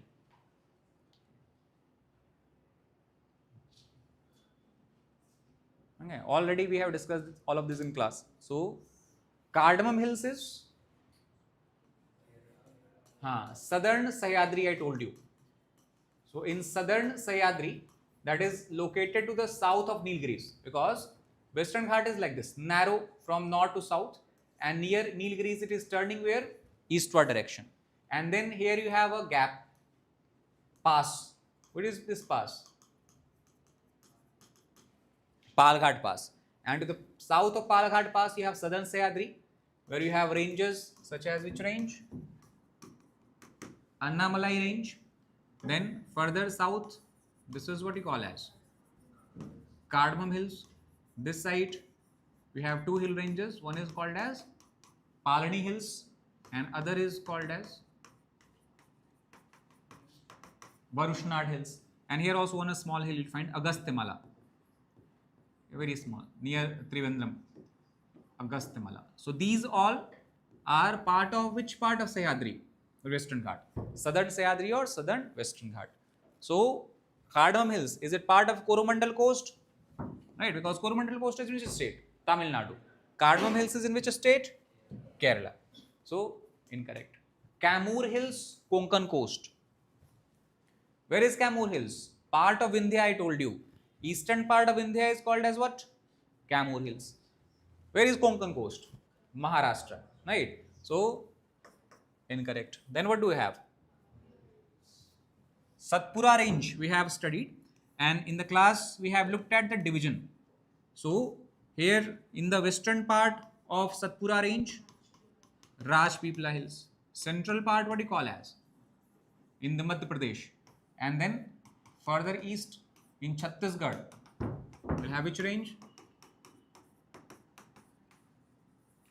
Maikal range. So, Mahadev Hills in the Madhya Pradesh, and that's where you have the tallest peak of Madhya Pradesh as well. We have covered. It is called as Dhupgarh.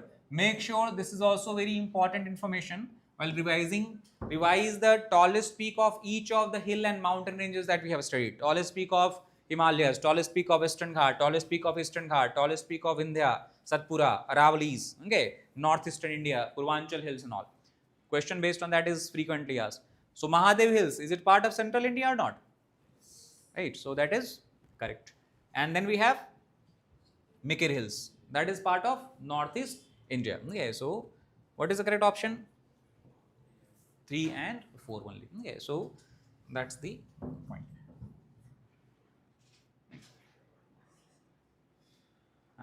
So make sure that you go through the maps we have drawn in class for the geographical regions of India. Then in Indian geography, if you look at the prelims, previous year prelims, which chapter has contributed to the highest number of questions? Drainage system. Okay, maximum number. If you look, calculate the number of questions being asked directly. Drainage system, that is river system. That's from where we have the most number of questions being asked. So we can take a look at here.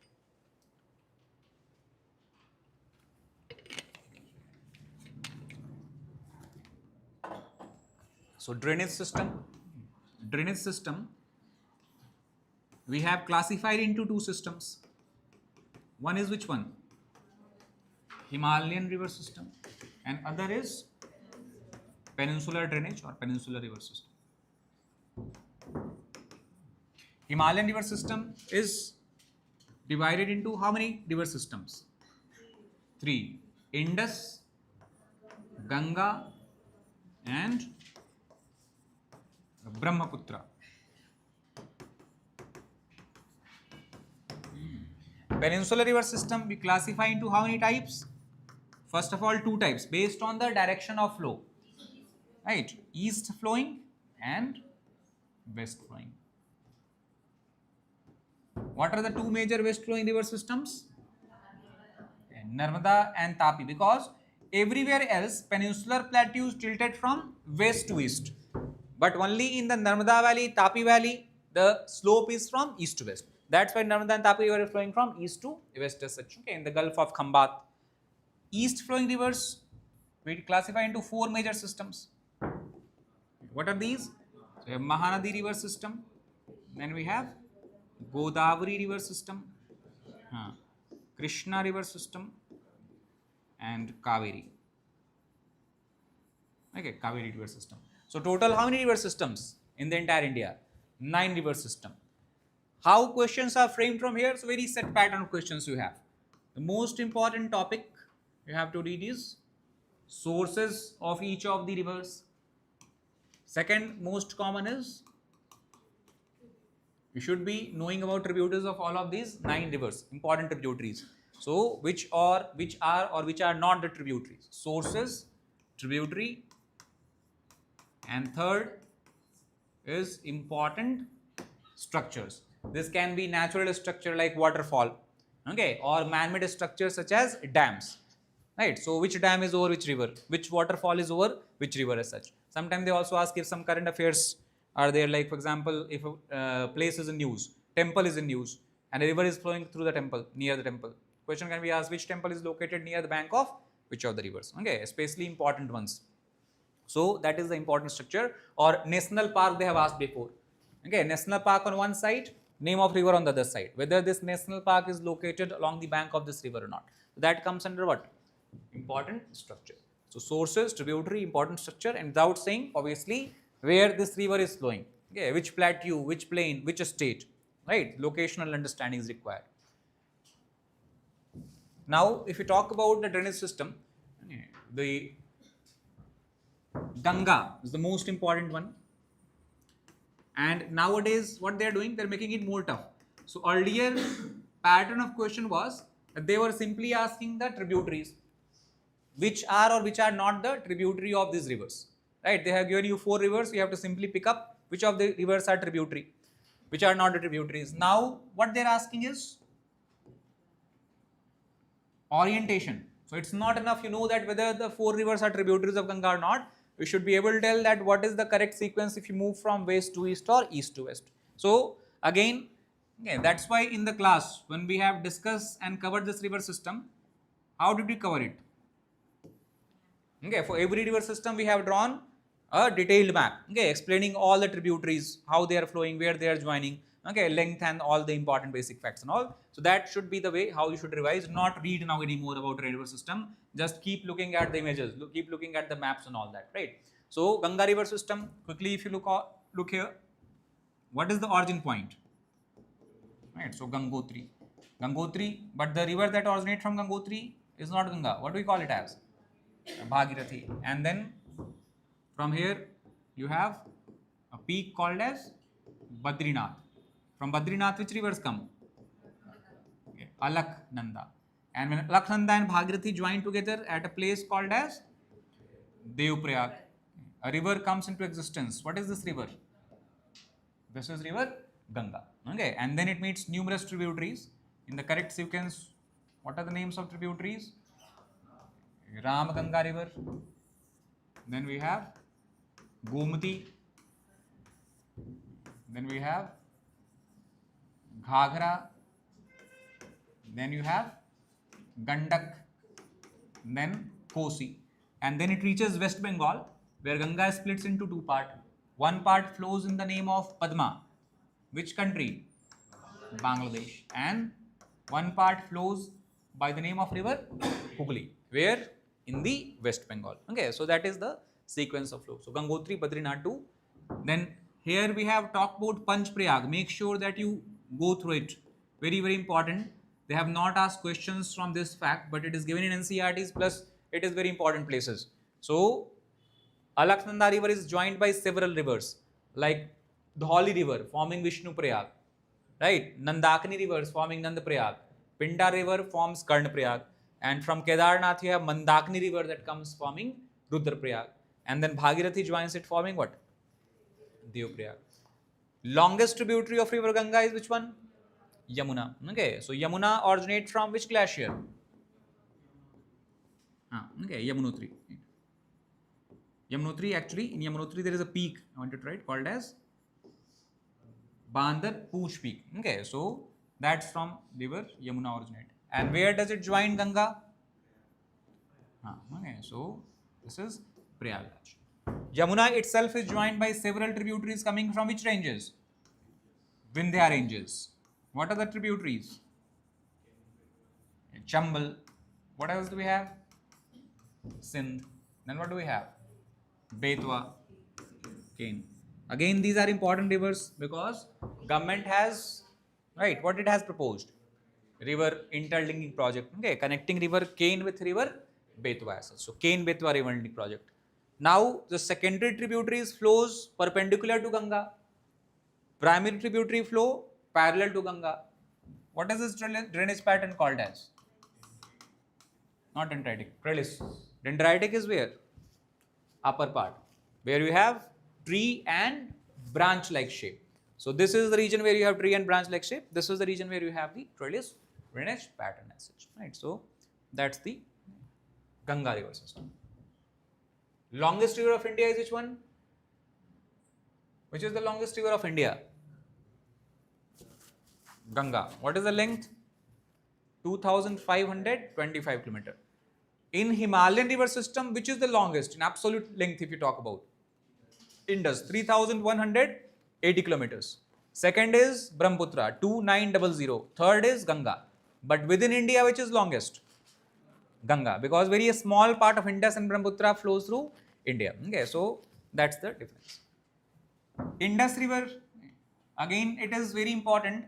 I would suggest that go in detail and study whatever is given in NCERT's class 11th plus whatever we have written in the class notes. Why Indus river is important?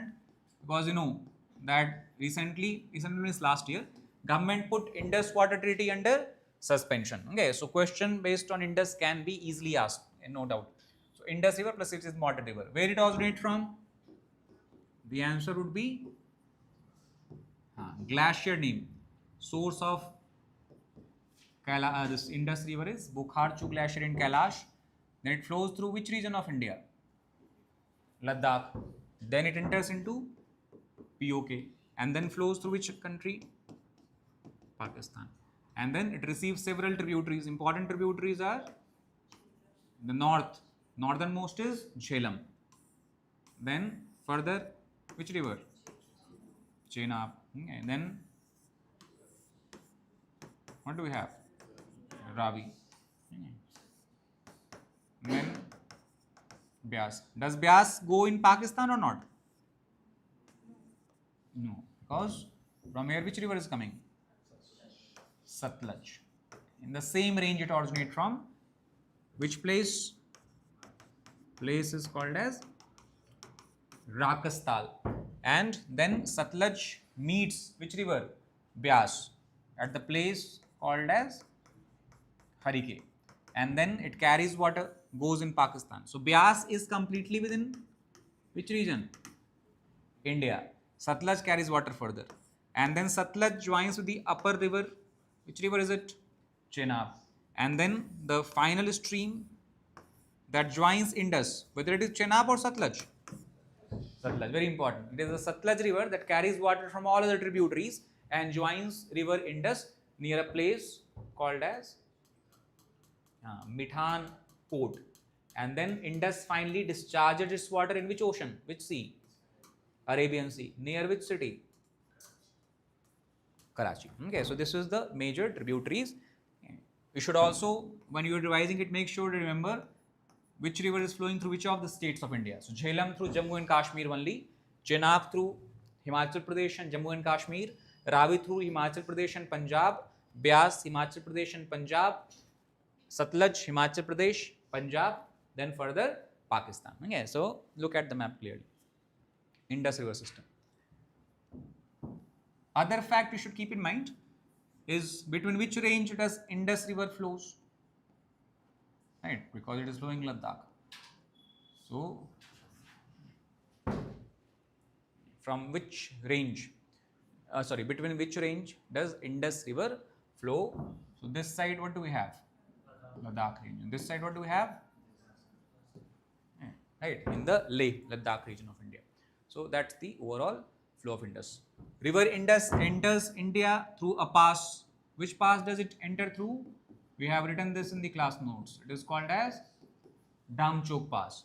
Satluj also enters India via pass in Himachal Pradesh. Which pass?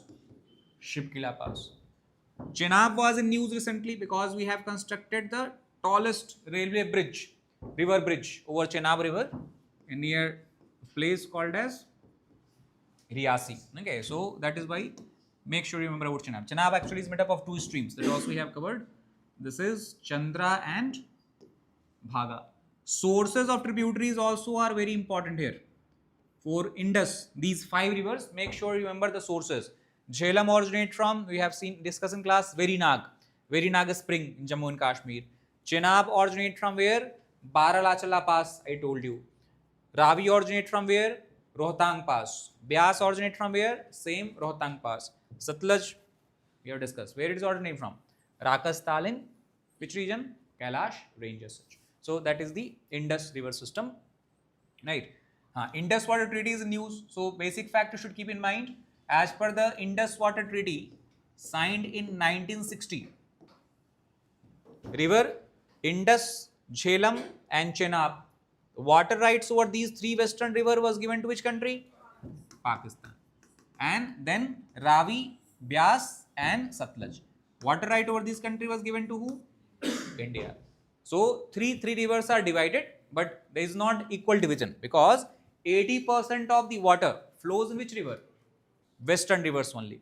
Only 20% of water is flowing in the eastern river. So this is a kind of unequal sharing of water. That's why India has objected to it. And also after the Pahalgam attack, India has put this treaty under what? Abeyance or suspension, okay, till indefinite time. Then next is which river system? Brahmaputra, right? About Brahmaputra, this fact you should remember. Both names are used, Anshi or Angsi or Shema Yungdum. If any of this is given and it is asked, you can mark any of them to be correct as such, right? So because there is a confusion, which is now contributing to more water, Ansi or Shema Yungdum. Earlier Shema Yungdum was the major supplier. Now geographers are saying that glacier has retreated and maximum supply of water is coming from which glacier? Angsi glacier. So it originates from these glaciers, flow in Tibet by what name? By the name of Yarlung Shangpo. Then it takes U-turn near which peak? Namcha Barwa. And then it flows in the Assam plain, then takes a 90-degree turn and flows by the name of Jamuna. Where? Bangladesh. In Assam, river is known by Brahmaputra. Okay. In the Arunachal Pradesh, river is known by Siang. Okay. Tributaries are very important to remember. So multiple tributaries it receive. What are these tributaries? So we have Dibang. Then what do we have? Lohit. Then which other river? Subansiri. Okay. Here what do you have? Dhansiri. Okay. Here what do we have? Kameng. Okay. Further, what do you have? Manas. Okay. Then Sankos. Then Tista. Here what do you have? River Kapili as such, plus other small tributaries, Jia, Boreli and all also rivers you have. So this is a tributary. Important point is that Jamuna river, that is Brahmaputra, then is met by which river? Padma. And collectively they form the largest, most extensive delta in the world, that is called as Ganga Brahmaputra delta. Okay, so that is about the Brahmaputra river. Total length we have discussed 2,900 kilometers. So Indus, this Himalayan river system, very important. And then in the case of peninsular rivers, right? West flowing river is which one? Narmada. And Narmada originates from which place? Plateau. Which plateau? Amarkantak. Flowing between which ranges? Vindhya and Satpura ranges. And then drains out in which water body? Gulf of Khambat as such. Flowing parallel to Narmada, you have other river called as Tapi. Originating from which place? Betul Plateau. And then it also drains where? The same Gulf of Khambat as such. Flowing between which ranges? We have Satpura range, and south you will find which range? Ajanta hill range as such. So Narmada and Tapi, two west flowing rivers. And many things we have discussed about Narmada, like dams I told you and waterfalls. Both of them are very important. So like Dhumadhar waterfalls we have discussed in Narmada, or we have Sahasradhara waterfall that we have talked about in Narmada. So Indra Sagar Dam, Okay, you have Narmada Sagar, this Indra Sagar Dam, this what other Sardar Sarovar Dam we have talked about here. Sardar Sarovar is important because that's where we have built up statue of, which is statue? Statue of Unity, the tallest statue in the world. So that is the Narmada and Tapi. Okay, the sources are very important for both of these rivers. Make sure you remember this. Amarkantak Plateau for Narmada, Betul Plateau for Tapi. Both in the same state of, which state? Madhya Pradesh. Okay, located in the Madhya Pradesh. Narmada and Tapi. Then east flowing rivers, Mahanadi, like this kind of flow. Where did it originate from? Sihava of Chhattisgarh. What is the other important structure? In Odisha, we have constructed a dam called as Hirakud Dam. Right? Then it flows and near the city called as Cuttack. Near city of Cuttack, it drains out where? Bay of Bengal as such. Right? So that's the structure. Tributaries wise, we have discussed all the tributaries. The important one being Sevnath River. Okay, then we have discussed Hasdev River. Okay, Mand, Eeb, Yoong, Jok, Tel. All of these are tributaries of this Mahanadi. So for peninsular rivers, make sure you focus more on remembering what part? Tributaries. Okay, that is the first thing. Once you are done with it, then you can look at other information and all that. Very, very important for all the peninsular river, tributaries and the source point also. Those two facts are the most important. For the Himalayan rivers, you have to go through in more detail whatever we have discussed in classes. The longest river of peninsular India is which one? Right. The longest river we can say is river Godavari. So Godavari originates from which place?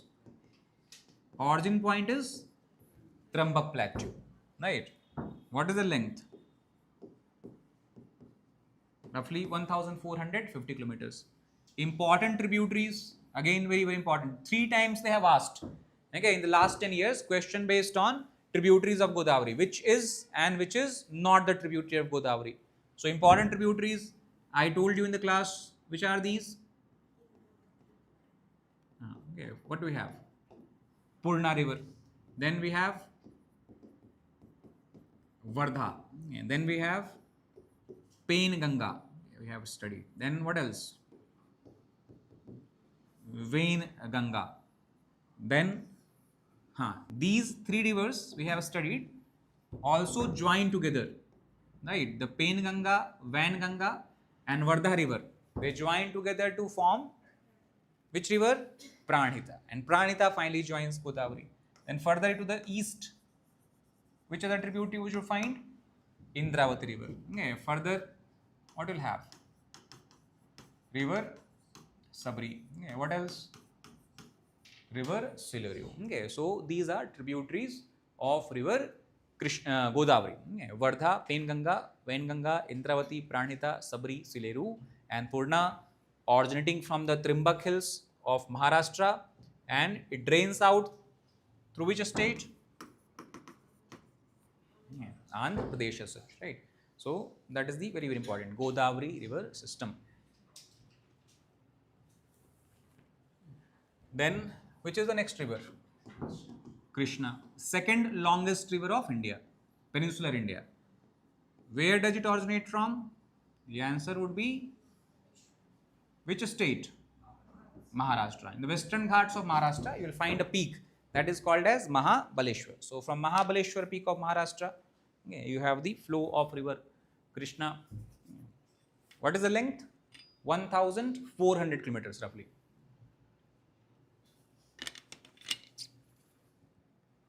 Yeah. 1400 kilometer. Tributaries are which one? Bhima river. What else? One river on which you have earthquake. We have discussed in reservoir induced seismicity. Which river? Koyna. Then Hyderabad is located on the bank of river Musi, which is also tributary of Krishna. Okay, further to the east, what will have?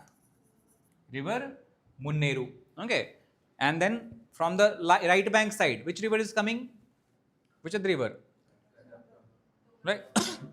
Tungbhadra river, for example. What else?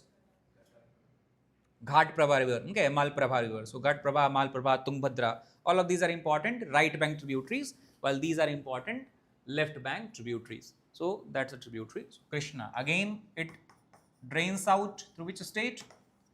Andhra Pradesh. Okay, so from north Godavari comes, from south Krishna comes, and today they have merged together to form what? A joint delta, that is Krishna Godavari delta. And now you remember, if I told you that in the coastal plain of Andhra Pradesh, if you look, Godavari is coming from here, Krishna is coming from this side, and delta has kept on extending. So earlier there used to be a lake, that was a coastal lagoon.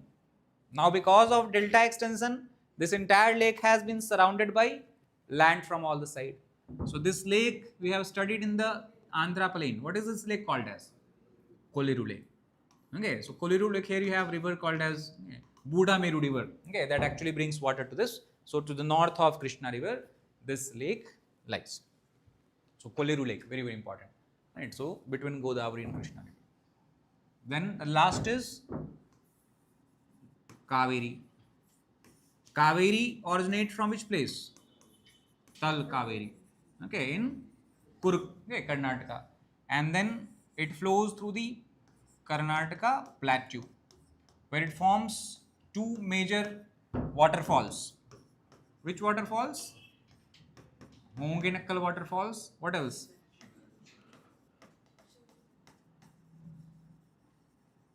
Right. And then it forms a gorge also while coming out from the Mekitatu gorge. And then it flows in which region? In the Tamil Nadu plains as such. Right. Tributary wise, what are the important tributaries of river Kaveri?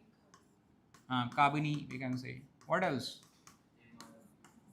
Okay, Lakshman, Tirth. Okay. Then what else? Hemavati. What else? Bhavani river, right? What else? River Noyal, right? The other is Amravati.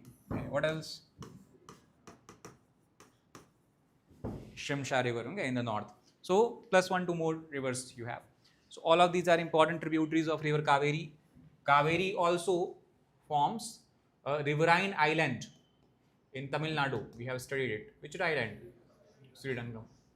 And then further, actually it is splitting into two channels. That's why you have the island. One channel is called as Kaveri, original name, and other is called as what? Kolerun river, right? And that's where you have the island formation. On this channel, you will find a structure that is considered as one of the oldest dam of the world, right? British used to call it as Grand Anicut. Okay, while during Chola period, the actual name given to it is what? Kalanai. Okay, built during the 1st century by the Chola Empire. So Grand Anicut, Kalanai, located on Kaveri. Srirangam Islands, you have two major this waterfalls, tributaries. Which dam would you find over Kaveri? KRS. Okay, Krishnaraj Sagar Dam that you have in Kaveri. And then further through the Tamil Nadu plain, it enters into which ocean? Which sea? Bay of Bengal. Kaveri is unique in the sense I told you that it receives water during both northeast monsoon as well as southwest monsoon. No other rivers, peninsular river, have this facility. Why? Because southwest monsoon provide upper part, supply water, and the northeast monsoon provide right to the eastern part, lower part we can say. So that makes Kaveri very important, interesting river. And because the rice cultivation is carried out here, it is also referred as the granary of South India. Okay, the term that we use with Kaveri, right? For this river, this Godavari, what is the term we use? Which river? Dakshin Ganga river, southern Ganga river. So these facts we have to keep in mind. So that is the river system. So these are river system. Apart from that, lot of small rivers also you should go through the map, like east flowing rivers we have talked about. Okay. In the Chota Nagpur plateau we have discussed when you talked about the radial drainage pattern. Which river? Suvarnrekha river flowing through which region? Chota Nagpur plateau, okay, Ranchi region and all that. Then what else would you find? Brahmani river, okay. Further in Telangana side you'll find Pennar, okay, Pennar river, right. Further you have Vaigai river, we have discussed. So go through these rivers, important rivers. Suvarnrekha, Brahmani, Baitarni also you'll have here. Brahmani river. Question will not be asked in detail, but simply it can be asked that where is it flowing, right? Whether it is east flowing river, west flowing rivers and all. Suvarnrekha, Brahmani, Baitarni, Pennar, Vaigai. In Karnataka, we have discussed about waterfall. In Karnataka, we'll find also one of the most important waterfall, one of the highest waterfall. Which waterfall? Which river? Right. So, Jog fall, also called as Garsuppa fall, over Shravati river. Okay. Then west flowing other river, important we have discussed in class. Like for example, in Kerala, which river we find? Periyar river. Okay. In the Maharashtra, Goa also we have discussed Mandvi, Juari, Vetarna, Ulhas. So already written in the class. Same thing you have to refer here. So that is the overall understanding about the drainage pattern. Okay. Now, if you look at the questions, few questions from this particular topic in the recent times. Okay, so match the following is one of the most popular question. This is I think from 2024 prelims.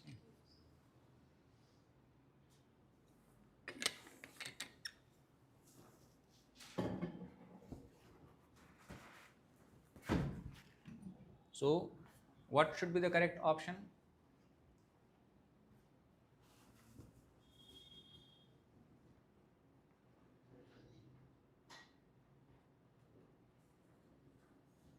Dhuandhar Falls, where Narmada river we have discussed, but Malwa Plateau is where?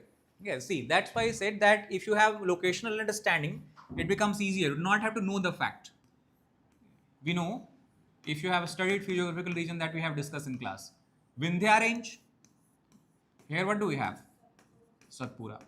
And you know, where is Narmada flowing? Between Vindhya and Satpura. Where we have drawn Malwa Plateau. So, can Narmada go in Malwa Plateau? No. It is bound by what? Vindhya and Satpura hills. So, this is what? Incorrect itself. It does not matter whether you know about waterfall or not. It is simply testing of your locational understanding. That's why I'm saying that do not focus on learning a lot of facts. If you have basic understanding of location map that we have drawn in India, map that is given in NCERT, that is more than enough to solve a lot of questions, okay, based on analysis. Second, what do we have? Hundru waterfall, Chota Nagpur plateau, Suvarnrekha river. Okay, that is correct. Suvarnrekha river flows from the Ranchi plateau. We have discussed that in Chota Nagpur, radial drainage pattern. Suvarnrekha, North Koyal, Damodar river I told you, Baitarni river, South Koyal, Brahmani, all of these come from the same. So Hundru fall, it is given in NCERTs. Yeah, that's from here. Actually, this entire statement, this entire fact is given in the form of statement in NCERTs. Okay, the important waterfalls, they have written like this. Dhuandhar fall is located over Narmada river in the Amarkantak plateau, while Hundru fall is other important peninsular fall located over Chota Nagpur plateau above the Suvarnrekha river, and Garsuppa fall is one of the major fall located in Western Ghat, or we just have discussed. Which river? Shravati. So this is again what? Incorrect. Netravati is wrong. So Garsuppa fall, Netravati wrong. What is the correct answer? Only one. So direct question picked up from the NCERT statement, just been given in the form of match the following, right? So okay, you don't have to think that from where did they ask this question. They did not ask randomly from here and there. It is a statement in NCERT itself. Okay, then this is about the Ganga river, same year 2024 prelims. Second question is about Ganga river system. Downstream of Prayagraj, from west to east they are asking. As you move from west to east, what is the correct sequence? We have just drawn the map also. What is the correct option? Right, first is which one? Right, Ram Ganga, not given, but Ram Ganga, Gomati. In Uttar Pradesh, along the bank of Gomati, you will find capital city of Lucknow. Then which one? Ghagra. Ghagra is the largest tributary of river Ganga. Longest is Yamuna, but largest is Ghagra. Largest is defined on the basis of volume of water flow. Right, so Ghagra. Then further what do we have? Gandak. Okay, Gandak river that we have coming from Nepal Himalayas, and then further eastward Kosi river you will find. Acha, if you go further even east to Kosi, we have drawn in the class other tributary you will find here called as Mahananda. Mahananda originates from West Bengal, but it does not meet Ganga in India. Very important. Where it meets Ganga? So it meets Ganga in the Bangladesh. Okay, so this kind of question can be asked also. Kosi also is referred by what term? Sorrow of Bihar. We will discuss. Acha, Ghagra, about Ghagra, I told you in class, it is made up of two streams. Okay, if you look at the notes, one is Kali river, other is Karnali river. Okay, so Kali also called as Sarda river. So question can be asked, which river tributaries make up Ghagra? Why Ghagra? Because it is largest tributary. So slightly more facts you should be knowing about it. So that is the simple, easy question. Then 2023 prelims, again river based question. 3 statements are given. So all of this is again given in NCERTs also, we have written in the class notes also.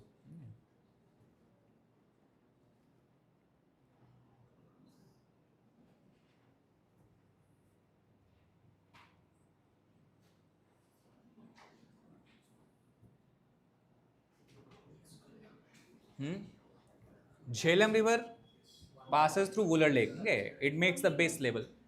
Krishna river directly, Kolleru Lake we have discussed in class also. Kolleru Lake is not fed by Krishna because Krishna is flowing to the south. Buddha Meru river is there, that is coming. And then we have, that is false. I told you Burhi Gandak.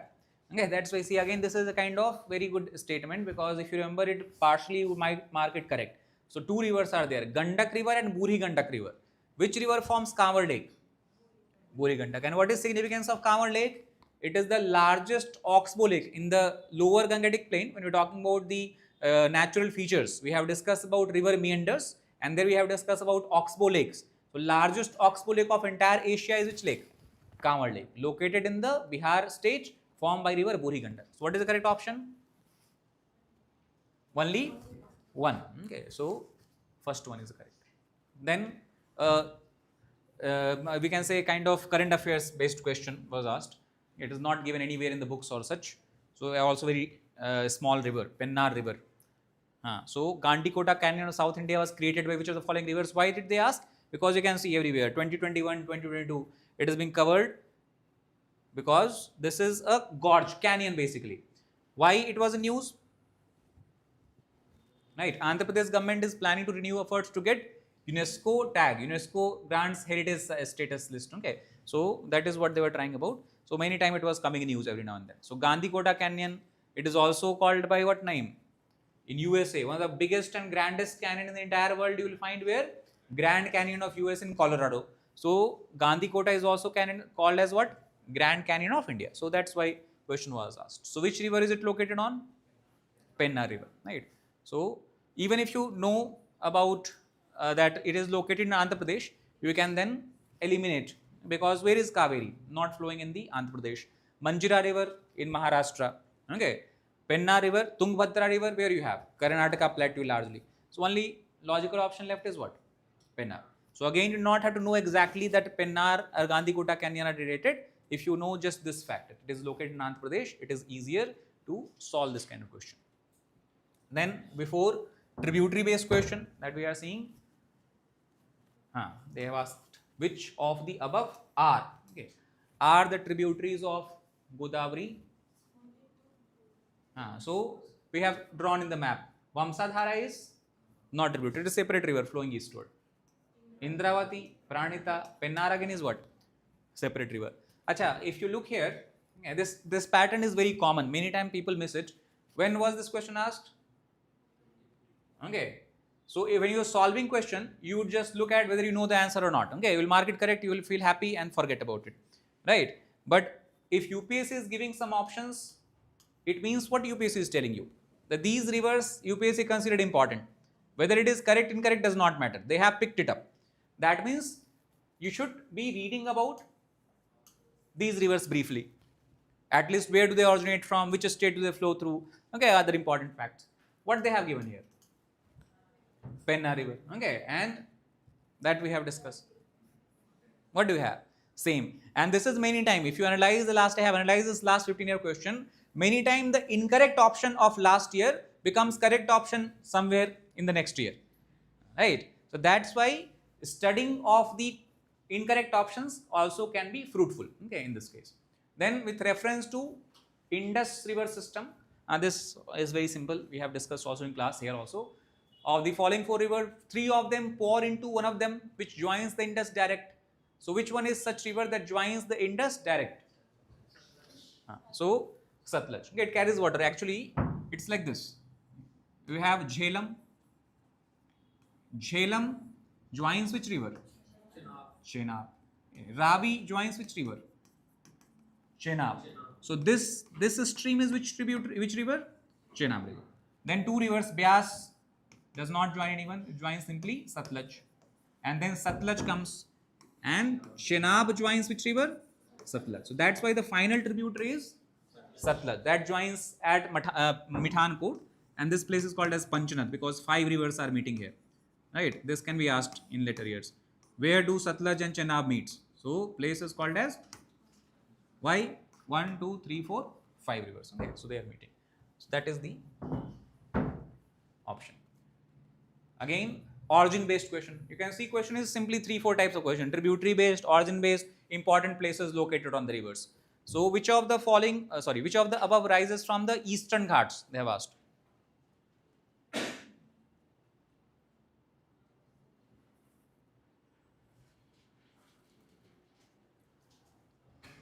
Yeah, eastern ghats. Suvarnrekha, where it originates from?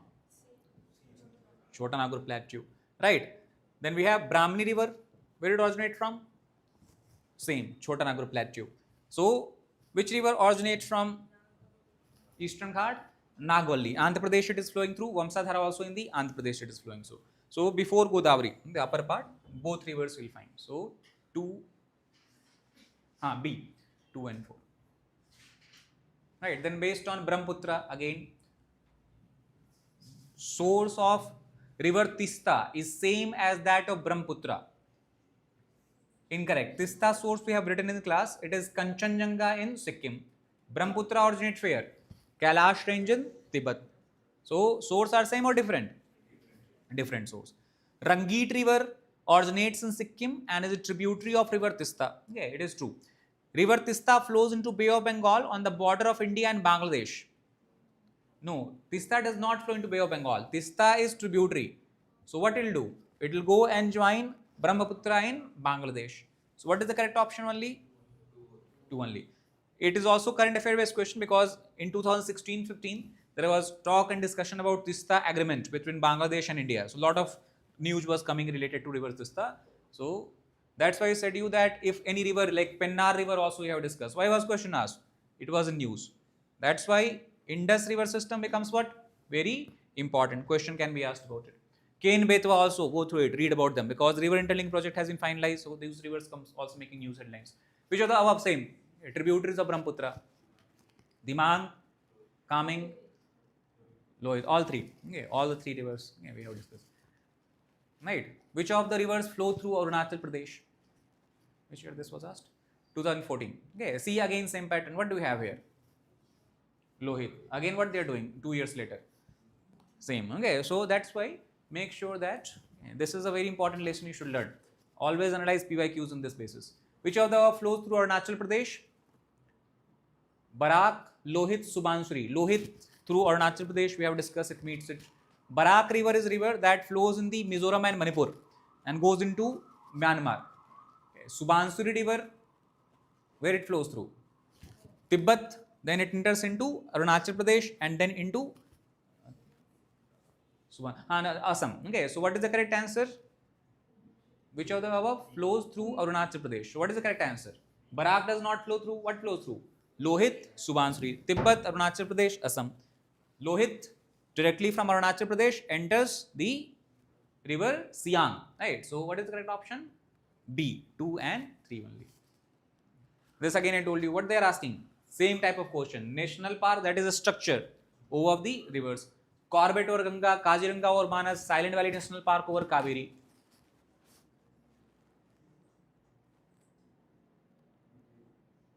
Kaziranga is over Brahmaputra. Corbett National Park is over Ramganga River. Silent Valley National Park, where is Silent Valley National Park? Which state? Kerala. Does Kaveri flow through Kerala? No. What is correct option? None. Okay, D.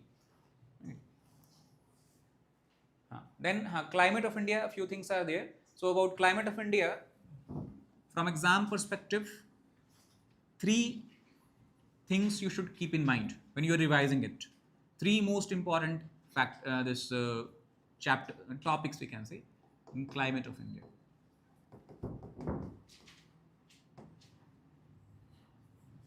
First is the factors affecting monsoon.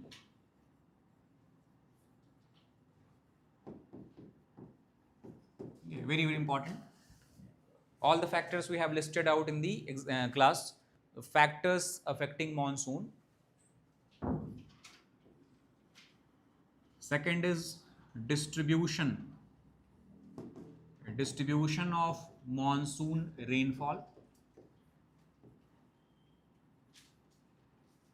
And third is the characteristics of monsoon. So while revising, make sure that you emphasize on these 3 parts. All 3 we have covered extensively in the class. The factors affecting monsoon, distribution of monsoon rainfall, and the characteristics of monsoon.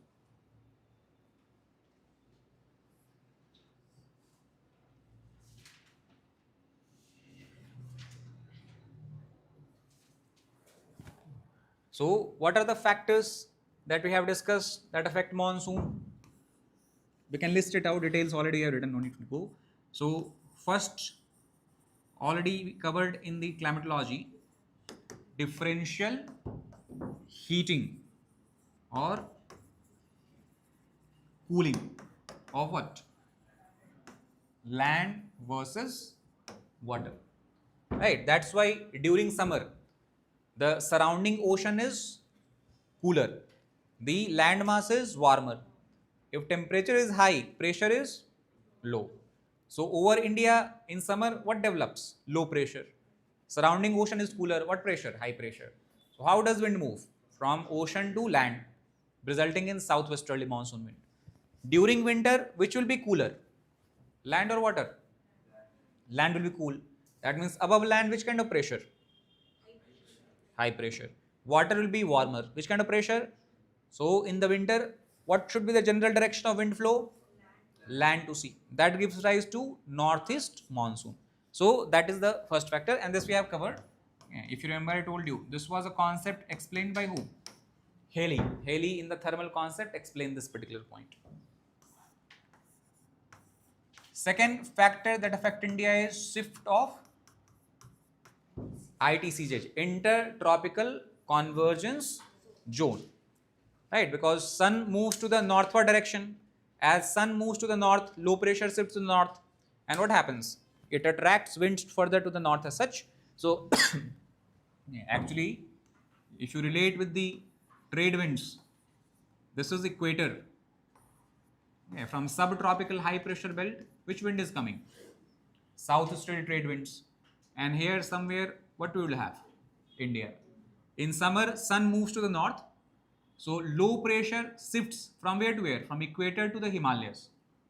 So now here you have low pressure. These winds will now follow this low pressure. And where would they move? Toward India. But while moving toward India, what are they crossing? Equator. So if they cross the equator, effect of Coriolis force would reverse. Right? Here, general direction should be like this. But in south hemisphere, how are they deflected? To the left. But once they cross the equator, Coriolis force will deflect them to the right. So what will become their general direction? And this wind is what we are calling as. Right? So that was explained by Flon. He said that southwest monsoon wind is nothing but southeasterly trade winds that are moving further to the north as such, but are changing direction due to the effect of Coriolis force. So shift of ITCZ. Third factor we have discussed is subtropical westerly jet stream. I told you that as long as westerly jet stream is to the south of Himalayas, it would create high pressure. And if there is a high pressure over India, winds cannot enter. So monsoon cannot enter, right? But as soon as the southern branch of jet stream shifts to the north of Himalayas, this high pressure disappears. And suddenly, what you see? Entry of the monsoon wind. So like 1st June we say is when monsoon enters India. Sometime what happens? Delayed. Sometime what happens? Early. To large extent it depends on how and when this south part of jet stream shift to the Himalayas. If it shifts early, what will happen? Early entry. If it shifts delayed, what will happen? Delayed entry. So that is the third factor.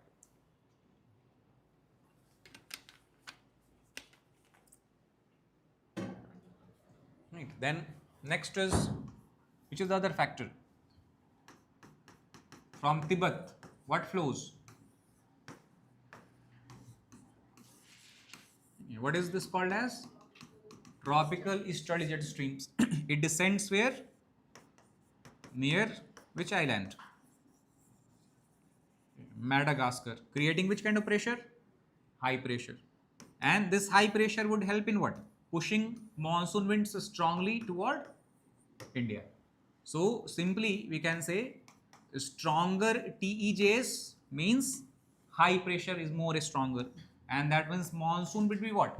Strong. So stronger the tropical easterly jet streams, stronger generally is the monsoon winds, higher is the amount of rainfall you would receive. Then next factor we have covered is two things, El Nino, and reverse of that is La Nina. El Nino results in what you can call as unusual warming of eastern Pacific, while La Nina is what? Unusual cooling of eastern Pacific. Relation is very simple. If ocean is warmer, pressure is high or low? Low pressure, right? So in East Pacific, what do we have? Low pressure. And we just have discussed equator, ITC jet low pressure is where? Himalayas. The southeasterly trade winds are moving like this. And then they cross equator to become what? Right? When will these winds be stronger? If the pressure here is high. But during El Nino, what kind of pressure you have? So that means the easterly trade winds become what? Weak. And easterly trade winds are your monsoon winds. So if these trade winds are weak, monsoon is also what? Weak. So if you have El Nino in a particular year, right, what kind of rainfall? Probability of deficit rainfall, okay, is there. Now La Nina is easier to understand because what it is creating? Unusual cooling. That means pressure is what? Very high. And if pressure is very high here, this wind becomes what? Strong. That means monsoon also becomes strong. That means what kind of rain? Okay, and sometimes rain is so heavy that La Nina condition also result into what? Flood-like condition. El Nino because of deficit rainfall result into what condition? Drought. So meteorological disasters, okay, we are seeing here drought, flood and all. And this again is relevant this year because as per the recent IMD's what you can call as prediction, okay, we are going to experience not only El Nino but super El Nino. Super as a super term, whenever it is used, you do not have to use a lot of your mind. What is super? What is man and Superman? What is difference? Superman is much more stronger than man, right? Super moon versus moon. What is difference? Gravitational force of super moon is much more stronger than normal moon. So if you apply the same logic, if you suppose never had heard about super El Nino and question is asked about super El Nino, what you have to understand? It is much more stronger El Nino. How it is much more stronger? If El Nino causes temperature to rise by 2 degrees Celsius, 3 degrees Celsius, super El Nino will cause temperature to rise by 5 degrees, 6 degrees. That means the temperature here would be much more higher. If temperature is much more higher, this low pressure would be much more lower. If this low pressure is much more lower, earlier it was weak, now it become what? weaker. And that means earlier monsoon was deficit, not become what? Very deficit. Okay. So that is how we can understand. So super El Nino is nothing but stronger than usual El Nino. That can be because of global warming and also combined effect we are facing. So El Nino, La Nina, and one more important is IOD we have discussed. What is IOD? Indian Ocean Dipole, right? So three phases you have. This is Western Indian Ocean, this is Eastern Indian Ocean. Positive phase, Western has high temperature, Eastern has low temperature. Negative phase, Western has low temperature, Eastern has high temperature. Neutral phase, both have equal temperature. So that is the fluctuation of temperature. Okay, we can see temperature variation between Eastern and Western Indian Ocean. That is the Indian Ocean Dipole.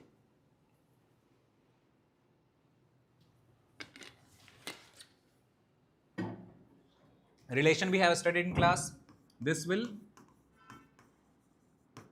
favor monsoon. That means if IOD is positive, rainfall will be higher. If IOD is negative, rainfall will be generally lower as such. Right. So these are some of the important factors affecting monsoon we have covered. Distribution, already we have covered extensively. Monsoon enters India via two seas. One is via Arabian Sea. Three branches. Which branch?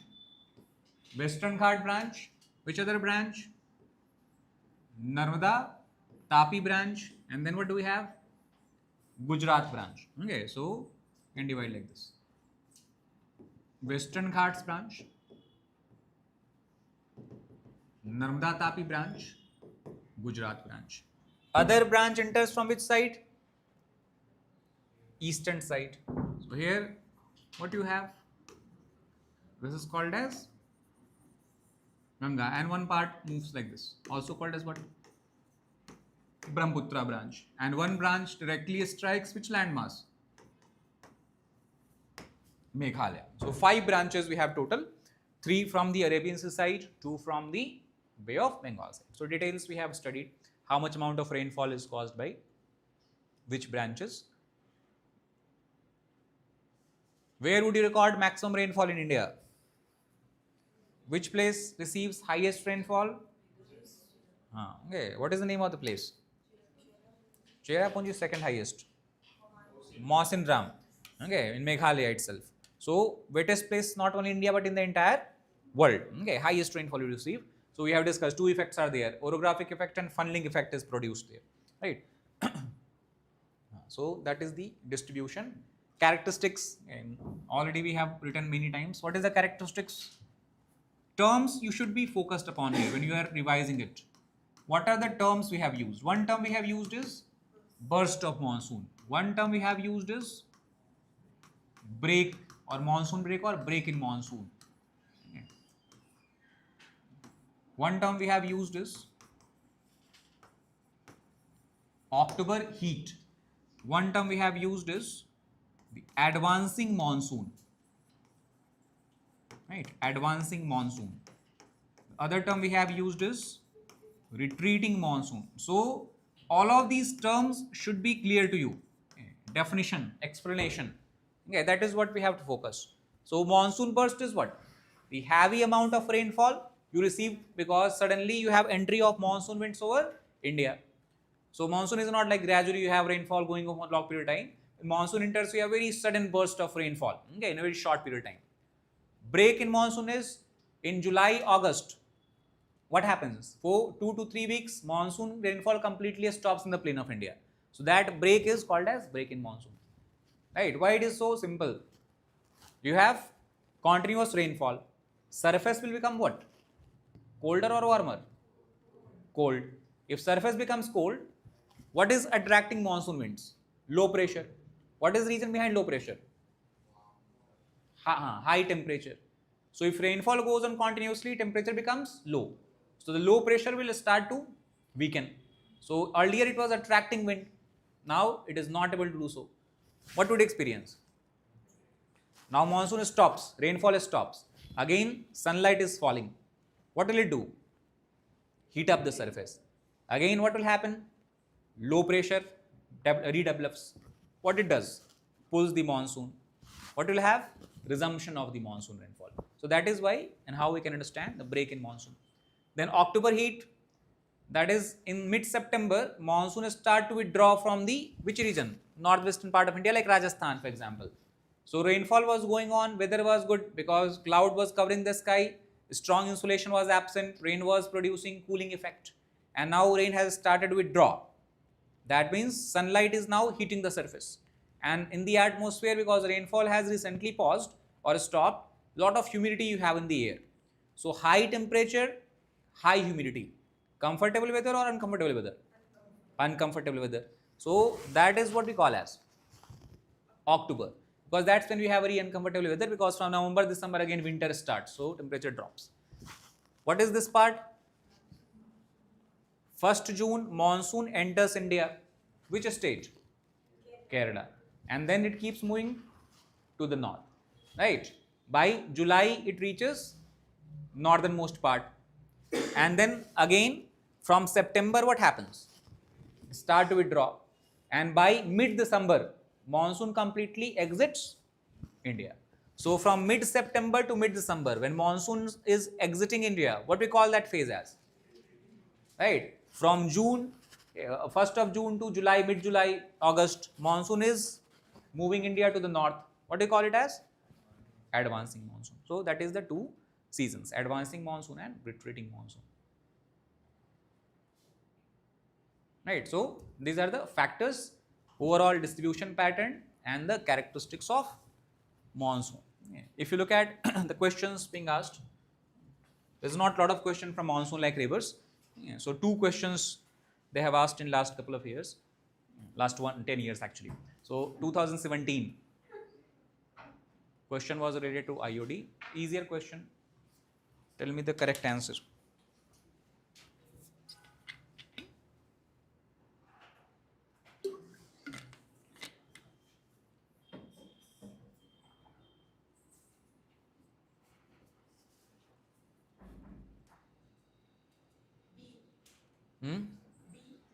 B.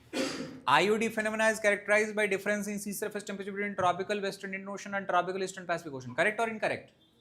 IOD were comparing between which ocean? Western Indian and Eastern Indian Ocean only. Pacific Ocean does not come into picture. IOD phenomena can influence El Nino's impact on monsoon. True or false? True. Because El Nino causes low rainfall. Positive IOD causes more rainfall. So if El Nino is being seen in the year when you have positive phase of IOD, the El Nino's impact would be reduced. If El Nino and negative phase of IOD coincides, what would happen? El Nino's impact will be strengthened. So in both cases, what IOD is doing? Influencing the El Nino's impact. So what is the correct answer? 2. Then, okay, old question 2012. Recently, they have not asked question directly from monsoon climate as such. India's climate.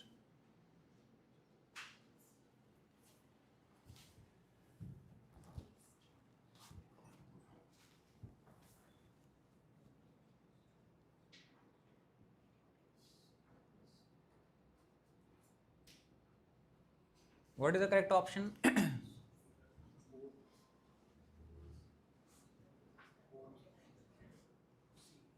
Right. Duration of monsoon decreases from southern India to northern India. Correct or false? True. Because imagine, monsoon enters southern India in June, exiting when? December. Right. Northern India, it reaches by July, and by mid-September already withdraws. So southern part of India remains under monsoon influence for extended period of time. Second is amount of annual rainfall in northern plain decreases from east to west. That is true. Okay, we have discussed that in Bay of Bengal branch. If you remember, we already have written the amount of rainfall actually. I told you Kolkata, how much rainfall?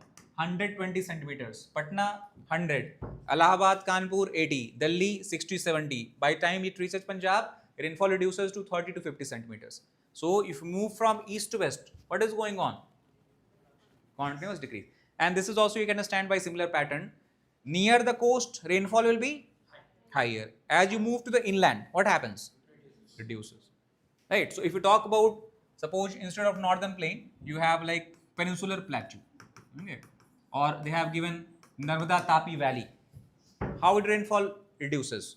West to east, because near Mumbai you will have more rainfall, and as the winds move inland toward Chotanagpur plateau, what would happen to rainfall?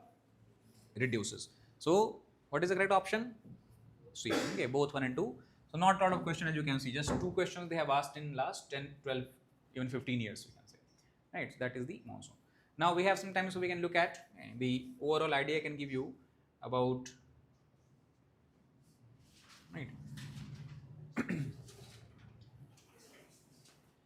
Right, again, if you have to prioritize, now you understand in India's geography, what chapters you have to prioritize? River system first, followed by physiographical region of India, location, mapping, understanding which places lie at what part of India and what are the important structures there.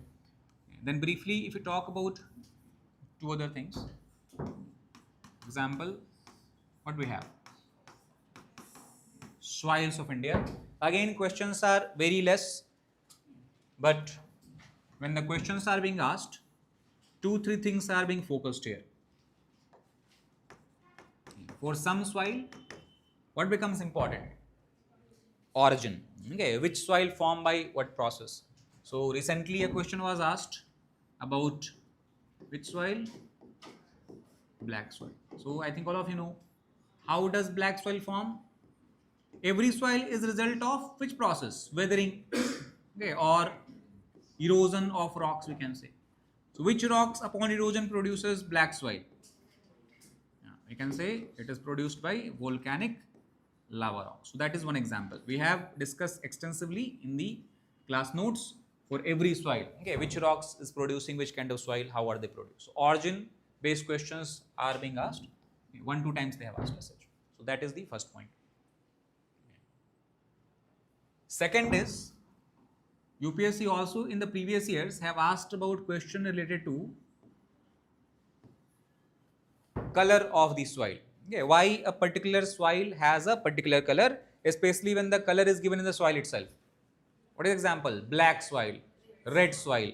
So why black soil is black? Basaltic rocks you have, but what produces black color? This compound we have discussed, titaniferous oxide.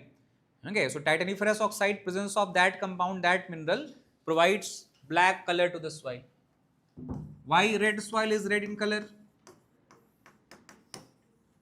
We have dominance of aluminium and iron, what? Oxides. And red soil also at many places have which color? Yellow. When it is so, when iron oxide, I told you in class, is present along with water, so it becomes diluted kind of color, pale color. That's why you have yellow. So red soil, red in color, yellow in color, largely aluminium iron oxide. So that become important. So origin based question, color based question. Then also focus is given on what? Very important. Okay, distribution of soil. You should be aware about which soil you will find in which part of India as such. Right. So distribution of soil, and broadly, if you look at distribution by looking at the map of India,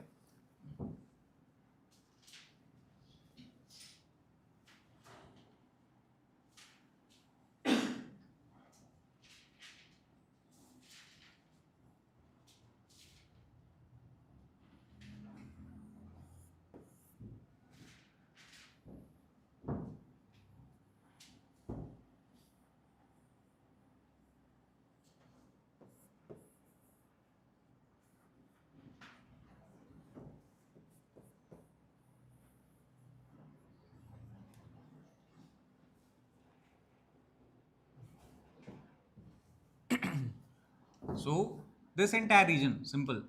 What do we have in this entire area? Which kind of landscape? Right. And we have discussed 8 types of soil I told you in class, classified by Indian Council of Agricultural Research. Okay. So one of the soil we have studied is which soil? Mountainous soil, also called as forest soil. So entire Himalayan region will be dominated by which soil? Mountainous and forest soil. Crop also sometimes is asked. So here, what are the major crops cultivated? Wheat. What else? barley. What else? Maize. What else? Temperate fruits. Okay, so in mountainous and forest soil, largely distributed in the western, northern part of India. Otherwhere also you have, wherever you have mountains, but largely. So mountainous and forest, this is the first type of soil. Then second is this entire area. Which kind of region is it? Plains. This part of plain, what kind of soil? Second type of soil we have covered is desert or arid soil. Right, up to here. Yeah, Kutch also we can consider here. Here I told you, in the Punjab Haryana plain, what is the biggest problem we are facing? Right, due to several factors, soils have become saline, and that's why crop yield is reducing. So where would you find saline soil? Punjab Haryana plain. Other way how salt is added to the soil is by high tides, right? And that's why if you talk about this area, we have discussed in the western coastal plain of Gujarat, high tides have produced which kind of soil? Saline soil. And everywhere else, wherever you have the strong influence of high tide, in coastal plains, you will have intrusion of the saline soil, right?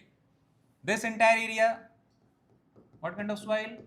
The most fertile one, called as alluvial soil. And where else will you find alluvial soil? Simple. In the deltaic region. So, not this part. Okay, alluvial soil is largely in the eastern coastal plain only.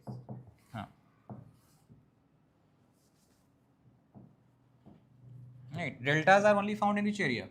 Eastern coastal plain. So largely we can say this side, especially around the mouth of rivers, like where you have Mahanadi river flowing out, Godavari river, Krishna river, Kaveri river. So these soils also are referred as deltaic alluvium. So that is the alluvial soil. So deltaic alluvium and the plain alluvium. Then here, which plateau is it? Deccan Plateau. Deccan Plateau is made up of what? Basaltic rocks. So which soil will be dominating here? Black soil. And then if you talk about this region in the coast, what do you have in the coast? Western Ghats, receiving very heavy amount of rainfall, high temperature, heavy rainfall, alternate dry and wet period. So which soil dominates here? Is it fertile or infertile? What is the use of laterite soil? Brick manufacturing, because it becomes very hard when it is dried up. Plus some crops like plantation agriculture you can carry out, tea, coffee, rubber, cashew nut and all, cassava plantation and all. So laterite soil largely on the western slope of Western Ghats you will find, right? And then other part of peninsular plateau, largely you will see, except here and there, dominance of its soil, red soil. So this is other part of peninsular plateau, Chota Nagpur, right, Telangana plateau. Then we have the central part, Malwa and all that. So that is the red soil. So how many types we have discussed till now? 1, 2, 3, 4, 5, 6. What else? 7. One more. Which is left one? PT or marshy soil. They are very low in volume. So, okay, wherever you have the wetlands, deltaic areas, okay, so like here or Gujarat also you'll find in the marshy areas. So that is the 8th one, PT or marshy, because most of time the soil remains submerged under water. So not lot of crops can grow here. Two major crops cultivation is carried out, that is rice and jute cultivation, PT and marshy soil. Black soil is known for which crop? Okay, cotton. What else? Sunflower. What else? Tobacco cultivation. Red soil is generally having low fertility, but it is used for cultivation of which kind of crops? Potato also. Millets, bajra, jowar, ragi. Right? Bajra in Rajasthan, jowar in Maharashtra, ragi where? Which is the leading producer of ragi in the India? Karnataka. Right? So that is the overall distribution. So this is the fact plus whatever we have mentioned in the class notes. You can go through NCERT also. These are the 8 types of soil. Yeah. So very basic facts are asked from here: distribution, characteristics, and the color-based, origin-based question as such. Then we have called as natural vegetation of India, okay, or forest of India. Again, questions are not very frequent, and if questions are asked many times, you have environment-based question being asked here, okay, that we can say to some extent clubbed with the natural vegetation of forest. But whenever question is being asked, which is the most common question from natural vegetation?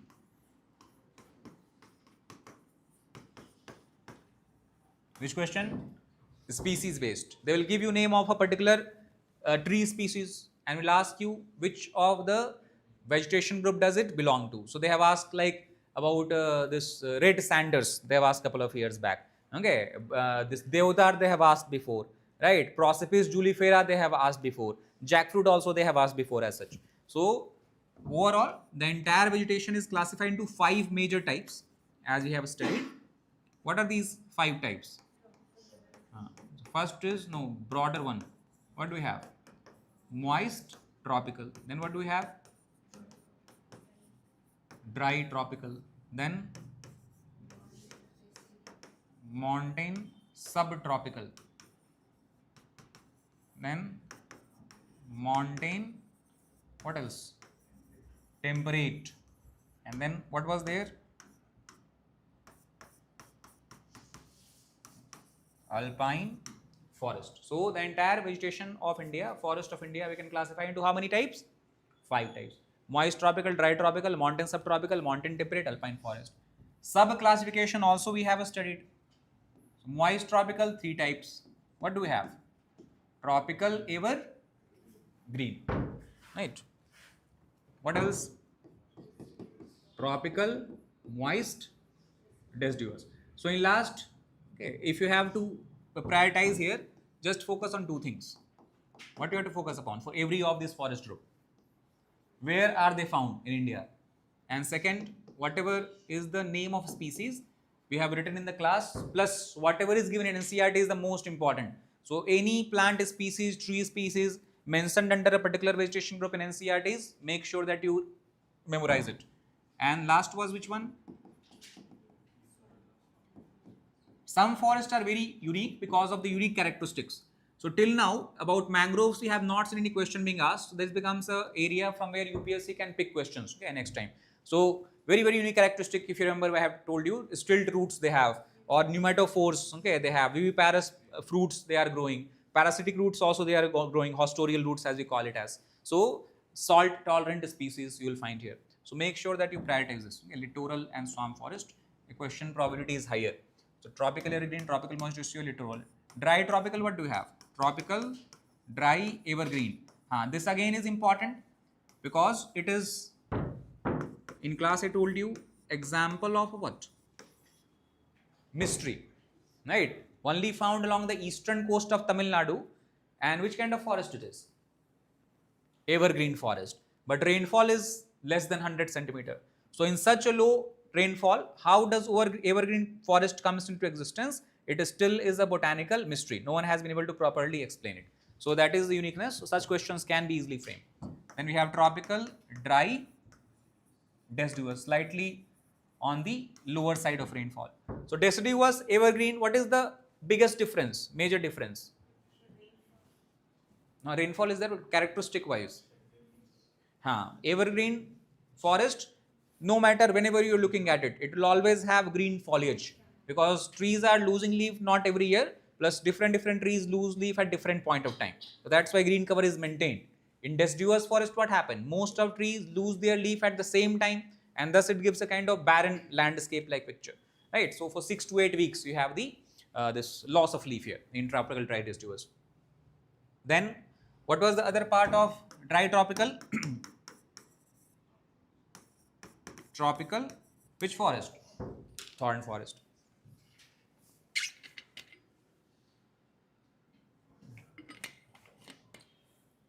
Thorn forest is important because questions they have asked in UPSC, but they asked in 2018. What year we are in? Forget the year itself. 2026. So 8 years have passed, and looking at the pattern of UPSC, they keep repeating the concept. So again, tropical thorn based question they can ask, similar type of question. So characteristics they have asked, that which of these are given characteristic of tropical thorn forest? So characteristic we know, roots should be deeper or shallow? Deep roots. Thorns instead of leaves. If some plants have leaves, leaves are very hard, waxy, leathery in appearance, right? And what else? A stem we have discussed. A stem is what kind of stem? Succulent stem. Spongy, like when you have touched the cactus. Okay, so what kind of feeling you get when touching cactus? That is the succulent characteristics. So make sure this becomes again important. Repetition can be seen here. So what is the important one? Thorn forest, littoral forest, uniqueness of tropical dry evergreen. Okay, so these points we should be focused upon. Then what do we have? Mountain, subtropical. For these, not need to remember exact details, everything that you have mentioned in class, but what you should do is, because actually these three, all of these forests are extended in which region? Himalayas. So UPSC recently you have this examination, which one? CAPF or CDS. There they have asked, if you climb up along the Himalayas, what is the correct sequence of vegetation you will get? Which of these vegetations are or are not found in Himalayas? How do you know? If you have read through these forests. So montane subtropical, for example, subtropical broadleaf forest in the eastern part of Himalayas we have discussed. Right? Subtropical pine forest, where are they found? Western part of Himalayas. Subtropical broadleaf dry evergreen forest, where are they found? Bhabar belt, and then up to 1000 meters in the Shivalik as such. Right? So make sure what we have to focus here for all of these. Distribution, very very important. Distribution plus the species name, if you can remember, then very critical. Characteristic is not that important in these three vegetation groups, right? The mountain subtropical, mountain temperate and alpine forest. Characteristic are not very something that is catchy in nature and that you can easily identify, but distribution and the name of species are very very important. So if you talk about Himalayas, what is the correct sequence of vegetation you will find? So subtropical, dry evergreen you will find. Then between 1000 to 2000 meters if you go, both subtropical broadleaf we have discussed, subtropical moist pine we have discussed. Further you go beyond this, you have Himalayan wet evergreen, Himalayan wet temperate, moist temperate, and in the valley regions I told you, you will find Himalayan dry temperate forest, right? And then if you go beyond 3000 meters, what would you find? Alpine, you have grassland plus scrub forest. Grassland again is important here. Okay, alpine grassland, because it was in news. And if you talk about the Pahalgam attack that happened, where did it took place? Alpine grassland of Himalayas. Okay, the Basaran the region that where attack commenced, Pahalgam is the larger area. All of these are nothing but meadows. Okay, alpine grassland, Sonmarg, Gulmarg, Pahalgam. All of these are meadows, grasslands. So make sure that you prepare it in more detail. So alpine grasslands are there. Okay, what kind of people live here? Tribes which are dependent upon animal rearing. And a very interesting term we have used in class called as, what are you calling it as?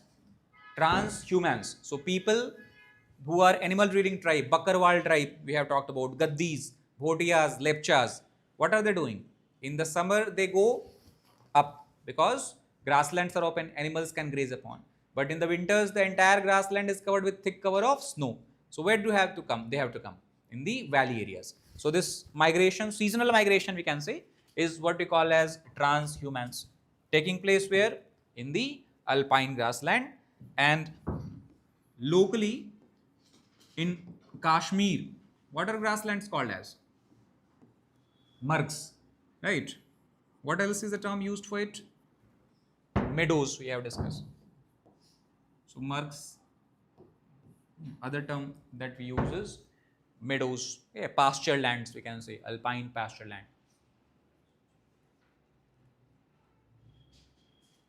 Right, so that's how you have to prepare. So that is about mountain subtropical, mountain temperate and alpine. forest research.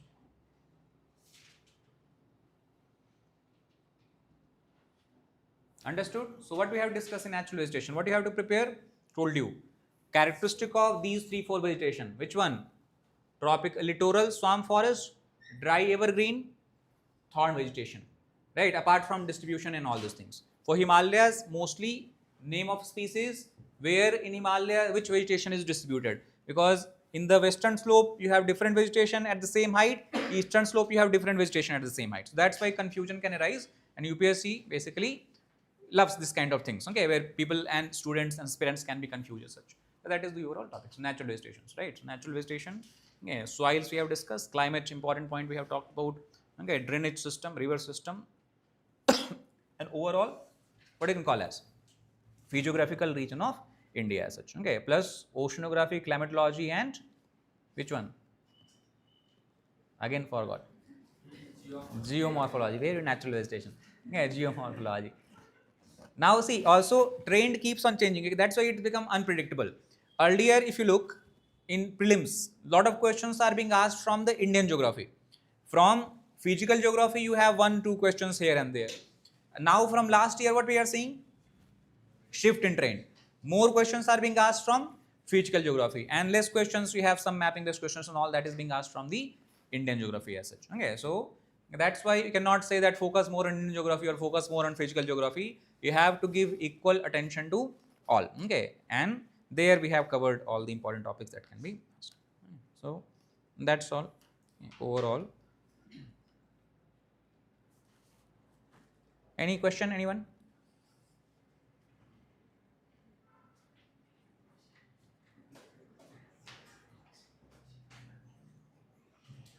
Human geography, nothing much will be asked. No, human geography no. For prelims no. Mains examination you have to focus upon there. So all that factory places and all that stuff more important. That is for mains. Location factor based questions are asked in mains. In prelims they have to ask. They can ask about minerals and all that.